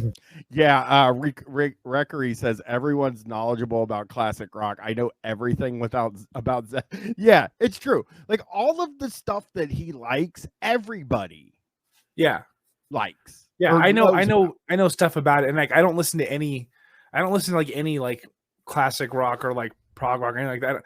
And like I know enough about it. It's just part of the cultural zeitgeist, I guess. I don't. Billy Mumfries, I think he will yell about Beyonce for sure.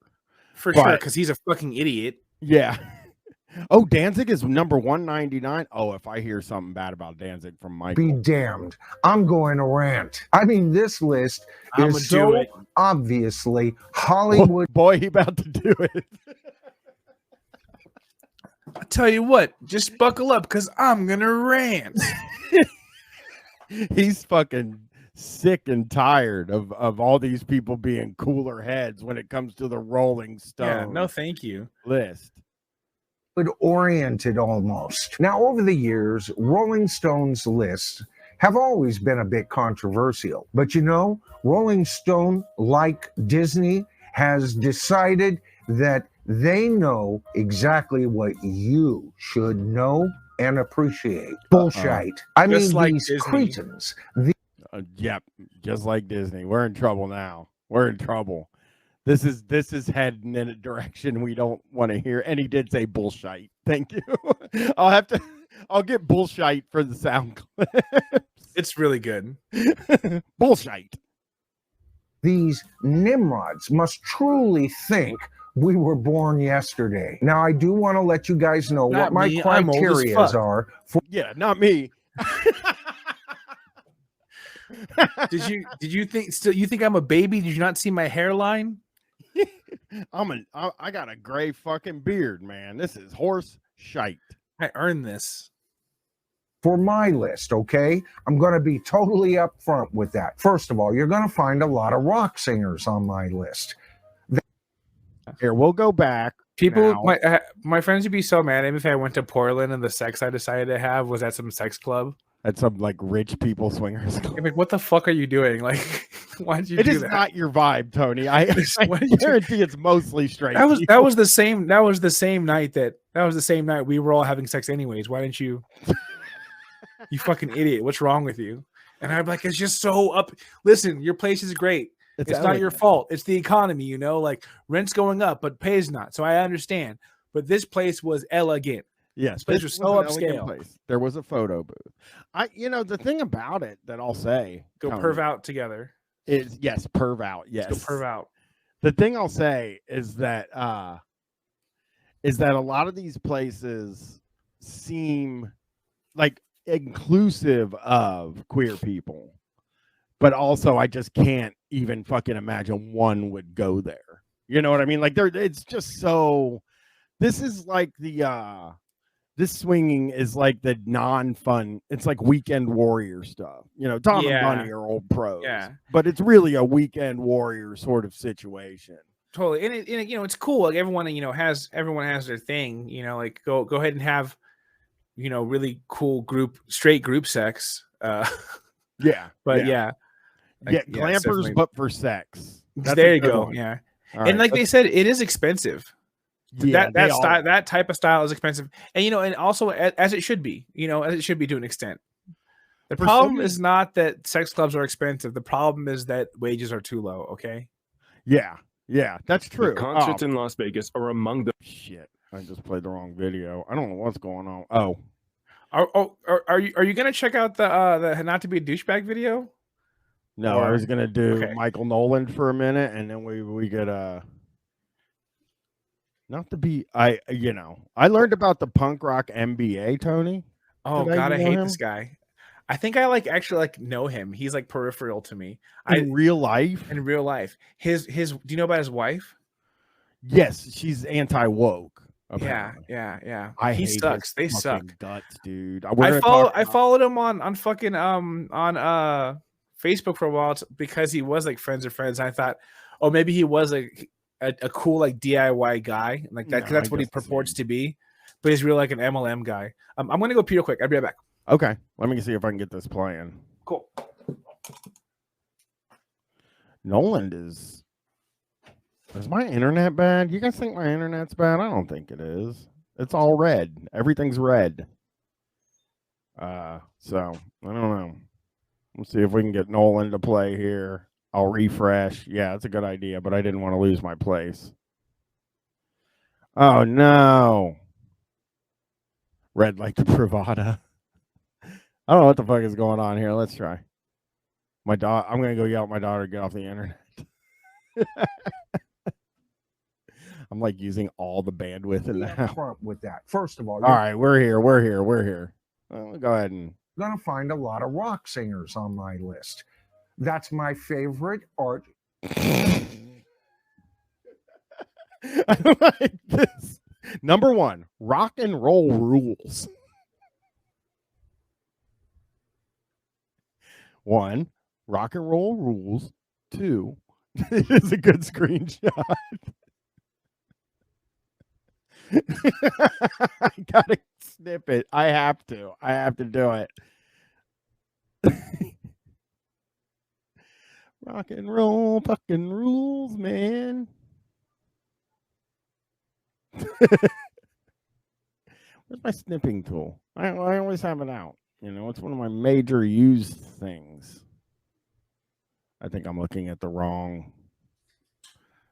It might not work here. Snip. Where's my fucking snipping tool? All right, fuck it. I guess I'm not going to be snipping. Sorry, can't snip. But I'll say this. I'll never forget. Oh, here it is. Bing bong. New. We are cutting this screenshot because it's incredible. It's like a really good pause. Rock and roll rules. That's the first rule, actually, is that number rock one, yeah. and roll rules. Rule number 1 is that rock and roll rules. Rule number 2, rap is crap. Maybe. We'll get into that. Genre. That's what got me interested in music. It was not only important to me as a musician, but as a fan. I love rock and roll, but I also appreciate great pop, My life. blues, Here he goes. a bit of jazz. Now he starts separating. He always does this, Tony. Yeah. He's like, I appreciate blues and jazz and just he names like 7 rock and rolls. He's that he loves. He's an ally, but he's showing you he's an ally. Yeah, You know, he is. Well, he's not an ally. He doesn't like hip hop. He hates that. I think he hates all the music you like, Tony, because he hates punk. yeah. He hates. I know he hates punk. I know he hates hip hop. He seems iffy about jazz, even. Yeah, So- I don't think he's gonna like sleep at all. I'm gonna say No, that right now. no. I don't think he's reviewed them. I don't think that sounds like something he would do. He doesn't appreciate the funk influence of the bass riffs. Dolphin Golfin, he hates Dolly Parton. He does. He hates Dolly Parton. because she got in Wow. the Rock and Roll Hall of Fame. So here's his trajectory with Dolly Parton. I have no idea how old he is. I'm saying 53. Dolly Parton got put in the Rock and Roll Hall of Fame. Oh yeah, and she turned it down. And then the next year they offered her again, and he said somebody got to her, and she went in this time. So he was mad at her for that. Then he said she made a rock and roll album and that it didn't rock enough. Oh, So, okay. So Yeah, yeah, when it came to get the Real Rock credentials, yeah, she couldn't show a face. It's Yeah. fun. Like, why did she? Did she turn it down because she was like, "Listen, I know I'm not rock and roll Yeah. enough." Yeah, she did. She said, "I'm not rock," so she turned it down. And then That's Michael really Nolan funny. was like, "That's the greatest thing anybody's ever done. You're a real hero." She was like, "You guys still only have like 3 black people in there. What's going on?" I thought that was her reasoning. Lou Bega for Jan Winter is his main enemy. Even some country western when it's done right. My You feel me? second criteria is You, that when it's done it's right. Like, what's that about? What kind of right can you make country music? That- Hey, I like country more than rock. It's funny because he's just a teenager, really. Yes. Like that's such a teenager opinion, you know. Yes, for sure. For sure. what these singers did with their voice. My third criteria. Number for 2, vocals taken to the limit. his rules are maybe now the best things ever. My list will be what those singers did with their voice. What's number 3? That carved new territory and created even a forward movement in whatever genre. Number that 3, singer was vocals singing that in. changed their genre. So 200 musicians whose vocals changed their genre. Yep. Fourth criteria or rule for this particular list: there shall be no Axl Rose on this list or any other great singers list. First of all, as I go through my top He spelled 20 Axl wrong, I choices, think, but fuck him anyway. Axl Rose. Axl Rose is he can go. We didn't know that I knew that he had said he hated him. I didn't know that he like really hated him. I think I actually like Axl Rose. I think that when he was at his best, I think he was good and had a good voice, and I think that Guns N' Roses did have an important thing that happened. I'm a fan. I'm a fan of Axl Rose. I think he rules. I remember my dad, who did not like a lot of rock music because he was very much into just like he was into funk and rap mostly. Yeah. He was like, nah, Axl Rose has got something. Yeah, he's great. And I was like, that kind of, that was that. Everybody in chat's shitting on Axl Rose. I guess you're all a bunch of Nolans. I'll give you Rolling Stone's choice for that position. And at number 20, Rolling Stone chose Marvin Gaye. All right, so that's a solid choice. I agree. He is should it? be Oh, in the thank top you. Thanks, buddy. Thank you. I appreciate that. You fucking solid. kidding me? Do you know how fucking good Marvin Gaye is? It's a solid choice. He said it was a solid choice, Tony. I'm telling you real quick though, like anybody in the chat, the last time you put on the song "I Want You" by Marvin Gaye, like that 7-minute joint, go for it one day when you're car windows down type beat, maybe burning one type. I promise you that song is you better not say shit about Marvin Gaye. He's gonna say something semi-racist at least, right? But not this low.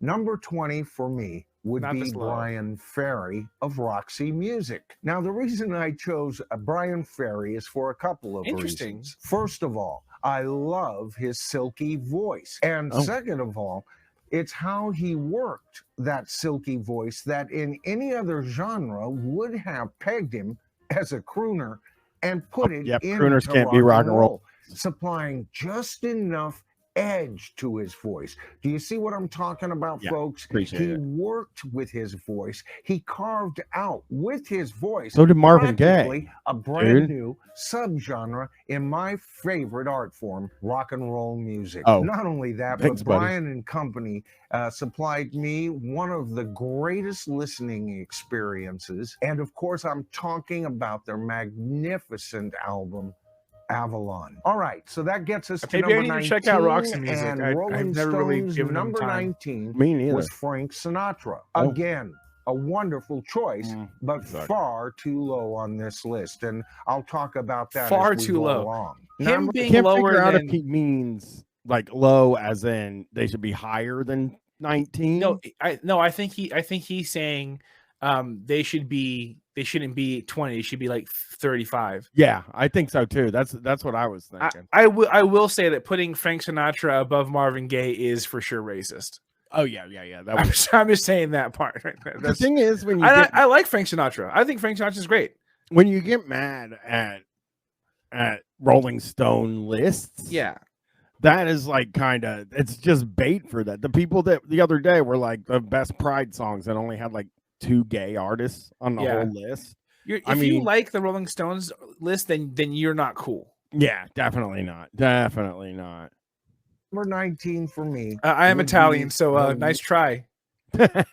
Nice try. Wonderful voice of Kate Bush. Now for Kate Bush? Man, he's surprising like crazy. Wait, did he pick Kate Bush or they pick Kate Bush? He did.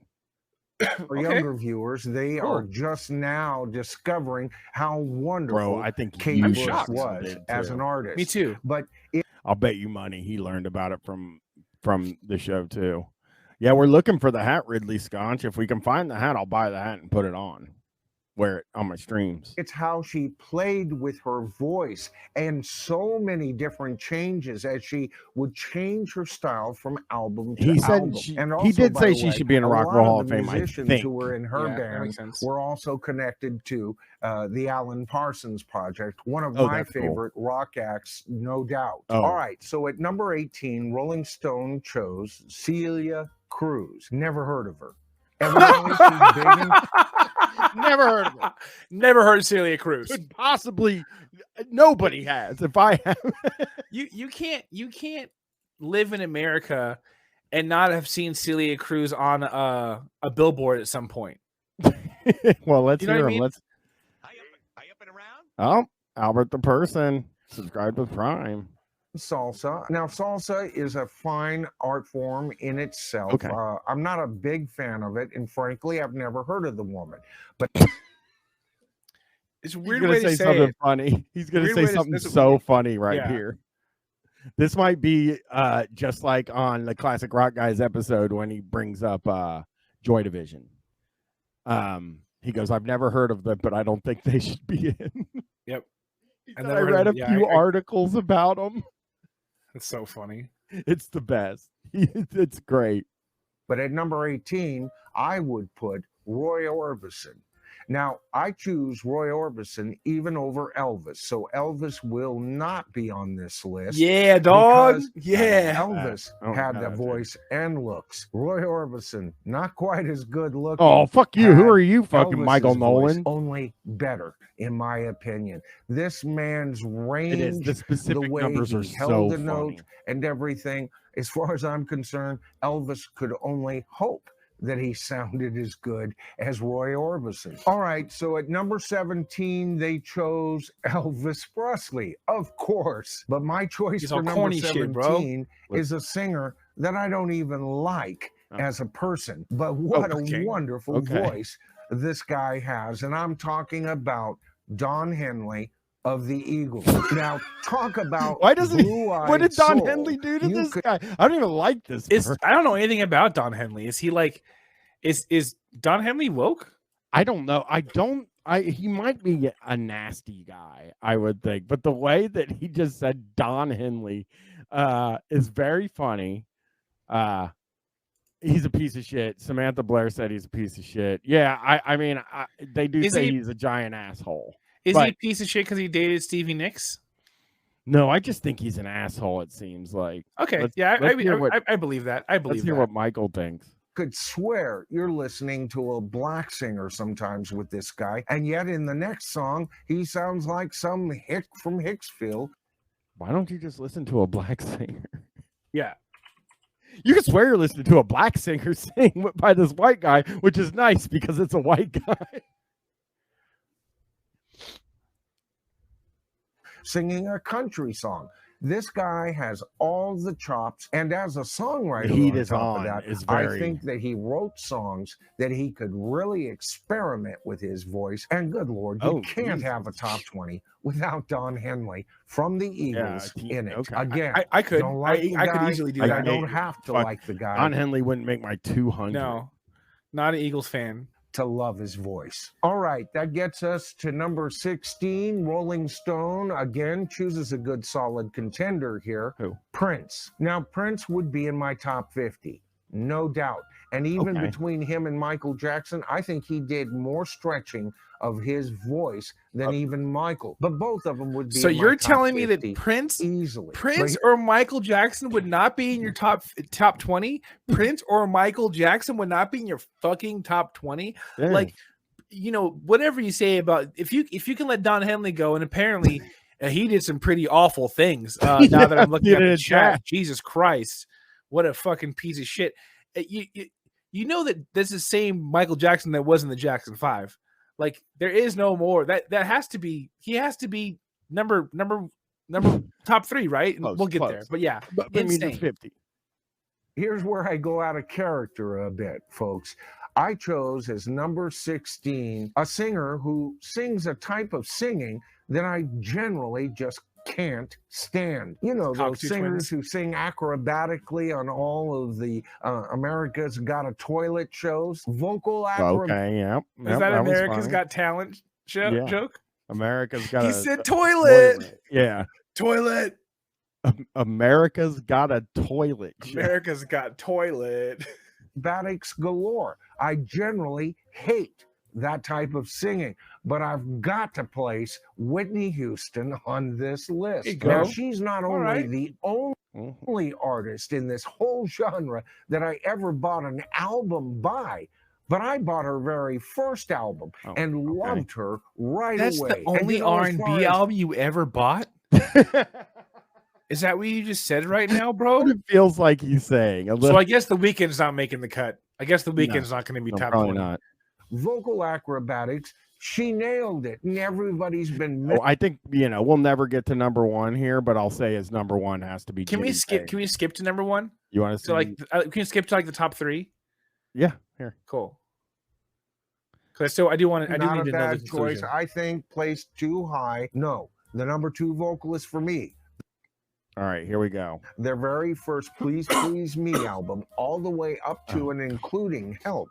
It's John Lennon's voice that really carries the Beatles. Okay. Later on, of course, it would be Paul. And if there was any reason that I liked John secondarily in their second half, is because of his own insecurities. The man didn't think he sounded right. He was always changing his voice, and doing so gave us some magnificent pieces of art, but it was a lot of artificial effects. Bro, you're talking about John Lennon, because he didn't care for his voice. You know, if John had stayed singing like he did from their first album through Help, he'd be one step higher on this list. All right, at holy shit! 2, Backlash Jack said he probably does have 2 Beatles in the top 5. Now he's like number 2, Whitney Houston. So here we go. Bad choice. I think placed too high. No, the number 2 vocalist for me, the person that usurped just slightly John Lennon, is the wonderful vocals of Paul McCartney. Amazing. Like amazing. That's so funny. That's so fucking funny. Like I don't like Paul McCartney. I like Paul McCartney Beatles stuff, whatever. But like I fucking hate Wings. I hate solo Paul McCartney. The worst Christmas song of all time is that Paul McCartney song. Well, and also just 2 Beatles. I know. Get the fuck out of here. Yeah, I mean, come on, dude. Yeah, Jimmy Page is definitely number 1. I'll bet you. That's. I know him too well. His partner in crime. Now, the reason I choose Paul slightly over John is because, first of all, the man could do it all. Paul could sing crystal clear on a pop song. Yesterday comes to mind as an example of that, and then turn around and squelch his way almost to Led Zeppelin levels with the wonderful Helter Skelter. The man could do it all. Yeah, he was close to Led Zeppelin if you like type John vocals, which Lennon is wild. slightly better as an artist, I understand. But to say that John Lennon was a better singer than Paul, I think slightly stretches I would it never for make me. that. All right, their number 1 choice, Aretha Franklin. And Aretha Franklin would be number 1 on a whole lot of lists, But not I'm mine. She sure. would be one. But I never heard what she sounds like because I only bought Whitney Houston's album. Yeah. Missing the boat. They keep forgetting their roots. They keep forgetting that they used to be, more or less, a rock magazine with a political agenda. And I can't. Aretha Franklin has some rockin' fucking jams. Yeah. I mean, you could call her rock. It's not a. Yes, Aretha Franklin's got electric guitar on many songs. This is going to be so good. I just know it. Aretha Franklin is being a wonderful vocalist, but not on the number 1 spot of the greatest vocalists of all time. No, that goes to the magnificent, the wonderful, the true king of vocalists in any genre whatsoever, Robert Plant of Led Zeppelin. Well, we knew. We fucking knew. Boring. Amen, brother. I couldn't tell you. I don't know what the fuck he sounds like. So the top 3 here. John Lennon, so funny. number 3. Paul McCartney, number 2. Yeah. Number 1, Jimmy Page or Does Robert he have Plant. it? Does he have it just like listed on here? His listed, maybe just on the comments, maybe, or in like the probably not, huh? No. Well, again, we can look and see. He probably doesn't. I assume he's lazy enough to not do that. Yeah. I mean, I don't do that, so. Oh, that's sad. Well, yeah, neither do I. But I wish he would have done it. I wish one of the 1,600 comments would have done it. Yeah.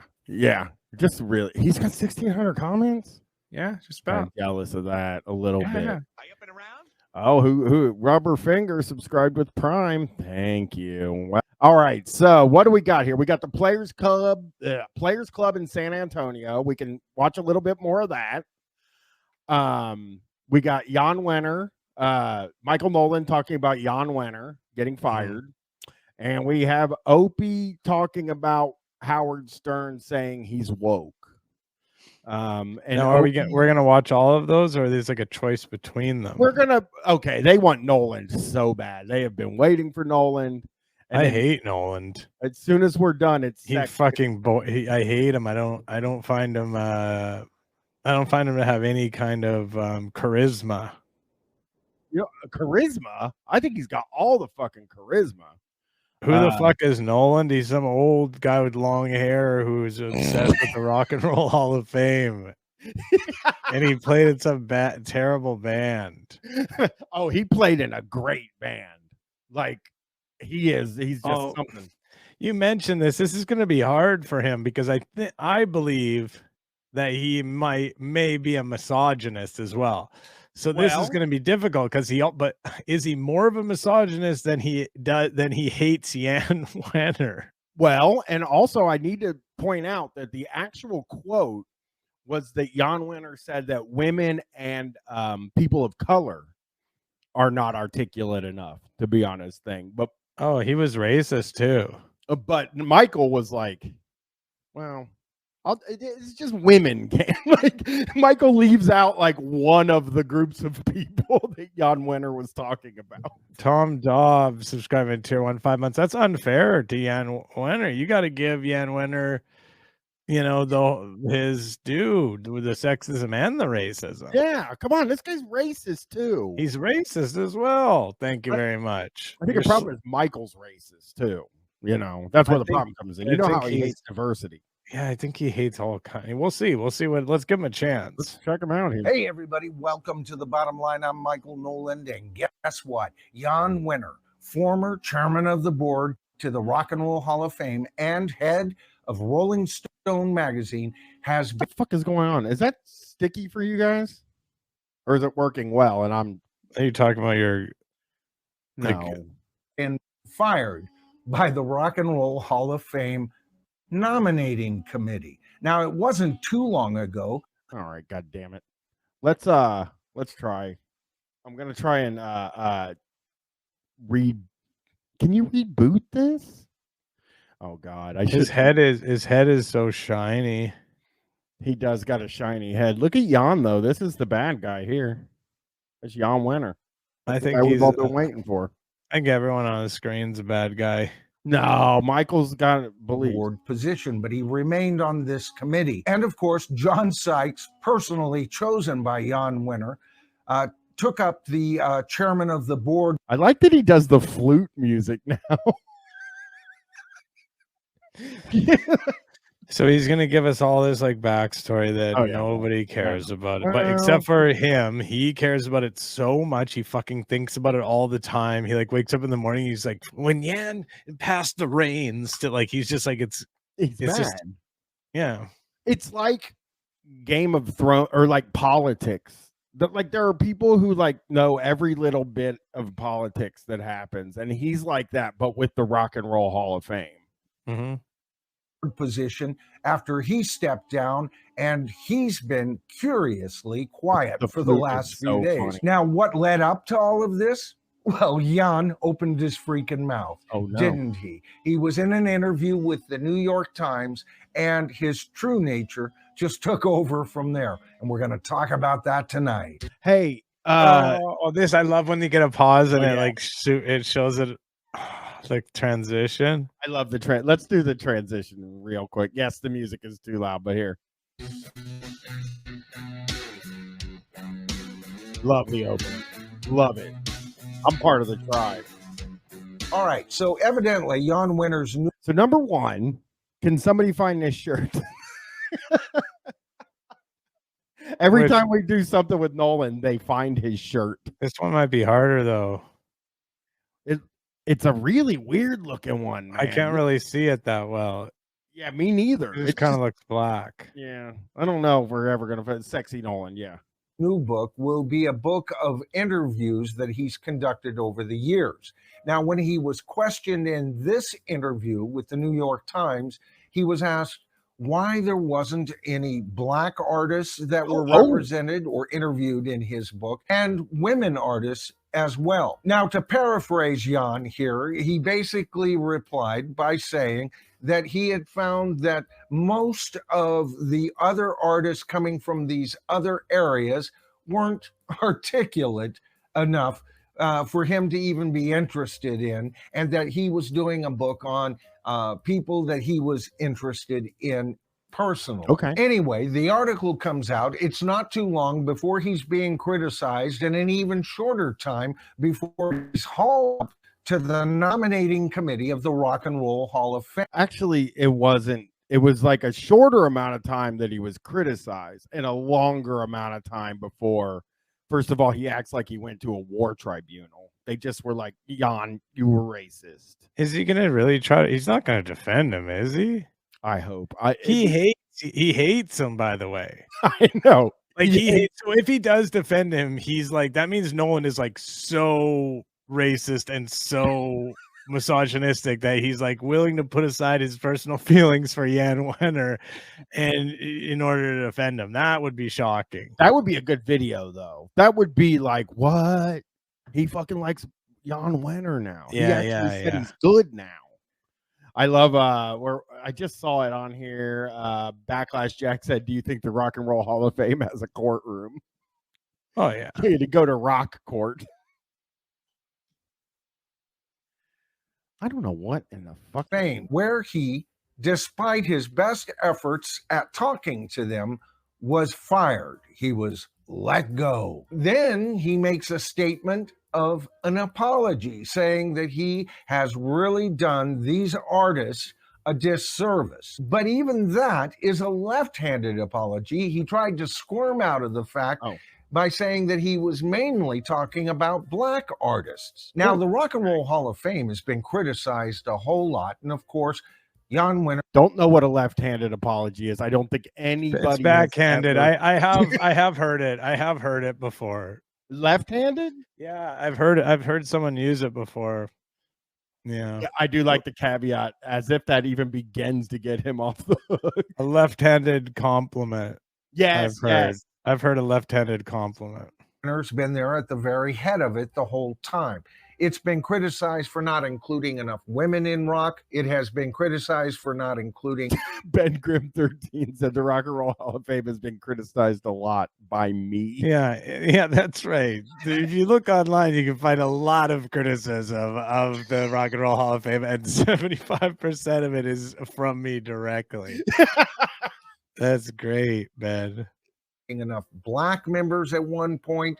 It has been criticized for excluding certain bands because they were enemies of Jan Wenner. And of course, it's been criticized for including people who aren't rock and roll. No, that's just by you. That's by you. That's just you. That's you. That's the only person who's doing that in a serious way is you. You're leading the charge on that. The list of things, though, is so funny to me because it's like, serious stuff. Racism. Yeah. People have said there's misogyny, and then some people said some music isn't even all rock and roll. And then some people have said that, like, how the fuck can you let in fucking Run DMC and call them a fucking rock band? And sure, they've fucking done some stuff with rock musicians, but they're predominantly, obviously, not a rock band. Like, a lot of people are saying that. A lot of people are saying that Dolly Parton rock album just wasn't enough. A lot of people have been criticizing them directly about the Dolly Parton album, and a lot of them have been not receiving any kind of response from them in spite of the fact that they've been writing numerous letters. Now, several sources have come out criticizing him very strongly. Of course, Rolling Stone magazine is trying to distance themselves, saying that Jan Winter has nothing to do with Rolling Stone as it is reflected. I want to say this, old school Shinobi. He will never agree with Jan Winter. Yeah, I promise. I think he's not going to come out on his, because he just hates him so much that I think that that's going to get in the way of his true feelings. It's a real dancing on somebody's grave moment. This is like when people on Twitter are like, I can't wait till Henry Kissinger dies. You know what I mean? Like this Henry Kissinger died for Michael Noland here. Oh, yeah. Today, in one article, they went on to say how they want to be an inclusive magazine. All right. So first of all, Jan Winter has been out of Rolling Stone magazine since 2019.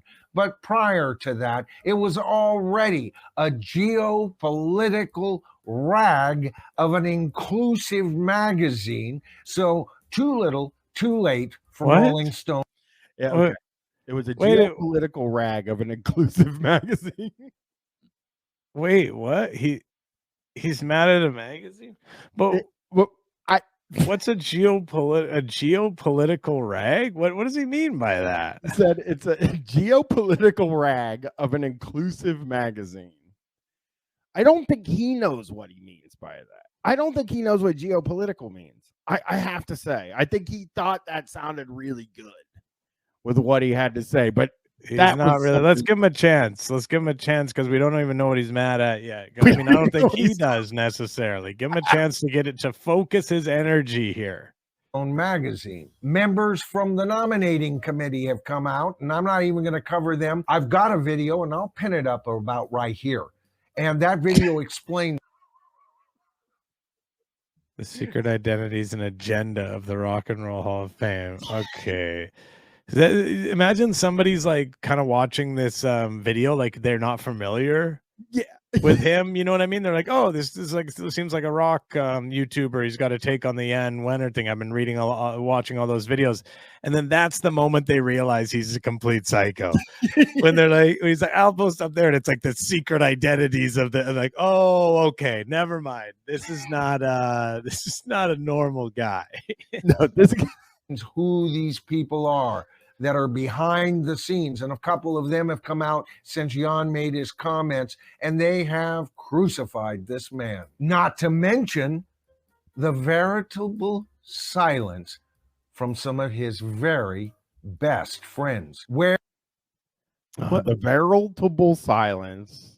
Yeah, he killed it on that word, the way he said it, but it sounds like he is supporting him. It does.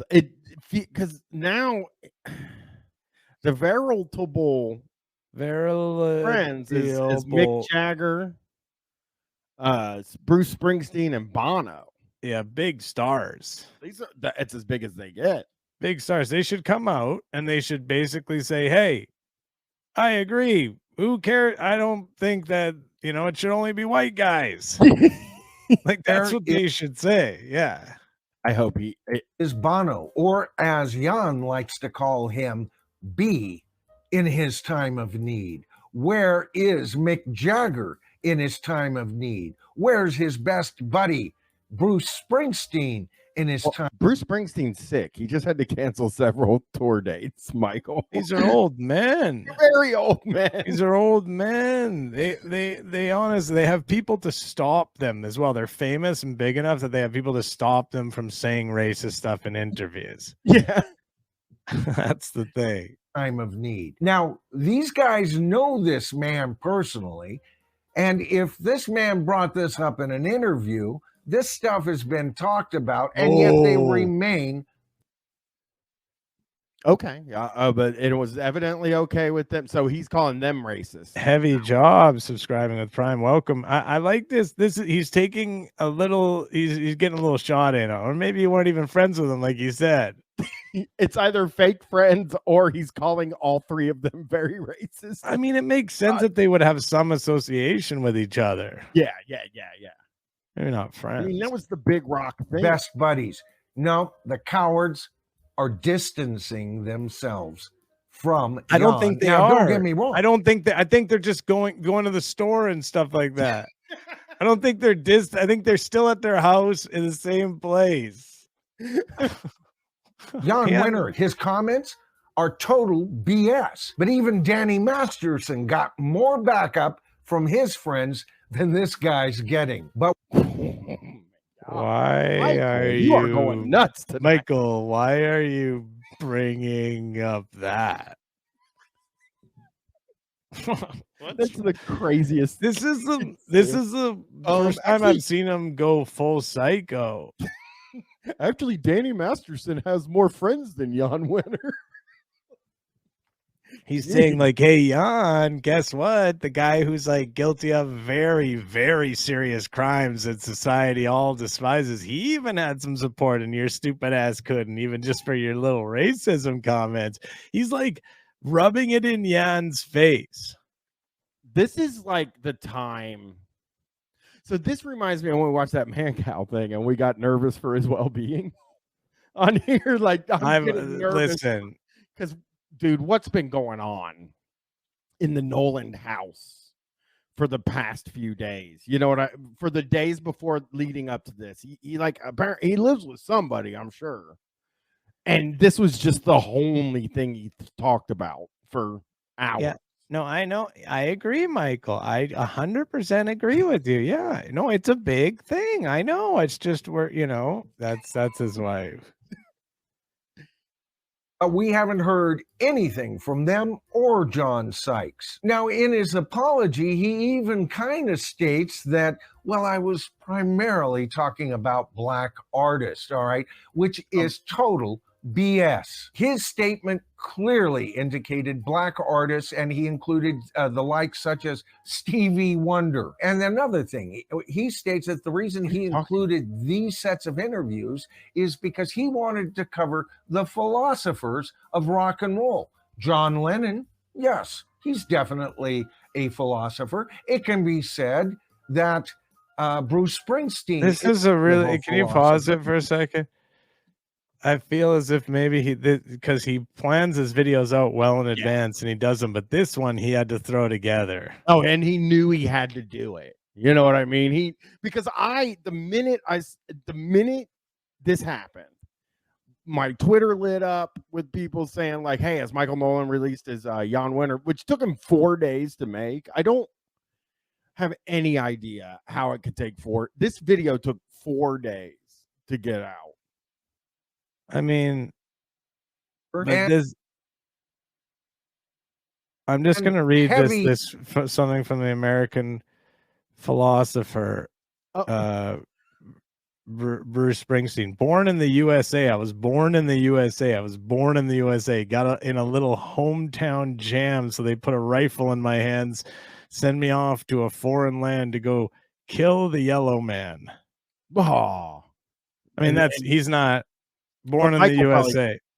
Thinks it's the other way. You know what I mean? Where he's like, "Oh, that's a good song about going over to war and having a good time." Okay, Pink Cadillac is epic poetry. Play that. I'm gonna look up Pink Cadillac. Bono fans might think he's a philosopher. I don't, but Mick Jagger is a philosopher. Now, I just saw an interview with Mick, and I was very impressed with how eloquent he actually was. But a philosopher? Give me a break. I would have preferred an interview with Joni Mitchell. But there's that whole bugaboo, right? She's female. She's not articulate enough to be included into his book. And what about Stevie Wonder? Just the release of his Inner Visions album tells us Stevie Wonder is a bit of a philosopher and would have been perfect. This guy saying philosopher is driving me fucking up the wall. Now he's just gonna name like artist for this Crushed book. velvet So, like I seats, said, riding in the young back, winner. cruising down the street, waving to the girls, feeling out of sight, spending all of my money on a Saturday night. Honey, I just wonder what you do there in back of your pink Cadillac. Hughes Robinson said philosopher means person I like.